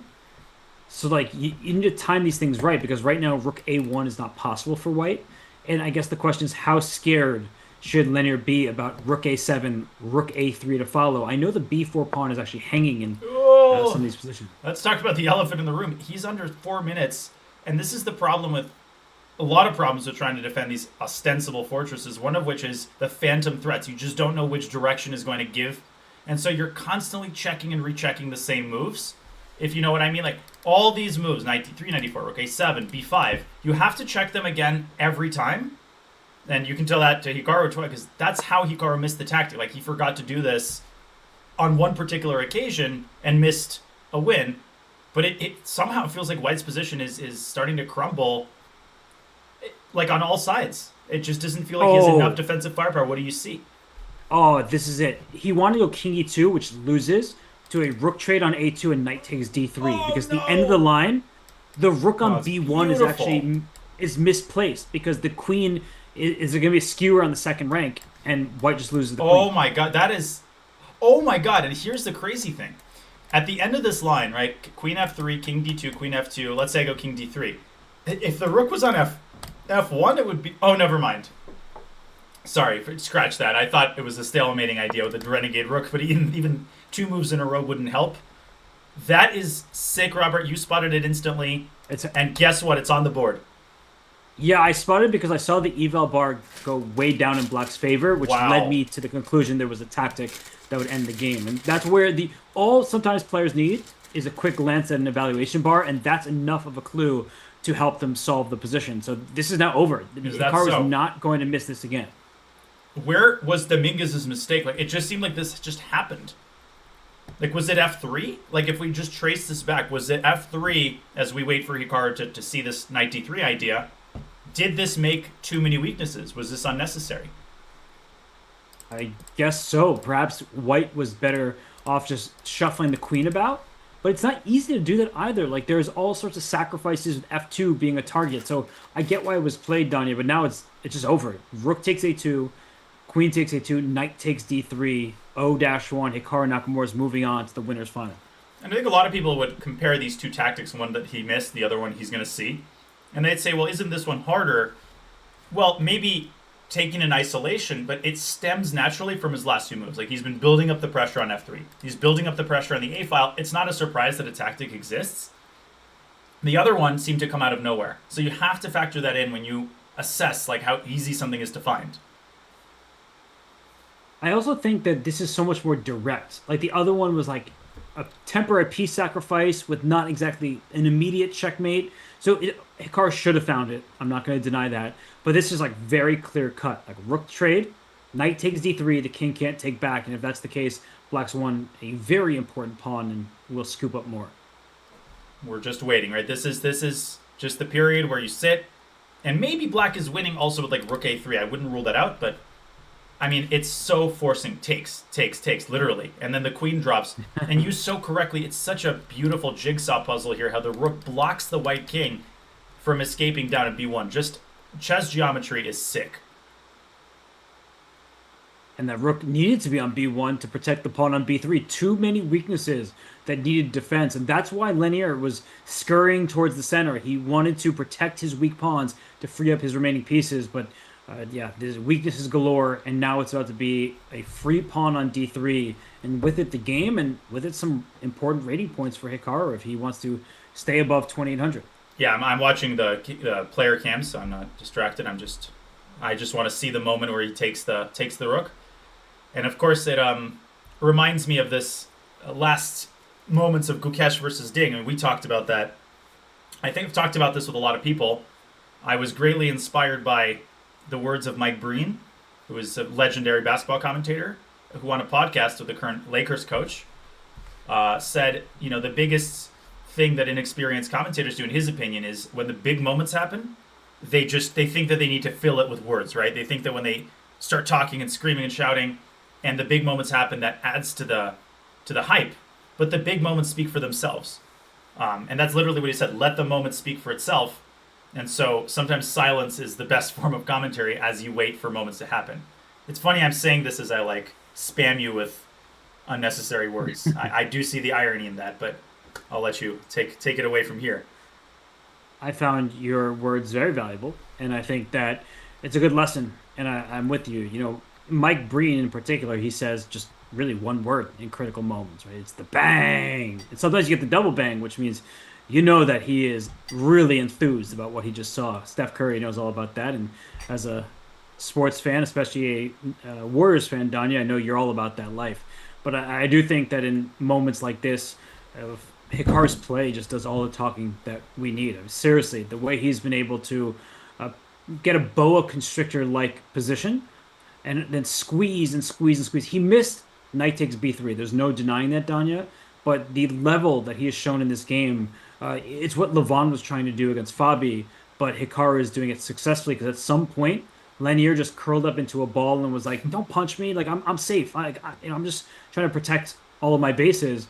And yeah, it started with a5 all the way to move 11. That was the start of a very bad trajectory for Lanier. And if you told me on move 11 that before Lanier played a5 that it would be in fact a black pawn on b4, that would be a key cog in the machine, and then it would be black attacking on both sides, I would laugh you out of the room. I mean, white was supposed to play b4. White was supposed to have the fawn on the queen side, and now it's black just, shattering white's brittle defenses, and black owns all the trump cards here. I mean, this position tells a very powerful story even if you don't see the tactic. Just look at the difference in piece activity, coordination, look at all the dark square weaknesses, and ironically, black crashes through on the light squares.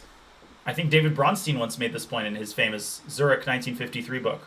When you have a weakness on the dark squares, you actually have a weakness on the light squares, because in the effort that you take supervising one color complex, often it's the other one that actually gives out. It's really just a great way of explaining that dynamic. And I think this actually is a picture-perfect example, Danya, of why double pawns can be a good thing. They're often considered weaknesses because a pawn needs to defend another pawn. But what do double pawns get you? Inherently, they give you open files. It is black with two separate open files, the A file and the F file, and white only has one. And white is actually defending because of that open F file, thanks to the double E pawn. So I think that Hikaru, he decided to take on b4 with the pawn. That was a great decision by him. It gave him another file to work with. He shuffled his pieces on over. The maneuvering has been fantastic. He missed that one tactic. Well, I don't want to keep talking about knight takes b3 and how he missed that. But I think the overall play and the foresight, it's been impressive to watch. You can start with knight takes d3, by the way. I mean, that's a fancier way to do it, but there's an intermediate check on the dream square. And rook a3, if you miss... I mean, I wouldn't scream and shout if he plays rook a3. It is winning for black. I would be shocked, because this is, again, the tactic that flows naturally out of the position. This is something Hikaru sees in a bullet game. And I'm not exaggerating. I've played a lot of bullet with the man. His brain just supplies this stuff. Yeah, this is just automatic, I would say, for a player of his caliber. But he's also doing the right thing, Danya, where sometimes people rush and they miss things like a tactic that could end the game. And for Hikaru, he's now slowing down, whereas earlier he didn't. Although I just see knight takes d3 is on the board. He found it. It wasn't about if, it was about when. And king takes d3 again. I mean, it's your all-you-can-eat buffet. You can even take on f3 and just... I would display the beautiful geometry that rook takes a2 leads to, but even the immediate rook f3 ends the game. Lenier has to go rook a7, allow the knight to get back to f4, and he might resign at that point, because out of just pain at looking at his position any longer. Well, Danya, I think perhaps what Hikaru was looking into is here knight f4, rook a7, knight f4 check, right? That's the obvious plan. That's Queen better takes than f4. yours. And Sure. if you had to take on f4 with a pawn rather than with the rook, like you could see a position where, okay, now you've clogged up all your avenues to attack with. And if, say, after like e takes f4, if that white knight could teleport to d3, suddenly like maybe white would have some chances in controlling the a file, bringing a knight to d3, and black wouldn't necessarily be winning. So I think Hikaru probably was looking at this position and the queen sack on f4, and I do think, Danya, that rook takes f4 is probably the best way of winning that game, because later, once you take on f4 and then bring your rook back, the queen will eventually get to f4 itself, and d3 check is also an idea. You know, this construction reminds me of... There's a category of chess compositions that involve these unexpected fortresses where you sack a bunch of... There's even a famous game where this happens. You can sack your queen, and suddenly there's no way through, and your overwhelming material doesn't help you. So, like, this reminds me of a study. Here, black is winning because of, again, the doubled pawns. b5, d3, black can break the position open a million different ways. But you can envision a scenario if the knight were repositioned to d3, that actually might already be a draw, because all entrances might be sealed. And great call, Robert. As usual, you predicted it. Queen f4 had to be taken seriously. And it would be very much in Hikaru's style, at panache, to start with d3. I wouldn't be shocked. If he just wants to screw it in. Although that move, there could be a drawback there, in that after king takes d3, like rook takes f4, king back to e2, like, did you actually just give away that really important pawn that you want to use to distract the... Oh, of course he did it. You're just... I mean, I played him, so it's just not... He's going to go queen d6 and e takes f4. I just know the man. I know what he's going to play. I just never know what to play in response to his moves. Oh, I see what you're doing, Danya. You are devilish here. That after queen d6, like, the king goes back to e2, e takes f4, rook d1, queen c5, knight f1. It looks like... well, I guess the rooks are staring at each other. But the point is that even knight f1, there's always queen g1 for black. So black's queen is going to get in. Yeah, and it's, again, I love the... Maybe I'm over... You know, I'm being too saccharine in my praise of, like, chess geometry, and I'm overstating the case. But look at the interplay between the square complexes. Like, we talked about how knight takes d3 happened all in the light squares. Now the scene has shifted, and you're infiltrating on the dark squares, right, through c5, exclusively on the dark squares. All of white's pieces, if the rook f7 happens, and if the knight were on f1, would be on light squares. And the knight is dead to me. It's not a piece, so it doesn't count. Oh, well, you're going to hurt its feelings, but it's not going to be very important, because... care. No, you shouldn't, because I think that Hikaru is going to win this game in a few turns. And here's the moment: queen d6 check. You know, your fun move. Just king takes f7 is simple enough. He played that. So yeah, this is very straightforward. All roads lead to Charlotte here. So I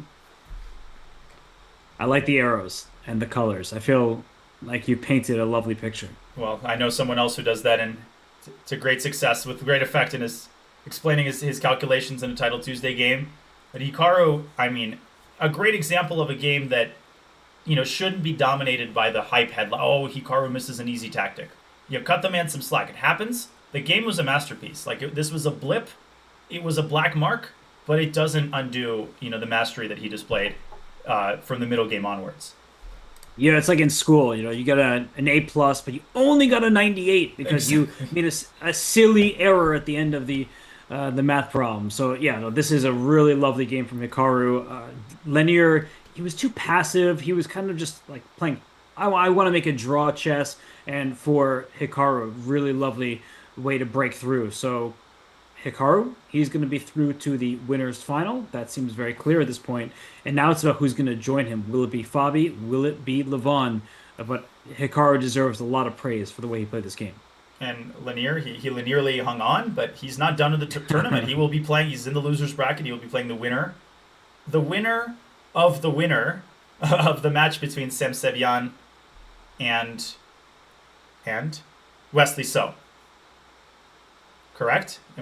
Did I? Wait, then I think that is not correct. I think he plays. He plays either Wesley or Sam, and then the loser of Levon versus Fabi plays Sam or whoever. Sam or Wesley will play the losers of these matches. Sam or Wesley. Yeah. So Dominguez will play. Yeah. Who will Dominguez play? I don't know. Either Sam or Wesley. Yeah, that's what he's playing the winner of the match between Wesley and Sam. No. He's not playing the winner of the match. He's playing either Wesley or Sam. Yeah, no, they're not playing a match against each other. He is just playing one of those two. I just don't know which one. But how do you decide which one he's playing? There's a bracket somewhere that people could tell us, but the point is that okay.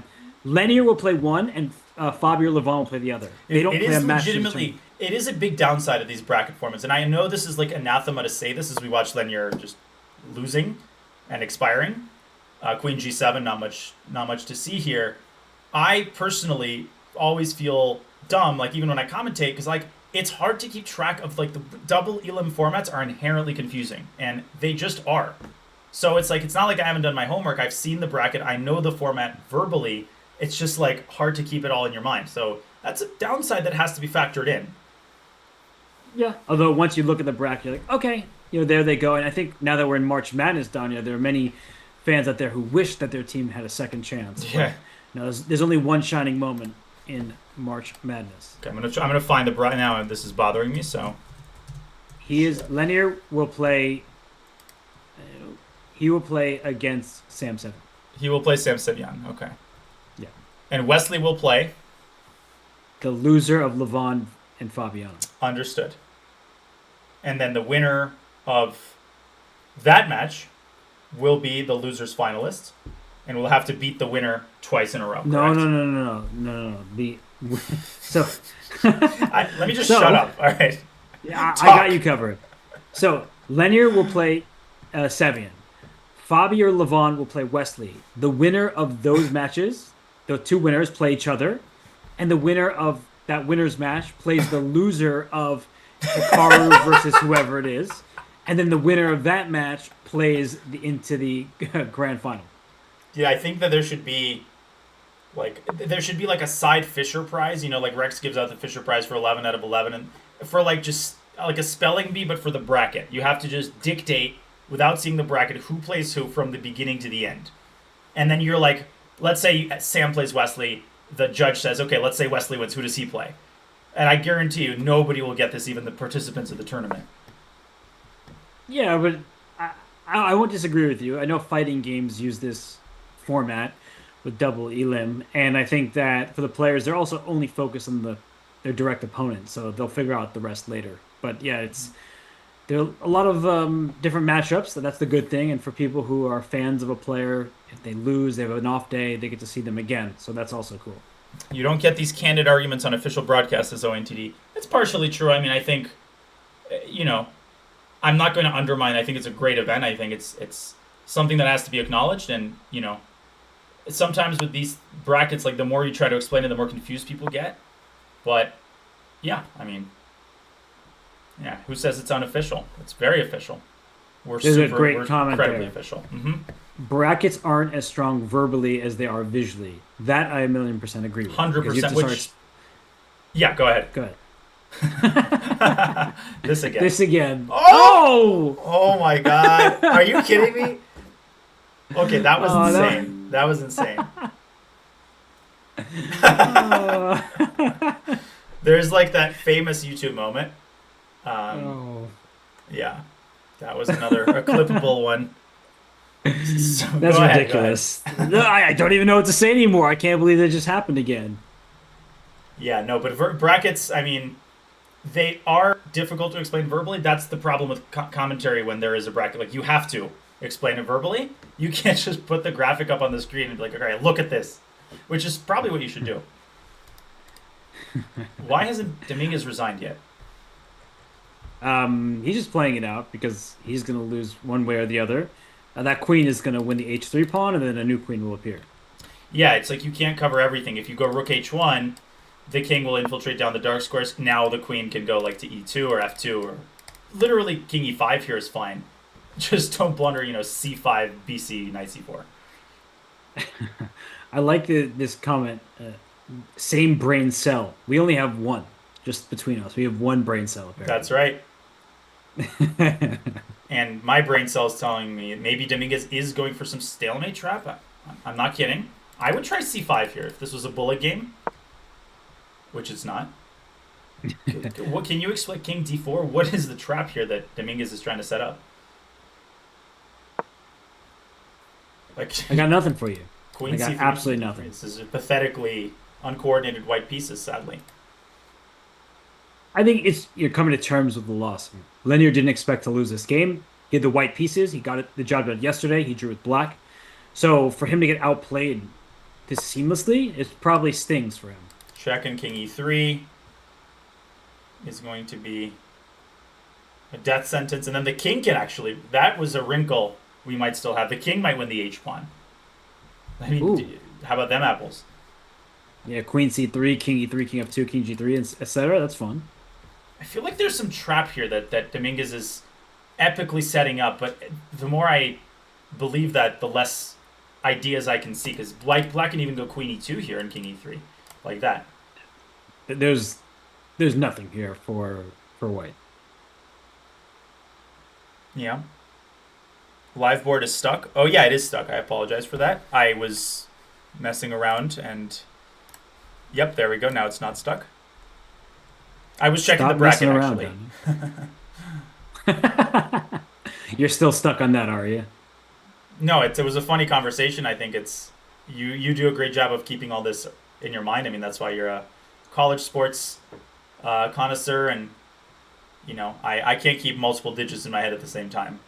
So I'm That was just I also majored in history. What do you want from me? Don't come up with these fabrications. It might be a blatant lie, but hey, I ain't gonna do the polygraph. So like, oh boy, yeah, I'm not touching that conversation. That's for sure. I mean, I might have to because I stream, and like yesterday I streamed a little bit. I was in a Blitz mood, as I probably will be again tonight and tomorrow and for every day for the rest of my life. But people were just like spicy. They wanted the hot takes, and something tells me that today's occurrences will not diminish the mood, which is okay. I mean, that's the chess world. Always exciting, it really is. And for me, I prefer my excitement on the board, but yeah, there's a lot going on off it. That's for sure. For better or worse, I'm better at commentating about things on the board for sure. I've determined that. How is this game still going? Hikaru is just milking this. And yesterday there was a weird moment. I don't know if you picked up on that. I thought it was a broadcast error, but Hikaru sat in a king and pawn versus king endgame for 10 minutes or something. Really? And then I didn't read up, but maybe someone in the chat can fill me. I think I read that he was watching his wife Atusa's game. Mm. And Hikaru is, he's done his fair share of sitting out his time. But that was the old days. He doesn't really do that kind of thing anymore. And yesterday's game was fairly balanced. It wasn't like he was pissed that it was a draw. Right. I don't know. I guess, if Atusa was playing, that makes a lot of sense to me because after you're done playing, don't you have to leave the playing hall? Am I correct about that? Oh, so he found a loophole. Yeah, exactly. My game's still in progress. Yeah, exactly. Stalemate next turn. I'm trying to find a win in a king and pawn versus king endgame that's been known to be a draw since Ruy Lopez was alive. Well, if the FIDE rule is that if someone loses on time in that position, if you have the king and pawn, then it's a win. Then you could argue that you're playing for a win. Exactly. I mean, actually, do you know who the first chess luminary was who claimed? Because Philidor claimed rook and bishop versus rook was a win with best play. Who was the first chess luminary to definitively claim that it was a draw, unless you have a specific kind of position? Okay, so I feel like it's gonna be back in the day because I think most people be like, oh, Devretsky's Endgame manual, but it's got to be Like someone Levy or way like back. Gotham, yeah, Hikaru. A little bit before Uh, our time, a little bit before our time. a lot before our So time. so like Nimzovich also comes to mind, but I don't think so. Oof, this is And hard. the initials are HS. HS. Hans Seaman. Jeez. You don't even realize what you just did you? I did after I said it, but like we were toying around with the HN initials. This guy's Wait, initials are HS. HS? Howard I have no. Oh, Staunton. Staunton. Yeah, Staunton in his chess player's manual, and Staunton would resurrect himself if Hikaru played King F2 here. I think Hikaru's going to give a check and keep the distance. But Staunton actually disputed Philidor and was the first to assert that it's a draw with best play. Sorry, I didn't mean for that to take up like the rest of our broadcast. No, you're totally fine. I see people saying Homer Simpson, which is also a good guess. Howard Stern. Um, Oh yeah, you can take this pawn. It is C5. oh, yes, that's the last. That's the last attempt that we're gonna see. The last of the pawns. Yes, because as long as you don't walk into a knight fork, you win this game, and Queen A1 check is always available, as you're pointing out. Resignation time. Have you ever? I mean, I don't. You don't strike me as someone who like plays to mate out of protest, but like, have you ever played a title player who played past like any reasonable moment, like played till mate, or like, do you remember any incidents like that? Hmm. I don't. I mean, I also haven't played a tournament game in a really long time, so I don't actually recall that happening. But it sounds like you probably have a story. Not necessarily. I mean, there was like a some players. There's a few title players who just like do this. There's this. I am from Finland, whose Hmm. name first name is the Russian word for fork. His Okay. last name is Sipila, and I stumbled on a game of his during like an Olympiad a few years ago because he played one knight A3. And I started looking at this guy's games. So I'm like, he's probably a troll to play this at the Olympiad. And indeed, like every game he lost, classical blitz, he played until checkmate. And he stopped doing this at some point, but there was a stretch of games for like 2 years where this guy would literally just hang all his pieces and play till mate. And I don't know why or like what it is, what point he was trying to make, but just interesting. I mean, I don't know if you know him, but Jonathan Corbella does that, and he's a Really? chess coach. And I do think that you're living by your teachings to do that. Like, keep playing until the game actually ends. I think it's instructive for kids in particular. But yeah, I think at the grandmaster level, I don't really see that happen. And I think usually when it does happen, it's in good faith. I'm just like, okay, you can deliver a checkmate, or you can just end the game. Like, I'm being gracious, in fact. I do it in Blitz. I think people often think of me as like a very late resigner. I'm not that way in classical. And the only reason I'll do it in Blitz is if I think there's an inkling of hope for a stalemate. Like I play as long as I think there is any hope. But situations where I'm playing like Hikaru and I'm down a queen, I always resign. Because I know he's not going to blunder stalemate. I get you. Well, Hikaru probably also is not going to blunder his queen. So King F2, knight E4 check. We had to talk about Okay, that. come on, Hikaru. You know you a twos is done. You know it's like let's queen a1 check. Come on, and king e2. Okay, e5 also good. Okay. I mean, Is he just going to E4 next? I think Dominguez by the way is going to go c5, knight c4, rook d3, and oh, if I Oh, only could take on e5, well, I'd still be dead lost. But this is also a check. it's a good try. We approve of the attempt. Okay, still setting something up. You know, it's like e4. You're right. Hikaru's definitely going e4. I guarantee it. I give E4 you looks the like a good move. profit guarantee. I mean, Hikaru's going to play e4 here. But E4, pawn takes E4, F3, rook F5. And you have to be careful Queen again takes that you don't d2. see queen takes D2. Yeah, exactly. I think when my like students or I teach kids like to say this phrase, which is like, oh, if my opponent didn't have knight takes free queen, this move would have worked. And it's one of my big pet peeves. Like, that's the way the chess works, unfortunately. If my, I Yes, mean, I wouldn't, yeah. if my opponent didn't see anything and blundered with every turn, then everything would have been good for me. Yep. If my aunt, blank. So E4. what's I'm gonna have to look this up. The format of the tie breaks, I assume, is rapid chess. That's exhausting for the players. Like classical, then rapid, then blitz. If that's the case, let me It's check. like we get all, breakfast, lunch, and dinner all in one sitting. Okay, now Dominguez will resign. I think he'll get the hint here after E4. He might try C5 if I'm catching the zen of his play. He might try C. Okay, takes. Now F3 will happen. And if the king didn't have these three squares, knight F1 would be checkmate. Sorry, I'm just reading No, please. I have nothing smart to say here. the rules, which I should know in advance, but actually, I know a way to do this. Let me just look at Yeah, go the. ahead. I'm just plugging in my phone. No, I'm looking at the first round, like the opening pairings, and seeing what they're. Oh no, it was blitz right away. It looks like, Oh, if I'm seeing really? this correctly. Yeah, they went straight to blitz. I mean, it would be such a long day to play classical and then rapid and then blitz. So it looks like they go right to blitz. So blitz is always the tiebreak. So are you telling me that everyone's sitting there with their hand on the? It's like a baseball player leading off the base, waiting for Hikaru to shake hands, or like a bunch of nervous students with their hands in the envelope waiting to take the exam out when the professor gives the cue. It's like, when does the blitz actually start? As yeah, when this game ends, I think the Which others can is, begin because these two are not involved.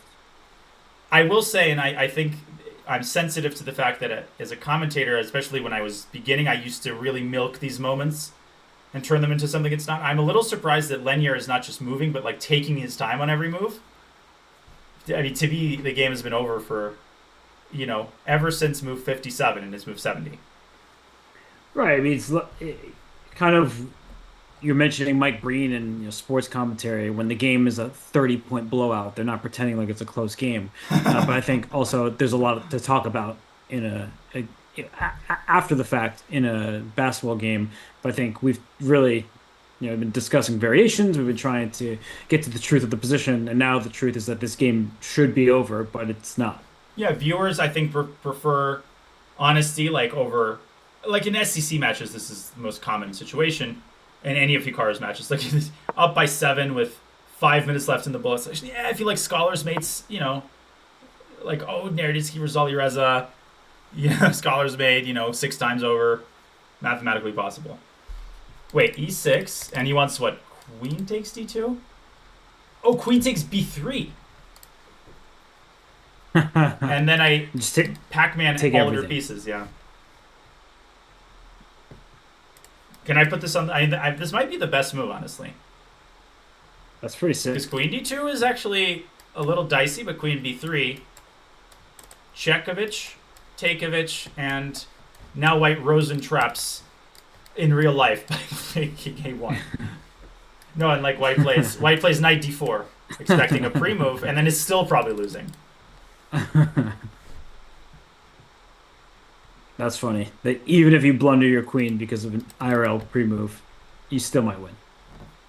Yeah, it's like one time I was playing 15-minute chess on ICC years ago, and I was winning. I was very happy with myself, so I started playing with the resign button. I would click resign. It would say, "Are you sure you want to resign?" I'd say, "Nope, just kidding." And then I did that a few times, and I accidentally pressed yes, of course. And then I come down crying, and Oh, yeah. So I took my chess seriously when I was like 3 years old. does former Danya need a hug? Former Danya does. Thank you. Oh, I'll accept a virtual one. oh, your whole chat is about to give you hearts, I'm I'm. sure. I thought you were just going to say my whole chat is about to give me a hard time. Oh, I think they're gonna give you a heart time. Very good. You're welcome. So the King F3, and they're Aw. still going. Okay, 7 seconds and resigns. It's done. Wait, look what it says. Draw. Did you see that? Yeah. No, at first they said linear one, and then it's a draw, and then the correct king placement was. Someone started early today. Someone has been chilling at the Kingside Diner.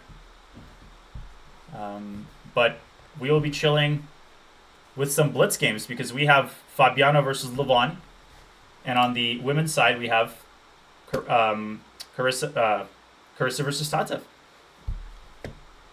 Question: should I set up the two-board scene? Should I finish setting that up if we want to watch both boards at the same time?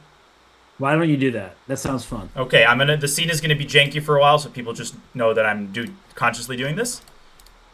But yes. This will just take me 2 seconds. Okay, here. I'm excited to see your work. Yeah, by osmosis, I've learned a lot, Women, Carissa Tatev. Okay, that's this one. And then that one is this one. Aronian Caruana.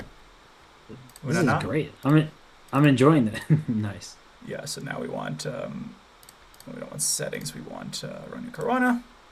Fabiano Caruana. All right. Let me just do this, do that, and then I'll have to move our camera. It'll be a little bit unprofessional because I'll have to move our cameras, but by and large, we'll be able to see both boards. All right. I can have one camera under one board and the other under the other board. For now, I mean, for like a bootleg, awesome. For like a bootleg setup, it's not too bad. It's so funny. You can make the other boards bigger. Oh, you're already doing that. I'm watching on your stream, so I see it after you've already done it. I couldn't do that before because I don't have like 6, but actually with like 4 monitors here. But like I had the monitor limitations, believe it or not. We look so far apart.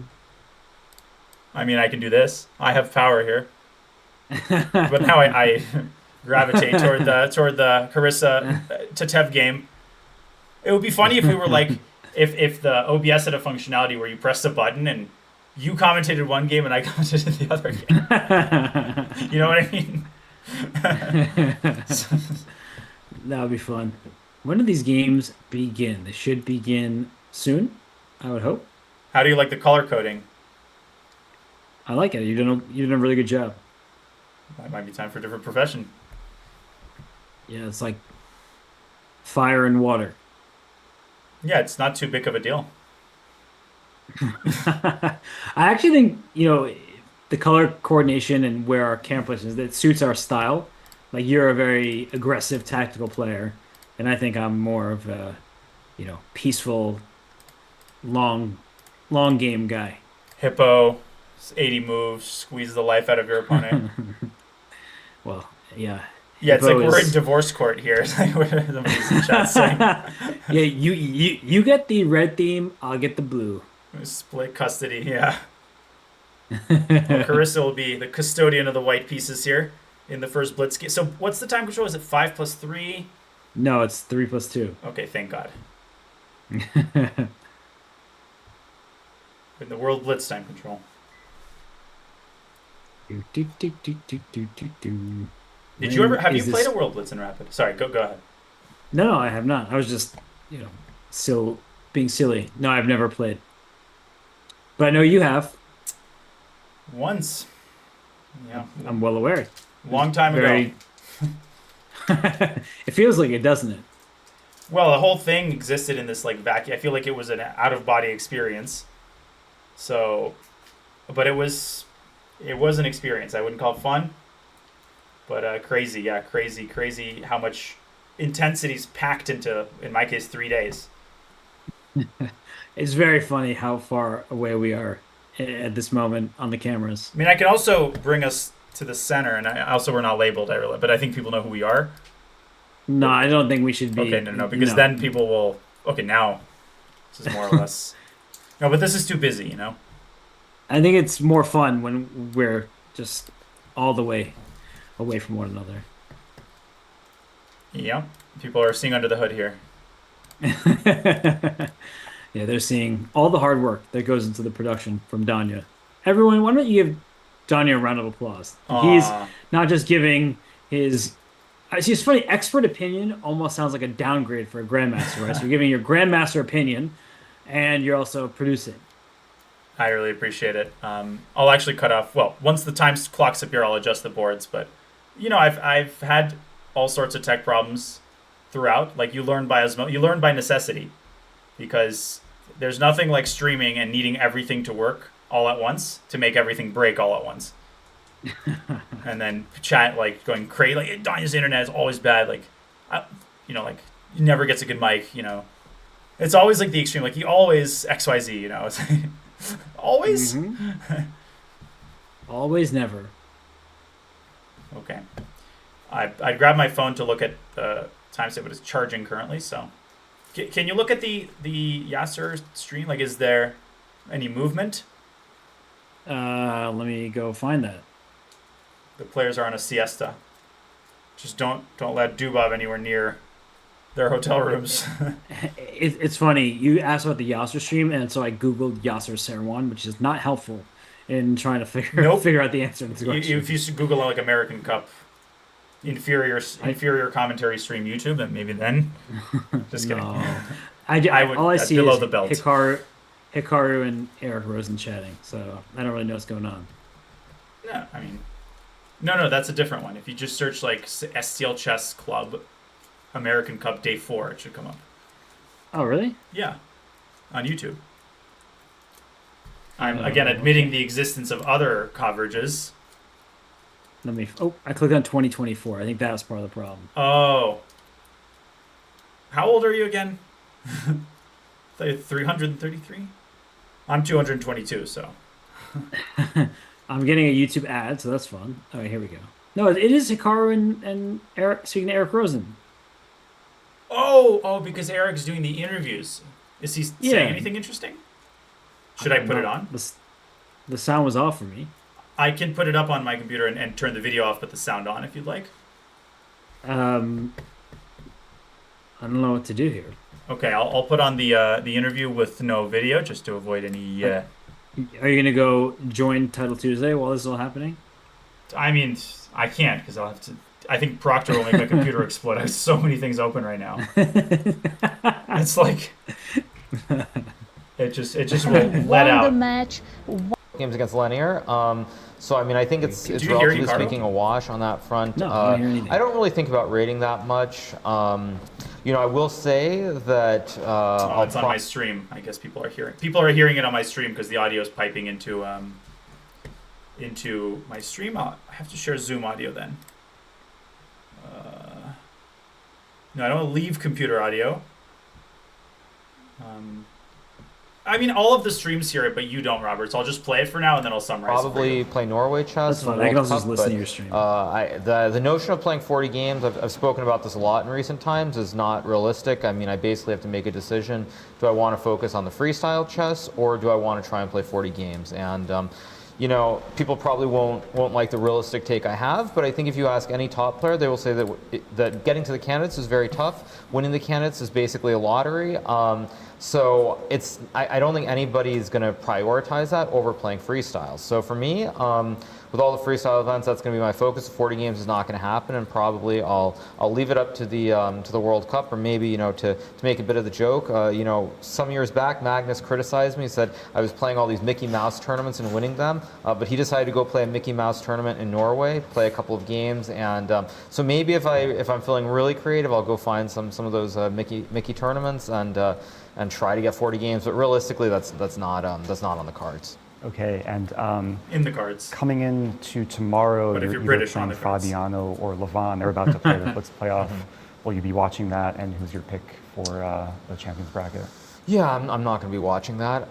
Wait, it's tomorrow? Recap and try to relax because today's game was pretty tough. In terms of who I would prefer to face, I don't really have a preference. I think that Levon is perhaps a little bit more dangerous in my opinion, because when I've looked at his games, it felt like there was this period from maybe like 2023 up until about like mid to late 2024 where I think, at least in my opinion, he was struggling with form because I think he was kind of struggling to come to grips with the fact that he wasn't a top 5 player anymore. But in the last like 6 to 8 months, he's played some very inspiring chess. I mean, I really like some of the games that he played in the Olympiad. So I think he's objectively more dangerous. I think that Fabiano, of course, I mean, you can't discount him. But he's in a very strange situation where he's basically playing this whole year with nothing on the line since he already qualified for the candidates. So maybe I would very slightly prefer to play Fabiano, but either way, it's going to be a good match no matter who I face. And final question, of course, you're going to do your recap now. What do you do after your recap? Do you look at more chess or do you just take it easy? Blitz. I mean, I think that these days when I come into tournaments, I tend to have a couple of sort of set ideas of what I'm going to play for, and hopefully it works out. It seems, with modern day chess, you don't get busted out of the opening that frequently. So I usually have a set repertoire of openings I'm going to play in the tournament, which means that I just do a little bit of review. But I would say after I play these games and do the recap, I take an hour or two and just chill, just no chess. All right. Well, enjoy your chill time. Thanks for joining, and we'll send it back to the studio. Thank you, Eric. What's wrong with Mickey Mouse tournaments? I mean, come on. Mickey Mouse tournaments Want to play are that, good. Results, Kate? Results. So Hikaru Nakamura defeated Dominguez, and he won the match. And there we go. What'd I miss? Not much. I mean, there were no spicy moments. I just wanted to verify the Blitz is actually happening today. Yeah, it is. We're sure of that. Okay, so Hikaru talking a little bit about freestyle, of course. I mean, obviously for the top players, given the money and the prize pools, it makes sense. I don't know exactly what focus on freestyle. I mean, I don't know if preparation methods will be developed by these top players. Unfortunately, I think it's very, very hard to develop preparation materials for average chess fans or even for average title players because of the, it's in the name, 960. But for the top players, yeah, it makes sense. It's unrated tournaments for massive amounts of money. Fantastic. Yeah, it's very lucrative, and I can't fault the players for rolling with that. It's their income. Yeah. It's not like a professional sport where money is just free flowing everywhere. So, especially for some of the players who don't get invited to all the tournaments, it makes perfect sense. I think that, yeah, it's a very interesting landscape. I do love chess 960, Fisher Random, freestyle chess, whatever you want to call it. But I do think as well, it's not always easy for newer audience members to pick up on, just because it's scrambled, and chess in and of itself is a struggle for many people. They want to learn, they want to watch, but it can be hard to keep up. And Fisher Random, I think, adds another wrinkle that makes it a bit harder. Yeah, and I mean, I think I pushed back respectfully on the narrative, the opening preparation. And first of all, there's the meta narrative, chess is dead, the raw death of chess that has been circulating for literally over 100 years. But the more micro idea that opening research is out of control, games start on move 30. This was actually, I think, a little bit more true in the early teens. I think now there's been a trend of shifting. Look at the World Championship match. How many times they were Ding played a French, and in the last game you had essentially a new position on move 5. A lot of players are moving away from, super long, Najdorf-y, or I don't know, long Berlin endgames, and showing new frontiers. So to me, there's a lot more to discover about regular chess. I mean, you know me, I've never been an opening theoretician, so that part of the game was never fun. It's just some people do memorize openings to the 30th or even later moves, and that's not very enjoyable, I would say, for myself. But I do think for audience members who are not spending all of their time every single day studying chess, the game itself is rich with possibility, so many different tactics and maneuvers, and so, there's clearly so much more to explore. Yeah, I mean, there are moments like Freestyle Fridays I'll play, and I really can appreciate the creative tactics, the new patterns, new arrangements. It has its moments where I ooh and ah, but it also has its moments where my knight is on A1, and I'm why can't my knight just be on B1? Let's just play chess. I don't want to get my knight through C2 to E3 and then block 6 of my other pieces. Yeah, I do think that it's great. I really enjoy 960. I think it's fun. I think that, and why not explore that avenue? But I agree with you as well that chess still has so much promise, and so many people love the game, and we also are sort of delighted to see so many youngsters. Gukesh leads the way as the world champion, but there are many new faces on the scene. I think that was part of the issue. It's not that we don't appreciate and have deep respect for players that have been in the top level for decades. They've earned that. But there also has been, I think I would agree that the same people being invited in invitational tournaments, that can be tough on players. It can be tough on the ecosystem and tough on viewers because you're like, the novelty of it wears off, and chess games are played so frequently that it's not quite as exciting as it could be. Fischer playing Spassky, Danya, that was unheard of, right? They hadn't played, and then they're playing a world championship match. And even in tennis, you have to get through all sorts of opponents in a knockout, and then you'll see Alcaraz against Djokovic, or formerly Federer, Nadal, Federer, Djokovic, Nadal, Djokovic, whatever assortment, Medvedev, all these great players. So I do think that the novelty, no pun intended, because we're talking about chess, can wear off. And I think that even many people who are organizers, they've said that, right? Like the Magnus versus Hikaru, it happens all the time, which is great. Like that's such an awesome thing. I think tennis fans would watch Alcaraz play against Djokovic every single day if they could. But it also means that like it becomes a bit, I don't want to call it stale, but it becomes like, okay, just another day at the office. It does become stale. I think you need the circulation of new blood, which again, like you very astutely pointed out, it doesn't mean you're stealing the thunder from, the players who deserve massive respect, who've held down the fort at the elite level and prove it with occasional open tournament participations. And Jan, we saw Fabiano and Charlotte, of course, right in my backyard, literally. I haven't purchased the hotel, but it was pretty awesome to see. It wasn't easy, but they show why they're at the top. But then you have the, Diz Gurels and the, Volodar Murzins and the, young players who suddenly have a brilliant result. V. Pranav won the World Junior. They're creeping up. And that kind of generational battle, or the brewing generational battle, it really makes it fun to be a chess fan for a long time. It really rewards those who track chess results and chess players for more than like one tournament. Speaking of whatever you said, look at your channel. I forget, I was going to use a word. You should welcome a new party. Misters, Monsieurs, Hansen, and Hamilton. Thank you for the raid party of 500 to welcome Chess Press. My attention is a little divided. We're waiting for the start of the Blitz. Just yapping. We've had our yappuccinos. Thank you so much, Tim Cannon, Chessbra himself. And I never know who to thank. Like, it's when Botez raids me. It's like, Andrea, I never know who it is, ever. Because you can't be watching while you're streaming yourself, so you have no way of knowing. Okay, so it was Aman, I think, because people are saying it was Habit Speedrun, which I have a great respect for. Aman is an underrated instructor, highly recommended, and I watch myself just to get instructional tips. So thank you, Aman, and thanks you for your contributions to chess and to the speedrun. But my speedrun is better. You should watch only mine. It's like, because it's a zero-sum game. There's no room for more than one speedrun. And no, we appreciate it. Shout out to the Chess Bras, doing their thing all these years and still definitely going strong. So, yeah, I think just, events that I really enjoyed, Danya, Tata Steel is definitely up there. I think the Olympiad is great. It's in part because of the team element, and it forces strong players to play. When you have the white pieces in a team match, you don't want to waste that.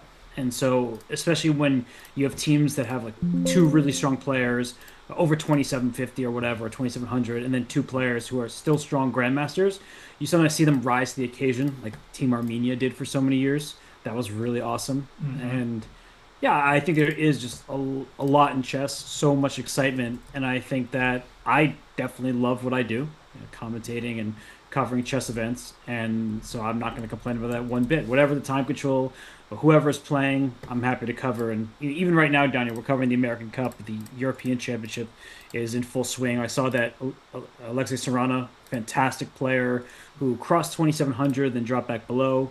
He lost a tough game today, but it's really fun to see that in action. I mean, Jordan Van Forest is there, former 2700s in Navarra and Badur Jabawa. It's a really great scene. Without question. And I guess the games might begin shortly, but I will take this. I mentioned some games. I might show them very quickly or show some moments. I am keeping track of the Blitz games, which should begin probably in a minute. Actually, probably at 6 they should start. So maybe I'll hold off until like tomorrow's broadcast because I have a feeling it might start on the hour.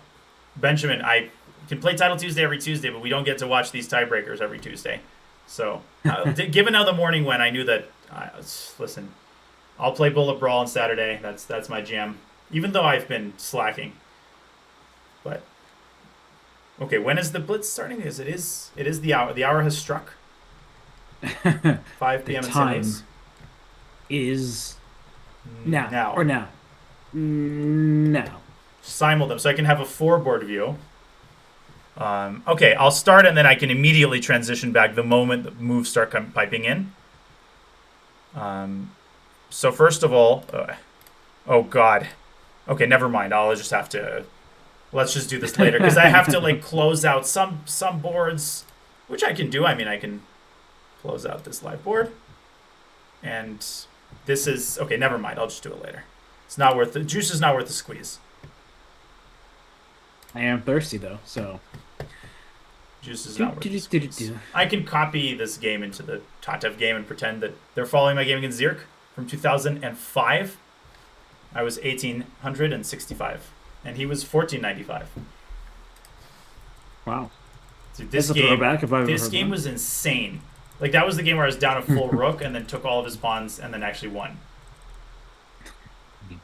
You mean man. I guess you were young back then, so. April We'll 18th, forgive you. actually. It was almost exact. Dude, it was April 18th, 2005. I can't believe that I was like sentient 20 years ago. Like 20 years ago. That's crazy. There we go. Moves are coming in. Are they? Let's Yes, they go. Okay. In both games now. It's funny because I'm watching on your stream, which means I'm like 5 seconds behind, which is an eternity in Blitz. So I'm gonna have to do my best. I'm just gonna open the games in multiple. Yeah, just open the games on if you can on your own end. And sorry, we'll figure this out. But No, it's okay, fine. so Carissa, by the way, look at on her board. Carissa's board, folks, on the right, in case you are having a hard time reading, and then Fabi's is the blue board on the left. That's the Italian. So Fabi has the white pieces, and on his side, not very inspired by his until now, until his opening choice. What's happening with Carissa and Tatev? There's just no moves. I mean, okay, I think it's a delay. Yeah, it's a slight delay in the broadcast, but now moves are coming in fast and hot. Jeez. Okay, so let's see where to focus. So in the game between Fabiano and Levon, we love a good H4 Alpha Zero style, especially this early on. Is it actually that scary, or is it just one of those, I'm going to throw something at you and see if you're able to combat it successfully? Is this some secret challenge? Like now Aronian playing A5, and on Tatev's board, she has a pawn on A5. Now I think H4, in like the traditional sense, prepares knight G5. I won't be making too many moves, by the way, because you only have one live board. But if you can combine this with G4 at some point, yeah, that's why Aronian is like, no, he lays down the wood, stopping. But look at Fabi playing like it's the Café de la Régence in the 19th century. I love it. He is inspired. He is trying to castle queenside, go for an attack. And I love what he's doing, Danya, because if on our left-hand board, if Levant takes the knight on F3 and doubles Fabi's pawns, there's an open G file that he can benefit from. Yeah, sorry, I wasn't trying to distract you. Obviously we're keeping track of everything. There's multiple pots bubbling, and I think Carissa's pot is about to bubble over, because if we track the right side, the orange board, she's just deployed her bishop to A6. That knight on C4 is caught in the crossfire. It's floating in midair right now, and Robert, like knight E8, knight D6 is a maneuver that has caused a lot of grief for me as a King's Indian attack player myself. I have faced this maneuver many times, and if you have to go B3, your whole queenside is going to be shattered. This is a big moment. Yeah, knight E8's a great move, retreating. Going back to go up and exploit the pin. Also, Queen E7 to E6 comes to mind as well, just to go after that pin piece. So I see that. Wow, Fabi's game against Levon on the left-hand side. There's all sorts of pieces jumping, black expanding on the queen side, white trying to expand on the king side, and it looks fun. Yeah, A4. Obviously, white cannot castle by the rules of chess. And if Fabi plays F3, chasing black's bishop away, maybe he doesn't actually want to encourage further traits. He's trying to find some more subtle way, maybe H5 and rook H4. But both players taking their time. It's move 13. They've already expended over a minute.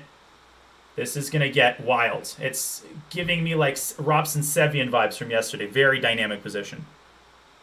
And dynamic on the right-hand side, too. It looks like Carissa, jumps her knight up to g5, hitting the queen on e6. That queen was supposed to help exert pressure on the pin knight on c4. And you don't actually have to move your queen, Danya. It looks like Tatev can take the knight on c4, but instead she steps back, and she's like, you know what? The status quo is just fine by me. And it's one of those classic things. Both sides lose the tempo. She's going to go h6, and the queen is going to go right back up to e6. Carissa might drop back to f3 on her own volition. She's almost at a minute. And Carissa struggling sometimes with the opening. Tatev has played the French longer than Carissa, just about as long as Carissa's been alive. But it's the eval bar performing some gymnastics there. Fabiano castling queenside. I like White's position, though, on his side. On the left side, White is doing fantastic, to my eyes. On the board, at least. On the blue board, for sure. There's all sorts of tactics and threats available. And what attack will Black have? I don't see that. But the knight on g5, the bishop on a2, and very importantly, that if Black plays h6, there's actually no threat. The knight on g5 can be captured, but then it only opens up the h-file, and the bishop on f6 will be trapped. So at least for now, Fabi can keep that knight on g5. Yeah, that's like a fishing pole on steroids. Like, h takes g5 is not a move anywhere. e5's coming. The time situation equalizing. Levon, is he going to go like c5, b5? Way too slow. And h5, I like this move. I like this move, trying to stem the bleeding on the king side and at least create some sort of obstacle as Fabi very patiently brings the king to b1. Robert, very important that after e5, White might have some queen f4 ideas if a black bishop lands on e5. So I think a good investment for Fabi. Oh, and e5's a big threat now. Or Massive. is it? There's knight takes f7 first, or there's all sorts of tactics in the air, but it's going to be have to calculate it quickly. Sorry, my English isn't thriving at the moment. But king h8, leaving the f7 pawn. It's very tender there, but I guess e5 doesn't quite work yet. I was lobbying for rook a6 to b6 because queen takes a3 would be a possibility once the diagonal opened. You called it. Knight takes f7 is the reason for the pause. But Tatev going crazy for no reason there with f5 on the right side, but our focus is on Aronian's king, which is in check. Yeah, we got the blue board and the red board. On the red board, as you said, Tatev, she's striking forward, but she's also exposing her own king. And a turnaround here between Levon and Fabi. After bishop takes rook, what move could be more natural? There was an error. Why was it an error? Because of like queen f7, fe. It's obviously too late, but we'll talk about that after the game. Maybe rook b6. I don't know. He played bishop h4. Oh my goodness. We'll have to look at it after the game.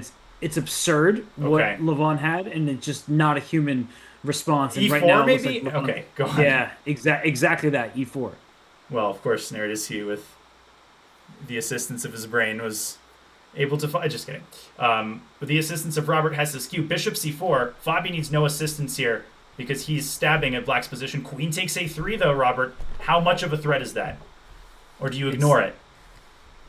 I don't think I would ignore it. I'd bring my king to a1 if I were Fabi. He does that, and I see his king slide over. The evaluation went down by quite a bit, but still, it's a healthy plus for White. Practical move now. Rook takes c5, as well as fe, which is a longer-term move. Levon is in dire straits here, but they're playing hyperbullet with a 2-second increment now.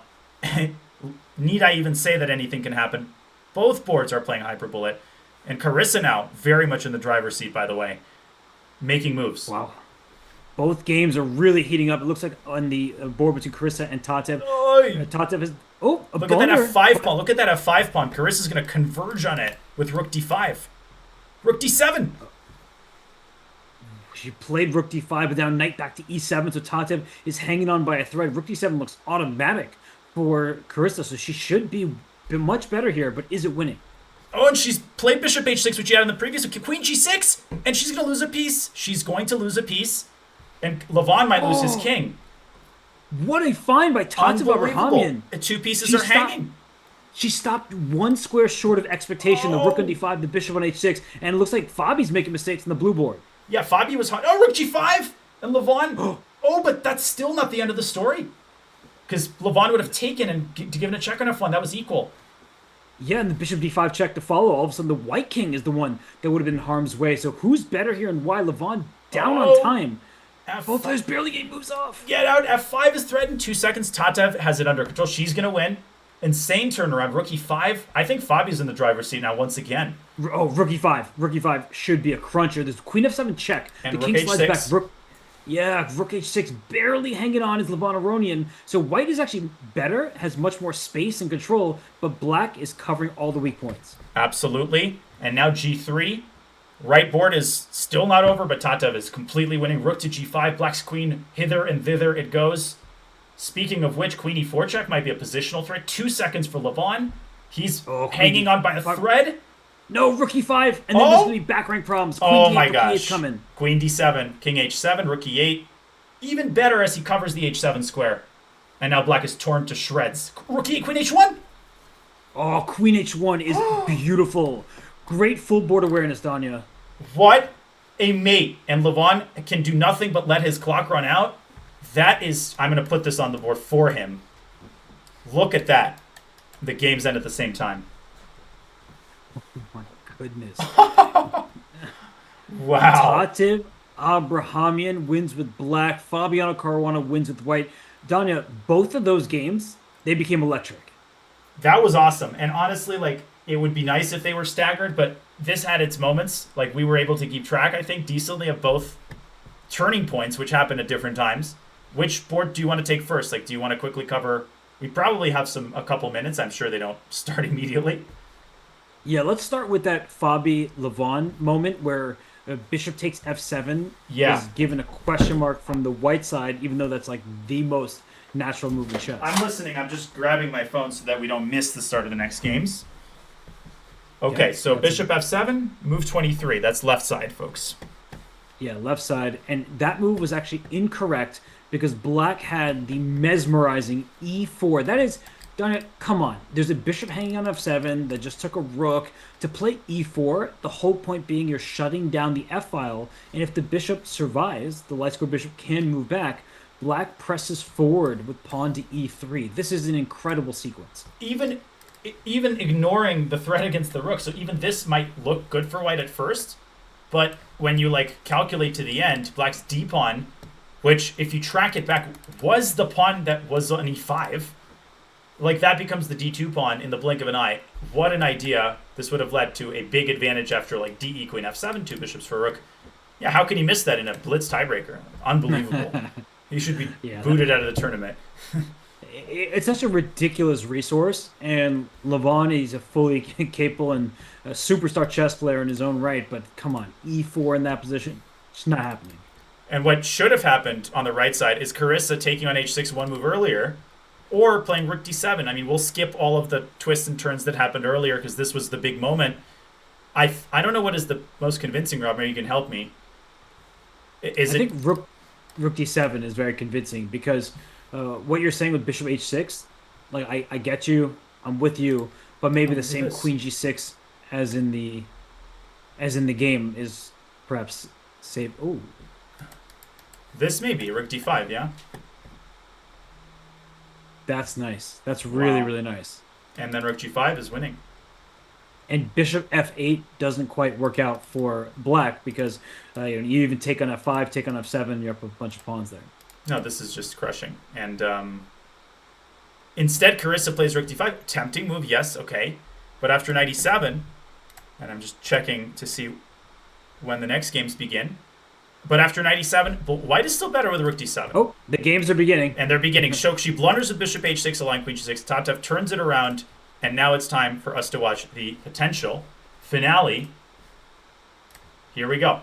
Both games underway. Tatev with the white pieces on the right, still the orange board, and of course Levon and Fabi on the left. Levon in a must-win scenario.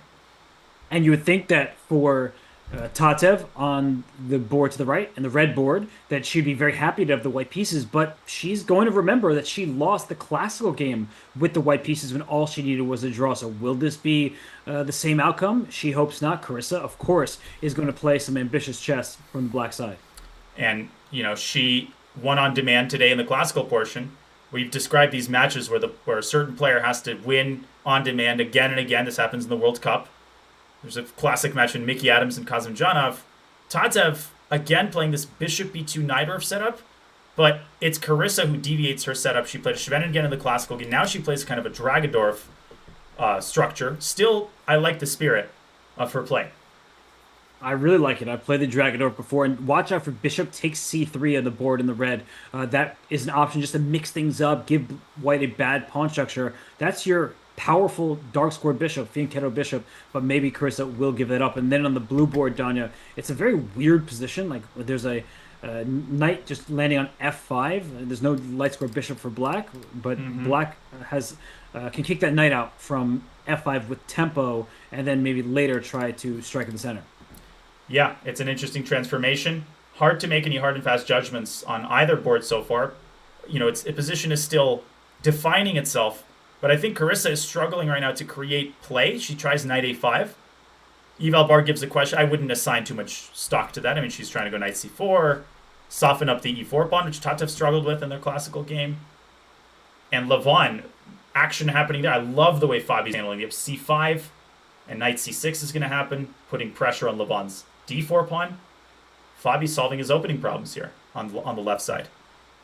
Yeah, the board in blue, Fabi's doing everything you could ask for from the black side of this game. He is just going to continue developing. He's going to take in the center and challenge him. Speaking of taking over the center, look at the red board. Tatev Abrahamian, she put her bishop on d4, done a great choice, offering a trade of pieces. Let's remind everybody that Fabiano in the board in blue, Tatev Abrahamian, she's white in the board red. They both need draws, and that's it. So they don't need to play for wins. They wouldn't mind a win, but and this was a narrative during our classical portion of our commentary where, okay, just because you're satisfied with the draw doesn't mean you change your play style artificially. And look at Fabi. Thematic as thematic gets. h5, when there is a knight on g3, just trying to boot the knight away, and that has collateral effects, right? And the knight drops back to e2, you can't develop your bishop. So Levon has to get moving, get cracking. If he plays h4, bishop d6 comes with greater effect, hitting the knight again. So many different challenges here for Levon Aronian. I love that move h5. It's the Alpha Zero style move, but Danya, these top players, they know when to move that rook pawn. And speaking of knowing when to move a rook's pawn, it's Tatev putting her pawn on h5. How symbolic. How symbolic. And her pawn on h5 punches at the same weight as Fabi's pawn. It's going to be on h1. Is Carissa doing h6 and the bishop's trapped? Oh no. It's a complete collapse. Oh my h6 god. wins it on our board in red. You have the arrow going there. That bishop is done for. But Carissa, I mean, some of these players have won even worse positions like this. Remember Jennifer Yu against Irina Krush? She was like dead lost, but then ended up winning. But with increment, I don't think it's happening for Carissa. And Tatev played h4 on move. Well, she played on move 12, then she played h5, then she played h6. She wasn't hiding her intentions. But Carissa, we know how resilient, tricky she is. Tatev down to a minute. She took a few seconds there. She couldn't believe that h6 just worked. And Fabi with h3. Are they copying each other?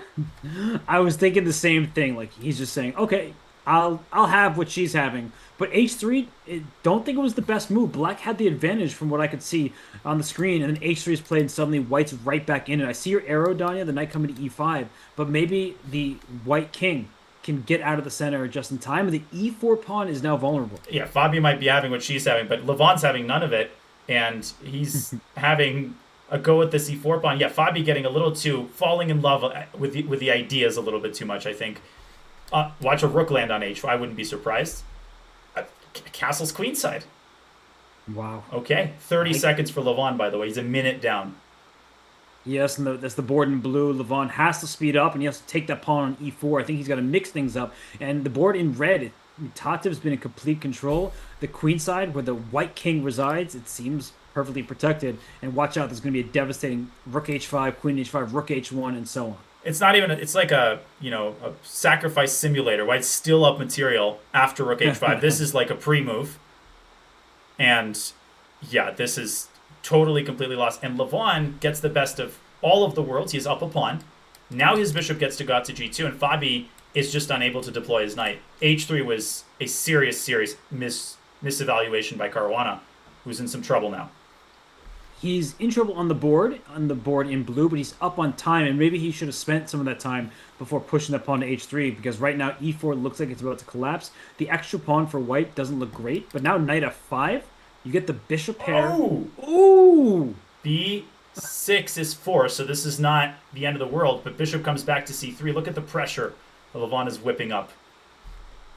That was nice. That inducing a weakness. A6, the C6 square, G6 played now in the board in blue. Nicely done here by Fabiano, pairing off the initial wave of attack. And the rook might come back to h4. We've talked about these mechanisms. Levon decided, does he want the bishop pair? Does he want pressure on e4? He goes for the former, but allows b5. I don't like this. This thing that he's doing here might result in disaster. His queen is going to get trapped. Knight b6, knight c4.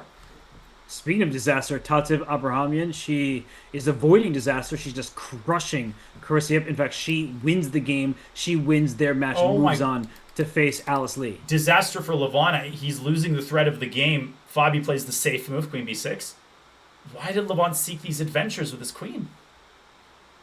I do not know. It's a difficult question to answer here. And it looks like Fabi, his king up. It's the end game. Use it as a weapon. That bishop on c3, Danya. I mean, if Fabi plays b4 at the right moment, the bishop, and look at him, he's going right forward to trap it. But White's gonna, have his cake first. Levon wasn't born yesterday. He knows he's trying to pull the chair out from the bishop. And now the d4 square. Another basketball reference. Levon is a big Celtics fan, and right now he's a fan of queenside expansion. And look at Fabi. I like that move, king to b7, just getting off the dark squares. The knight will come to b6 and out to a4. Yeah, he's going to have himself a party on the a5. I don't know if it'll be a tea party, Boston Tea Party, but it'll be some sort of a party once a rook lands on a5. Fabi inflicting this damage upon him. Oh no, and king b6, bishop d4 check. He's just going to drop the root of his entire structure here. Fabi has collapsed on the queen side, but there's still chances because Levon is very low on time, and you have this weird dynamic. Knights are jumpy pieces. A fork could be overlooked, and so Fabi's trying to hang in there. Weird fifth rank relation. I was going to say rook takes a5. I don't think that favors white because it does give the black knight a pathway to c5. Fabi's clock ticking down. Under 10 seconds he is. Levon at 6 seconds with a 2-second increment. This is going to be wild. Oh, he blundered his rook. He just gives up an exchange by accident on h8, and he might just resign now because he has no hope. I mean, Wesley did that with Dominguez. He was in trouble, but he just wants to play some bullet or whatever we're playing now.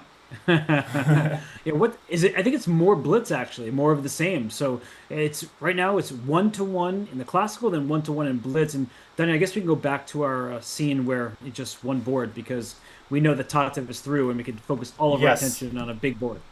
And why don't we do the one with no analysis board? Because I don't think we'll have the time. How do you feel about that? Or do you think do you want to have an analysis board?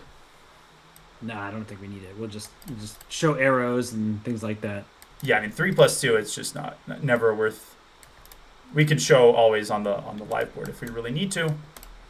Yeah, we can enjoy the final position. What a insane game on both sides, really. 2 rounds of Blitz, then Armageddon, unless they change the rules from early in the tournament. I don't think they changed the rules, so that is helpful for us. Just agree to share the match. Yeah, we've seen that one before. The World Blitz Championship. Am I right? Oh, yeah. Well, of course. How could I forget? I'll never forgive you for forgetting. Yeah, I mean, Nepo, one who doesn't remember.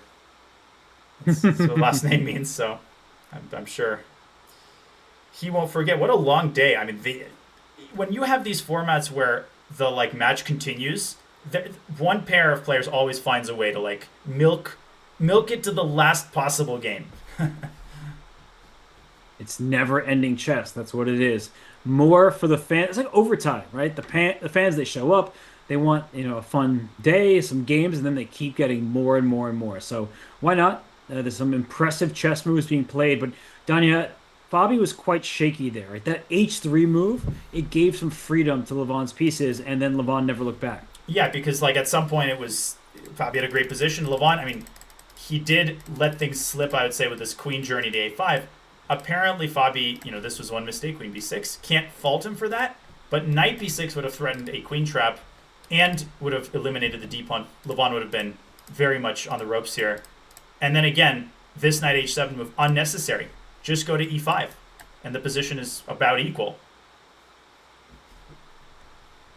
Yeah, knight h7 playing for one-move tricks, that's clearly not the right thing to do, and b4 from Levon was a great reply. It stopped Black's immediate threat and created some threats of his own. And Levon is a fantastic bug house player. I think that is worth mentioning because he knows these multi-purpose moves. They're essential in the game. And the game is won on the queen side. Let's go. Let's open up the next board because you never know. You never know, indeed. I mean, Danya, I know you play endless amounts of Blitz, but when you're over the board and the stakes are what they are here, getting sent down to the losers bracket, do you feel like you would rather just keep on going, or do you think a little break would be refreshing for you, especially if you're Fabiano? Yeah, probably a little 5 minutes, but not more than that. You just want to, again, like when you stew in the anxiety, you're often much more nervous before the game than when the game begins. You're kind of more in the flow. But yeah, Tatsev is going to have a great time just settling in her hotel room, listening, of course, watching the superior broadcast and, enjoying the games. She gets to relax a little bit, but there's not much relaxing because tomorrow she faces off against Alice Lee, and Alice is showing great defense and just that understanding. I mean, I think her age, or I should say, it's often seen as, oh, you're young, you don't have the experience, but she actually has a wealth of experience in Bullet and Blitz chess online, so that really has helped her in those two classical games against Irina. Yeah, indeed it is. Title Tuesday happening right now. Obviously, high stakes there. And Magnus has been very active. Gukesh even played this morning. Yeah. So when does this next game begin? So let's see what's going on in the Yasser world. Yeah, they're dragging this one out. I think probably half like 5:30 St. Louis time, 6:30 Eastern. Oh, it's already underway. Wait, did I miss? Like I'm trying to. I see that it's underway like on the camera, so let me just refresh. Levant is white. It could be a DGT, like, the moves heading in there. It could be a slight delay on the, there's all sorts of reasons that it might not be up yet, but I don't see it either. Yeah, just keep checking on your end. Just make sure it's not a me thing. No, it's I'm going not to keep a refreshing. I know those sucks. moments. I want to watch. It's not there yet. I want to watch. Okay. So instead we wait. We wait, and I could enter the moves manually, but I think there's something wrong with the GT because the official broadcast is only looking at the actual camera feed of the board. Got it. Which sucks, but it is what it is. Okay, I can start putting the moves on the board. I mean, I can try. Here's what we have so far. I will, in fact, do it because we are very dedicated. So it's d4, d5, knight f3, knight f6, e3, a6, c4, e6, knight bd2, c5, b3. They traded. Fabi played bishop b6. Levant put a bishop on d3. Bishop b7, knight c6. Bishop b2, knight c6, short castles. And bishop went to d6. Levant put a knight on e5. Fabi castled. Levant put a queen on e2. Knight e7. Knight e7. And Levant made some move, and Fabi played knight g6. What did he play? Rook a d1, knight g6. Levant's move. Oh, Donna, you're an absolute boss. I'm just trying to catch up, too, so I'm fast-forwarding through Levant's moves. f4 played, queen e7. And a5, queen e3. Is the game actually live? Like, can you check? No, I still don't have it. Still don't have it. What does he play? a5, a4. Yeah, 4, queen e7. Queen e3, a5, a4. Bishop to b4. Looks like a pretty equal position here. Queen h3 by Levant. Trying to set up some threats. Fabi's move. Levant with 1:20. Fabi with 2 minutes and 20 seconds. And the game's still, I don't see them in 94. Okay, now I've caught up. so- We're in live. Like, I'm just transcribing the moves. We can commentate as normal. Go ahead. Well, you're an absolute beast. So, what is happening in this position? Like, it seems like clogged central lane, but the e4 knight seems very promising. And unless White can get a rook And- to the h file, I don't see checkmate. And Fabi playing very quick. He's up a minute. Levon at a minute 15. But look at this threat. Bishop takes e4 and knight g5. Of course you can play f6, but then the g6 pawn is going to be weak. Fabi does play f6, slamming down the move. And Levon with knight h4 instantly. Queen f7. Played. Okay. Uh-oh. But is there some like bishop e4, d4, queen g4, and just going after the g6? Oh, there's going to be a king h7 somewhere. But king h7, rook f3, rook h3, and the big boys coming in. Potentially rook f3, f5 maybe. Fabi is thinking the time situation close to equalizing. No, but rook f3. Done it. Oh, this looks bad. But how do you crack it? Rook f3, f5, queen h3, the king goes back. And then bishop Played. e4, fe4 maybe. Played. He played rook f3. The evil bar goes way down. Yeah, because there's going to be f takes e4 in the continuation, and the f file opening up means that black can counterattack. Both players at 1 minute, 18 seconds right now. Fabi's move. f5 played, queen h3, king g8 played, and Levon instantly with rook e3. Okay, Just but that's clearly passing a the step in the move. wrong direction. Passing the move. There might even be g5, fg, queen h5 as an idea. Yeah, bishop d2 is bad. I mean, dc I wouldn't rule out because let's not forget about that bishop. Fabi is now under a minute. Levon at 121. I like g5. Yeah, I would check the feed again just in case. g5 played.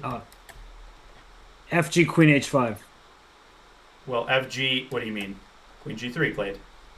No, instead of knight takes g5, I thought queen h5 was going to be the response. So Isn't there that was f4? f4, queen takes Ooh. g5, f takes e3.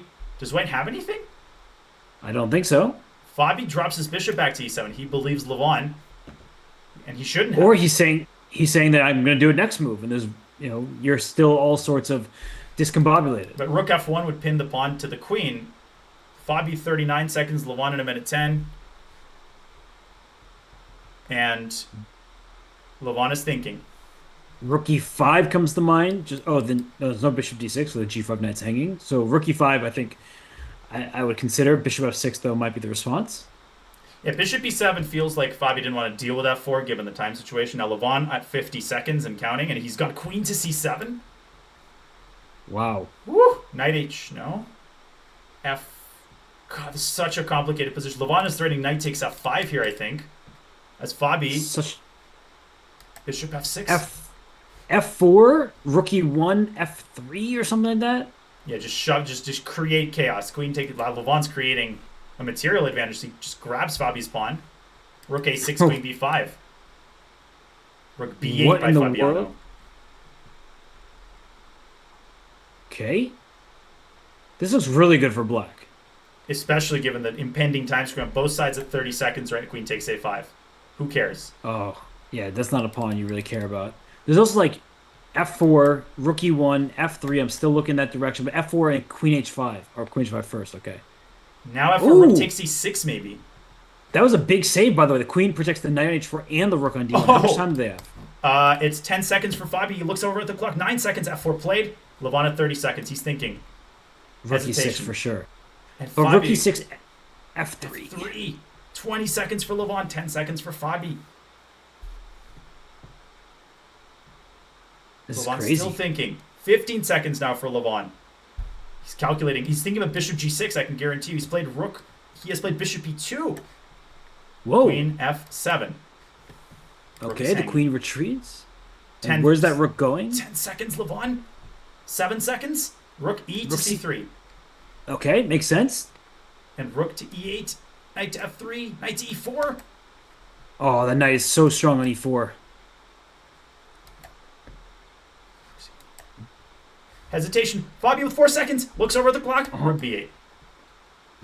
I like that move, though, because then you're threatening taking on that c4. 4 seconds for Levon. 3 seconds for Levon. 95 centralizing. Takes. Queen a7 is going to happen. Oh, goodness. Oh no. Rook f8 maybe. 3. Yeah, rook f8 2. with knight g... Levon. What did he do? He played rook f3. Bishop b2. Queen e2. Levon's holding on. A trade on c1. Oh, he's all... Okay. 3 seconds for Fabi. 2 seconds. Rook b1. Rook b1, of course. Takes. King e2. Queen a6 maybe? Queen g1. Queen g1, yeah. 4. 3 seconds for Levon. He doesn't know what to do. There's a million mate threats. Queen f4. Where's the mate? Queen a8. Wait, he didn't. Queen e1. Queen c3. King e2. Where is it? Queen Where's the c2. mate? Queen c2, rook e1. He played queen d1, allowing queen d2. Fabi might lose. Oh my goodness. So queen b3, king e2, queen c4. King d1. Levon's better. Oh my goodness, this is C8. absolute. Oh, queen g1. Rook g1. Rook Wow. Oh, I've lost track. Rook g1. Some queen d8. Oh, crap. Rook d3. Queen. They're in. You're a hero. Oh, sorry. I'm trying to get this right. Queen. Just a second. So rook. Crap. So it was okay from this moment. Queen c8. I'm still trying to see where I am, and rook c2, king d1. Yeah, rook c1, king d2, queen c8 was played. Yeah. Levon went queen b3. Fabiano went rook g1. Rook c3. Ah, okay. Queen d8. Rook d3, rook takes g2, and we're watching. 5 for Levon. King c1. Queen g5. King b1. Queen f5. Keep going. You can keep commentating. No, I'm just watching. This in suspense. Oh, rook d2 was a threat here. So Levon. Oh, he blundered mate. He blundered his rook. No. And he resigned. Oh. Queen f1. You can block it with queen c1, but queen takes d3. That game was so topsy-turvy, Danya. It felt like Fabi, he had an easier position to play, but Levon was, he's wriggling his way out of that. And the DGT was clearly broken, not just for us. It was just broken because the official broadcast never had the board up, which is unacceptable, but it happens. We were able to input the moves manually. I know that's not ideal, but now for the next game, I'll be able to do that from the start. Wow, Donna, you're a beast. That was crazy. You are for commentating while I was messing my way through these moves. No, I was watching in awe, honestly. That was wild. I mean, it's what a game. Was their mate? I thought there was, like... First of all, this is a mistake, apparently. What, queen... Oh, because queen a8 check. Queen a5, only winning move. Well, queen a8 check. If the king goes to h7, there's rook h3, and then, so there's all these checks against the black king. It's a draw. It's obviously a draw. King g6, queen e8, king f5, rook h5, king e4. Mm-hmm. And it's some sort of a perpetual, believe it or not. Queen a8, and then... I believe these lines. King d4. Wait, queen a7. Yeah, king e4. Yeah, you take the queen, you're not losing that. Oh, apparently rook c5 is equal. Yeah, king e4, you would trade queens by rook g5, so... Yeah, rook... f3 gf is check. Anyways, so white actually had... Okay, anyways, this line is too crazy to look at. In the game, he took on f4, panicking, and this one on the spot.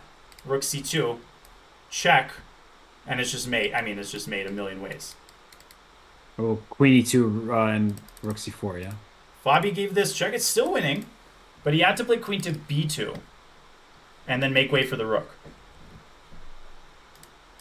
That's hard. That's really hard. Now it's equal. Then Levon is winning now. Well, or almost winning. But he had to find rook h3. He missed it. And now, yeah, rook to c3, queen d8, equal. Still equal. But yeah, queen c3. King a1 is still about equal. That was a very wild game. Oh, they're playing again. Like, oh my gosh.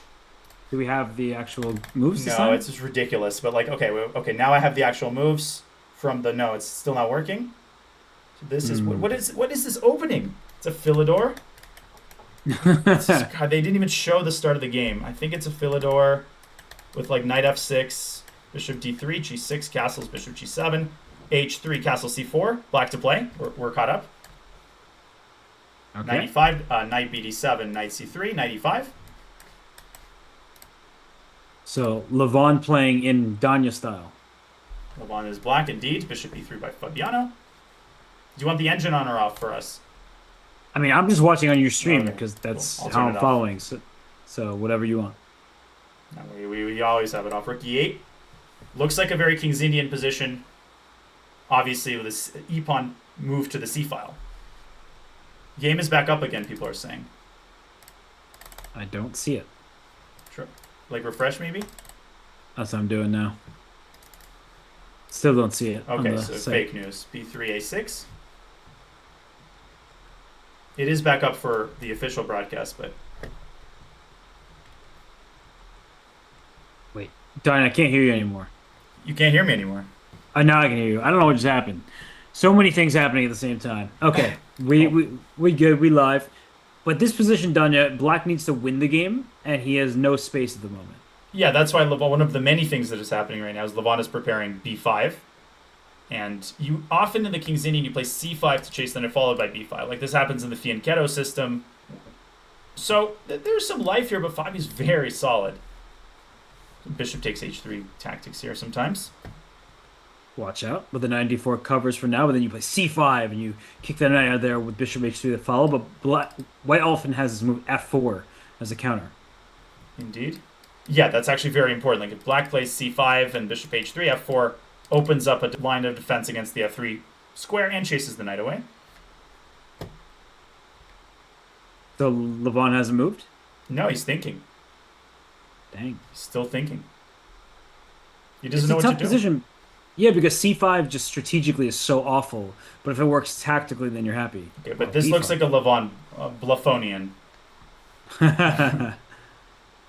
What's the CB, AB, F4, but then B4 is played? So that doesn't... Why can't you yeah. play knight d takes b5? Like I'm not getting the memo here. You almost certainly can. Black's idea hasn't occurred to me yet. Mehmet occurred. Very good. F4 played. Okay, knight Chicken c6. A head. lot going on in the center. Like now CB, knight takes knight. Yeah, but bishop d4 and e5 is coming. Levon took the pawn. It's best, according to the engine I see on your channel. And we're about to find out why. And it is because of this move he just played, knight b4. Wow, hitting the bishop, bishop b1 walks into all sorts of problems in the diagonals. Black's position starts to breathe. Levon is stretching. That is his, flexly so, yeah. LeBron Aronian. Queen b8 is another little nasty little move. Yeah, quite standard. So what did White do after knight b4? No move yet. He just played knight d4 like a second ago. Uh-oh. There's got to be some kind of c5 that's going to hurt. Or knight takes c2, knight takes e4 and d5 maybe, or f5? No, d5, Ooh. d5. Yeah, there's often the bishop on e3 hanging. You called it though, he played c5, forcing the knight back to f3. Yes. Fabi plays it. And there must be some Knight tactics c2, here. knight e4 is even better now because the rook also hangs in the corner. Now Levon's going to do it, for sure. There's also some d5 business in many of these positions. Definitely. Like right now. d5 right now. e5, what is your d4. intention? Woo! D. Smashing and dashing your way through the swishing and dishing.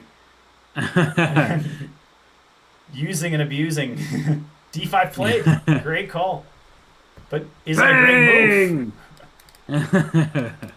It looks... Oh, the engine doesn't like it, but... Oh, bishop c5? Played. Takes, takes, takes. Knight Bishop- e4? Is there bishop d4? Can Fabi hang on despite all the pins and wins? He's taken. We have a bishop d4, queen b6. That looks scary. And rook c8 there was a crusher. So Fabi takes the knight. Levon Uh-huh. didn't find the best way to do this. Yeah. He Bishop listened f4 is to a Robert great Hess. move, though.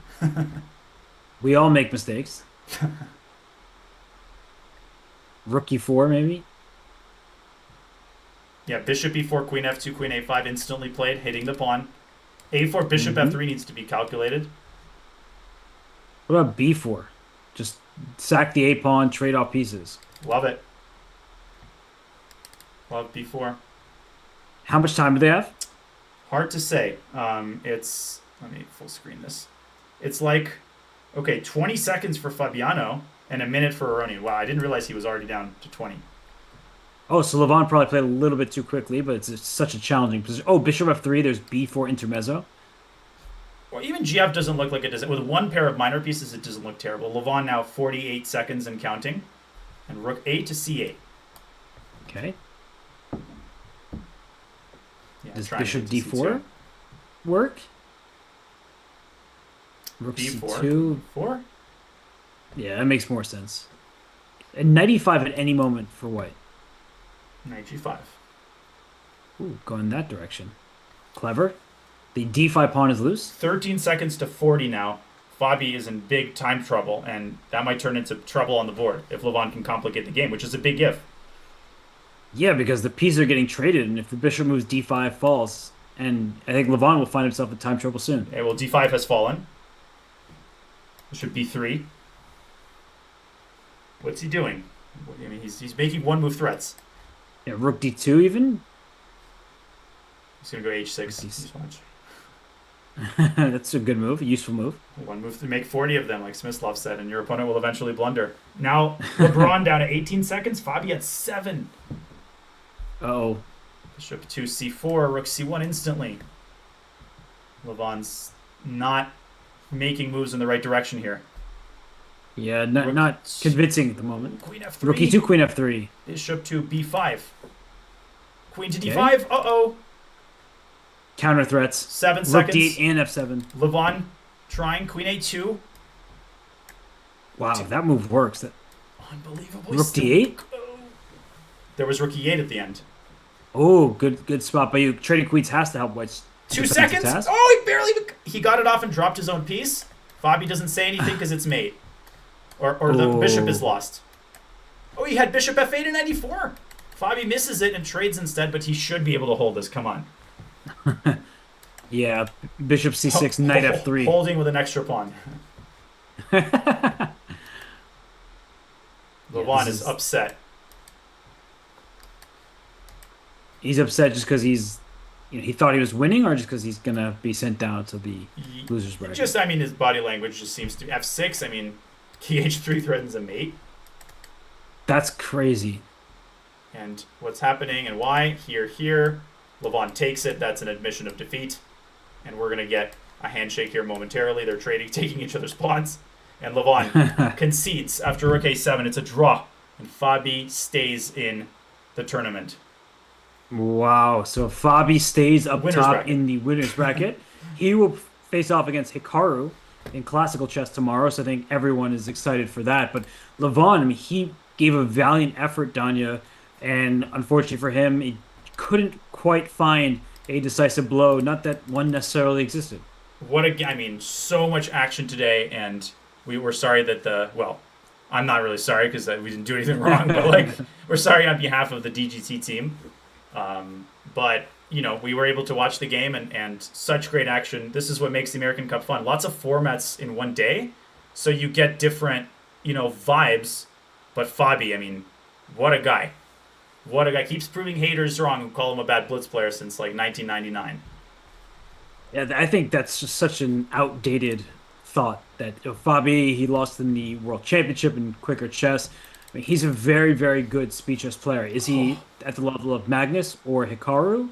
Well, online, definitely not. Over the board, I mean, Fabi, he can hang with them. So, just impressive game. Impressive match, I should say, for Fabi. But, Yep. Danya, more impressive was you keeping up with the players by watching on your phone. I appreciate it. It takes two to tango, so thank you for holding down the fort. Hikaru obviously has a great record against Fabi, especially recently. There was a stretch where it seems like Fabi can't get a single draw out of Hikaru, so he definitely has that psychological barrier to deal with. But that's tomorrow, and that's it for today in terms of the chess action. Congrats to Tatev as well. What a win over Carissa. Wow, I mean, that match was so exciting. I almost forgot that Alice Lee held on. She drew. She moves on to face off against Tatev, who lost the classical game with white. That must have been really disappointing for her. But then she was able to roar back in the Blitz time controls. That was really kind of the h5, h6 thing, winning a bishop. I think for Carissa, she just never really had her footing. Yeah, yeah, she took a lot of risks. She's that kind of a player, but sometimes it works, sometimes it doesn't. We definitely put in our work today. It was a great day of action. I'm really happy that we were here, happy that we caught all the big moments, and a lot for players to process. I think day 2 was a success, both technically and in terms of the on the board action. What do you think? Yeah, no, it was a lot of fun, and it's almost 11 p.m. here in London. So, done any kind of final thoughts about today and sort of wrapping up so to get on to tomorrow's action? Super fun. Obviously, grueling schedule for this tournament, but I get to watch great players play great chess. So with great commentator and player person, so can't complain. And thanks to the community for lots of support today. I know our attention is pretty divided because it's a 2-man show, but that doesn't diminish the gratitude we feel for everybody watching. So thanks everybody. We might get started a little bit later tomorrow. I have some stuff going on, but probably not more than maximum of like 15, 20 minutes, 30 minutes late tops. So we plan to be back covering tomorrow's losers bracket. It should be another fun day. It's both the winners bracket classical games and the loser bracket rapid games. So there's a lot to cover. It will be super fun for us for sure, but also for all the fans watching. Now the moves are coming in the chat. Well, a little too late. I'm sorry. Thank you, but no thank you. Yeah, I'm serious. They're like one by one coming in. They're just giving us the good old instant replay. Exactly. But we'll let people replay it in the privacy of their own homes and at their own pace. We'll head out, get some rest. Robert, thanks again. This was really fun, and we'll see everybody tomorrow.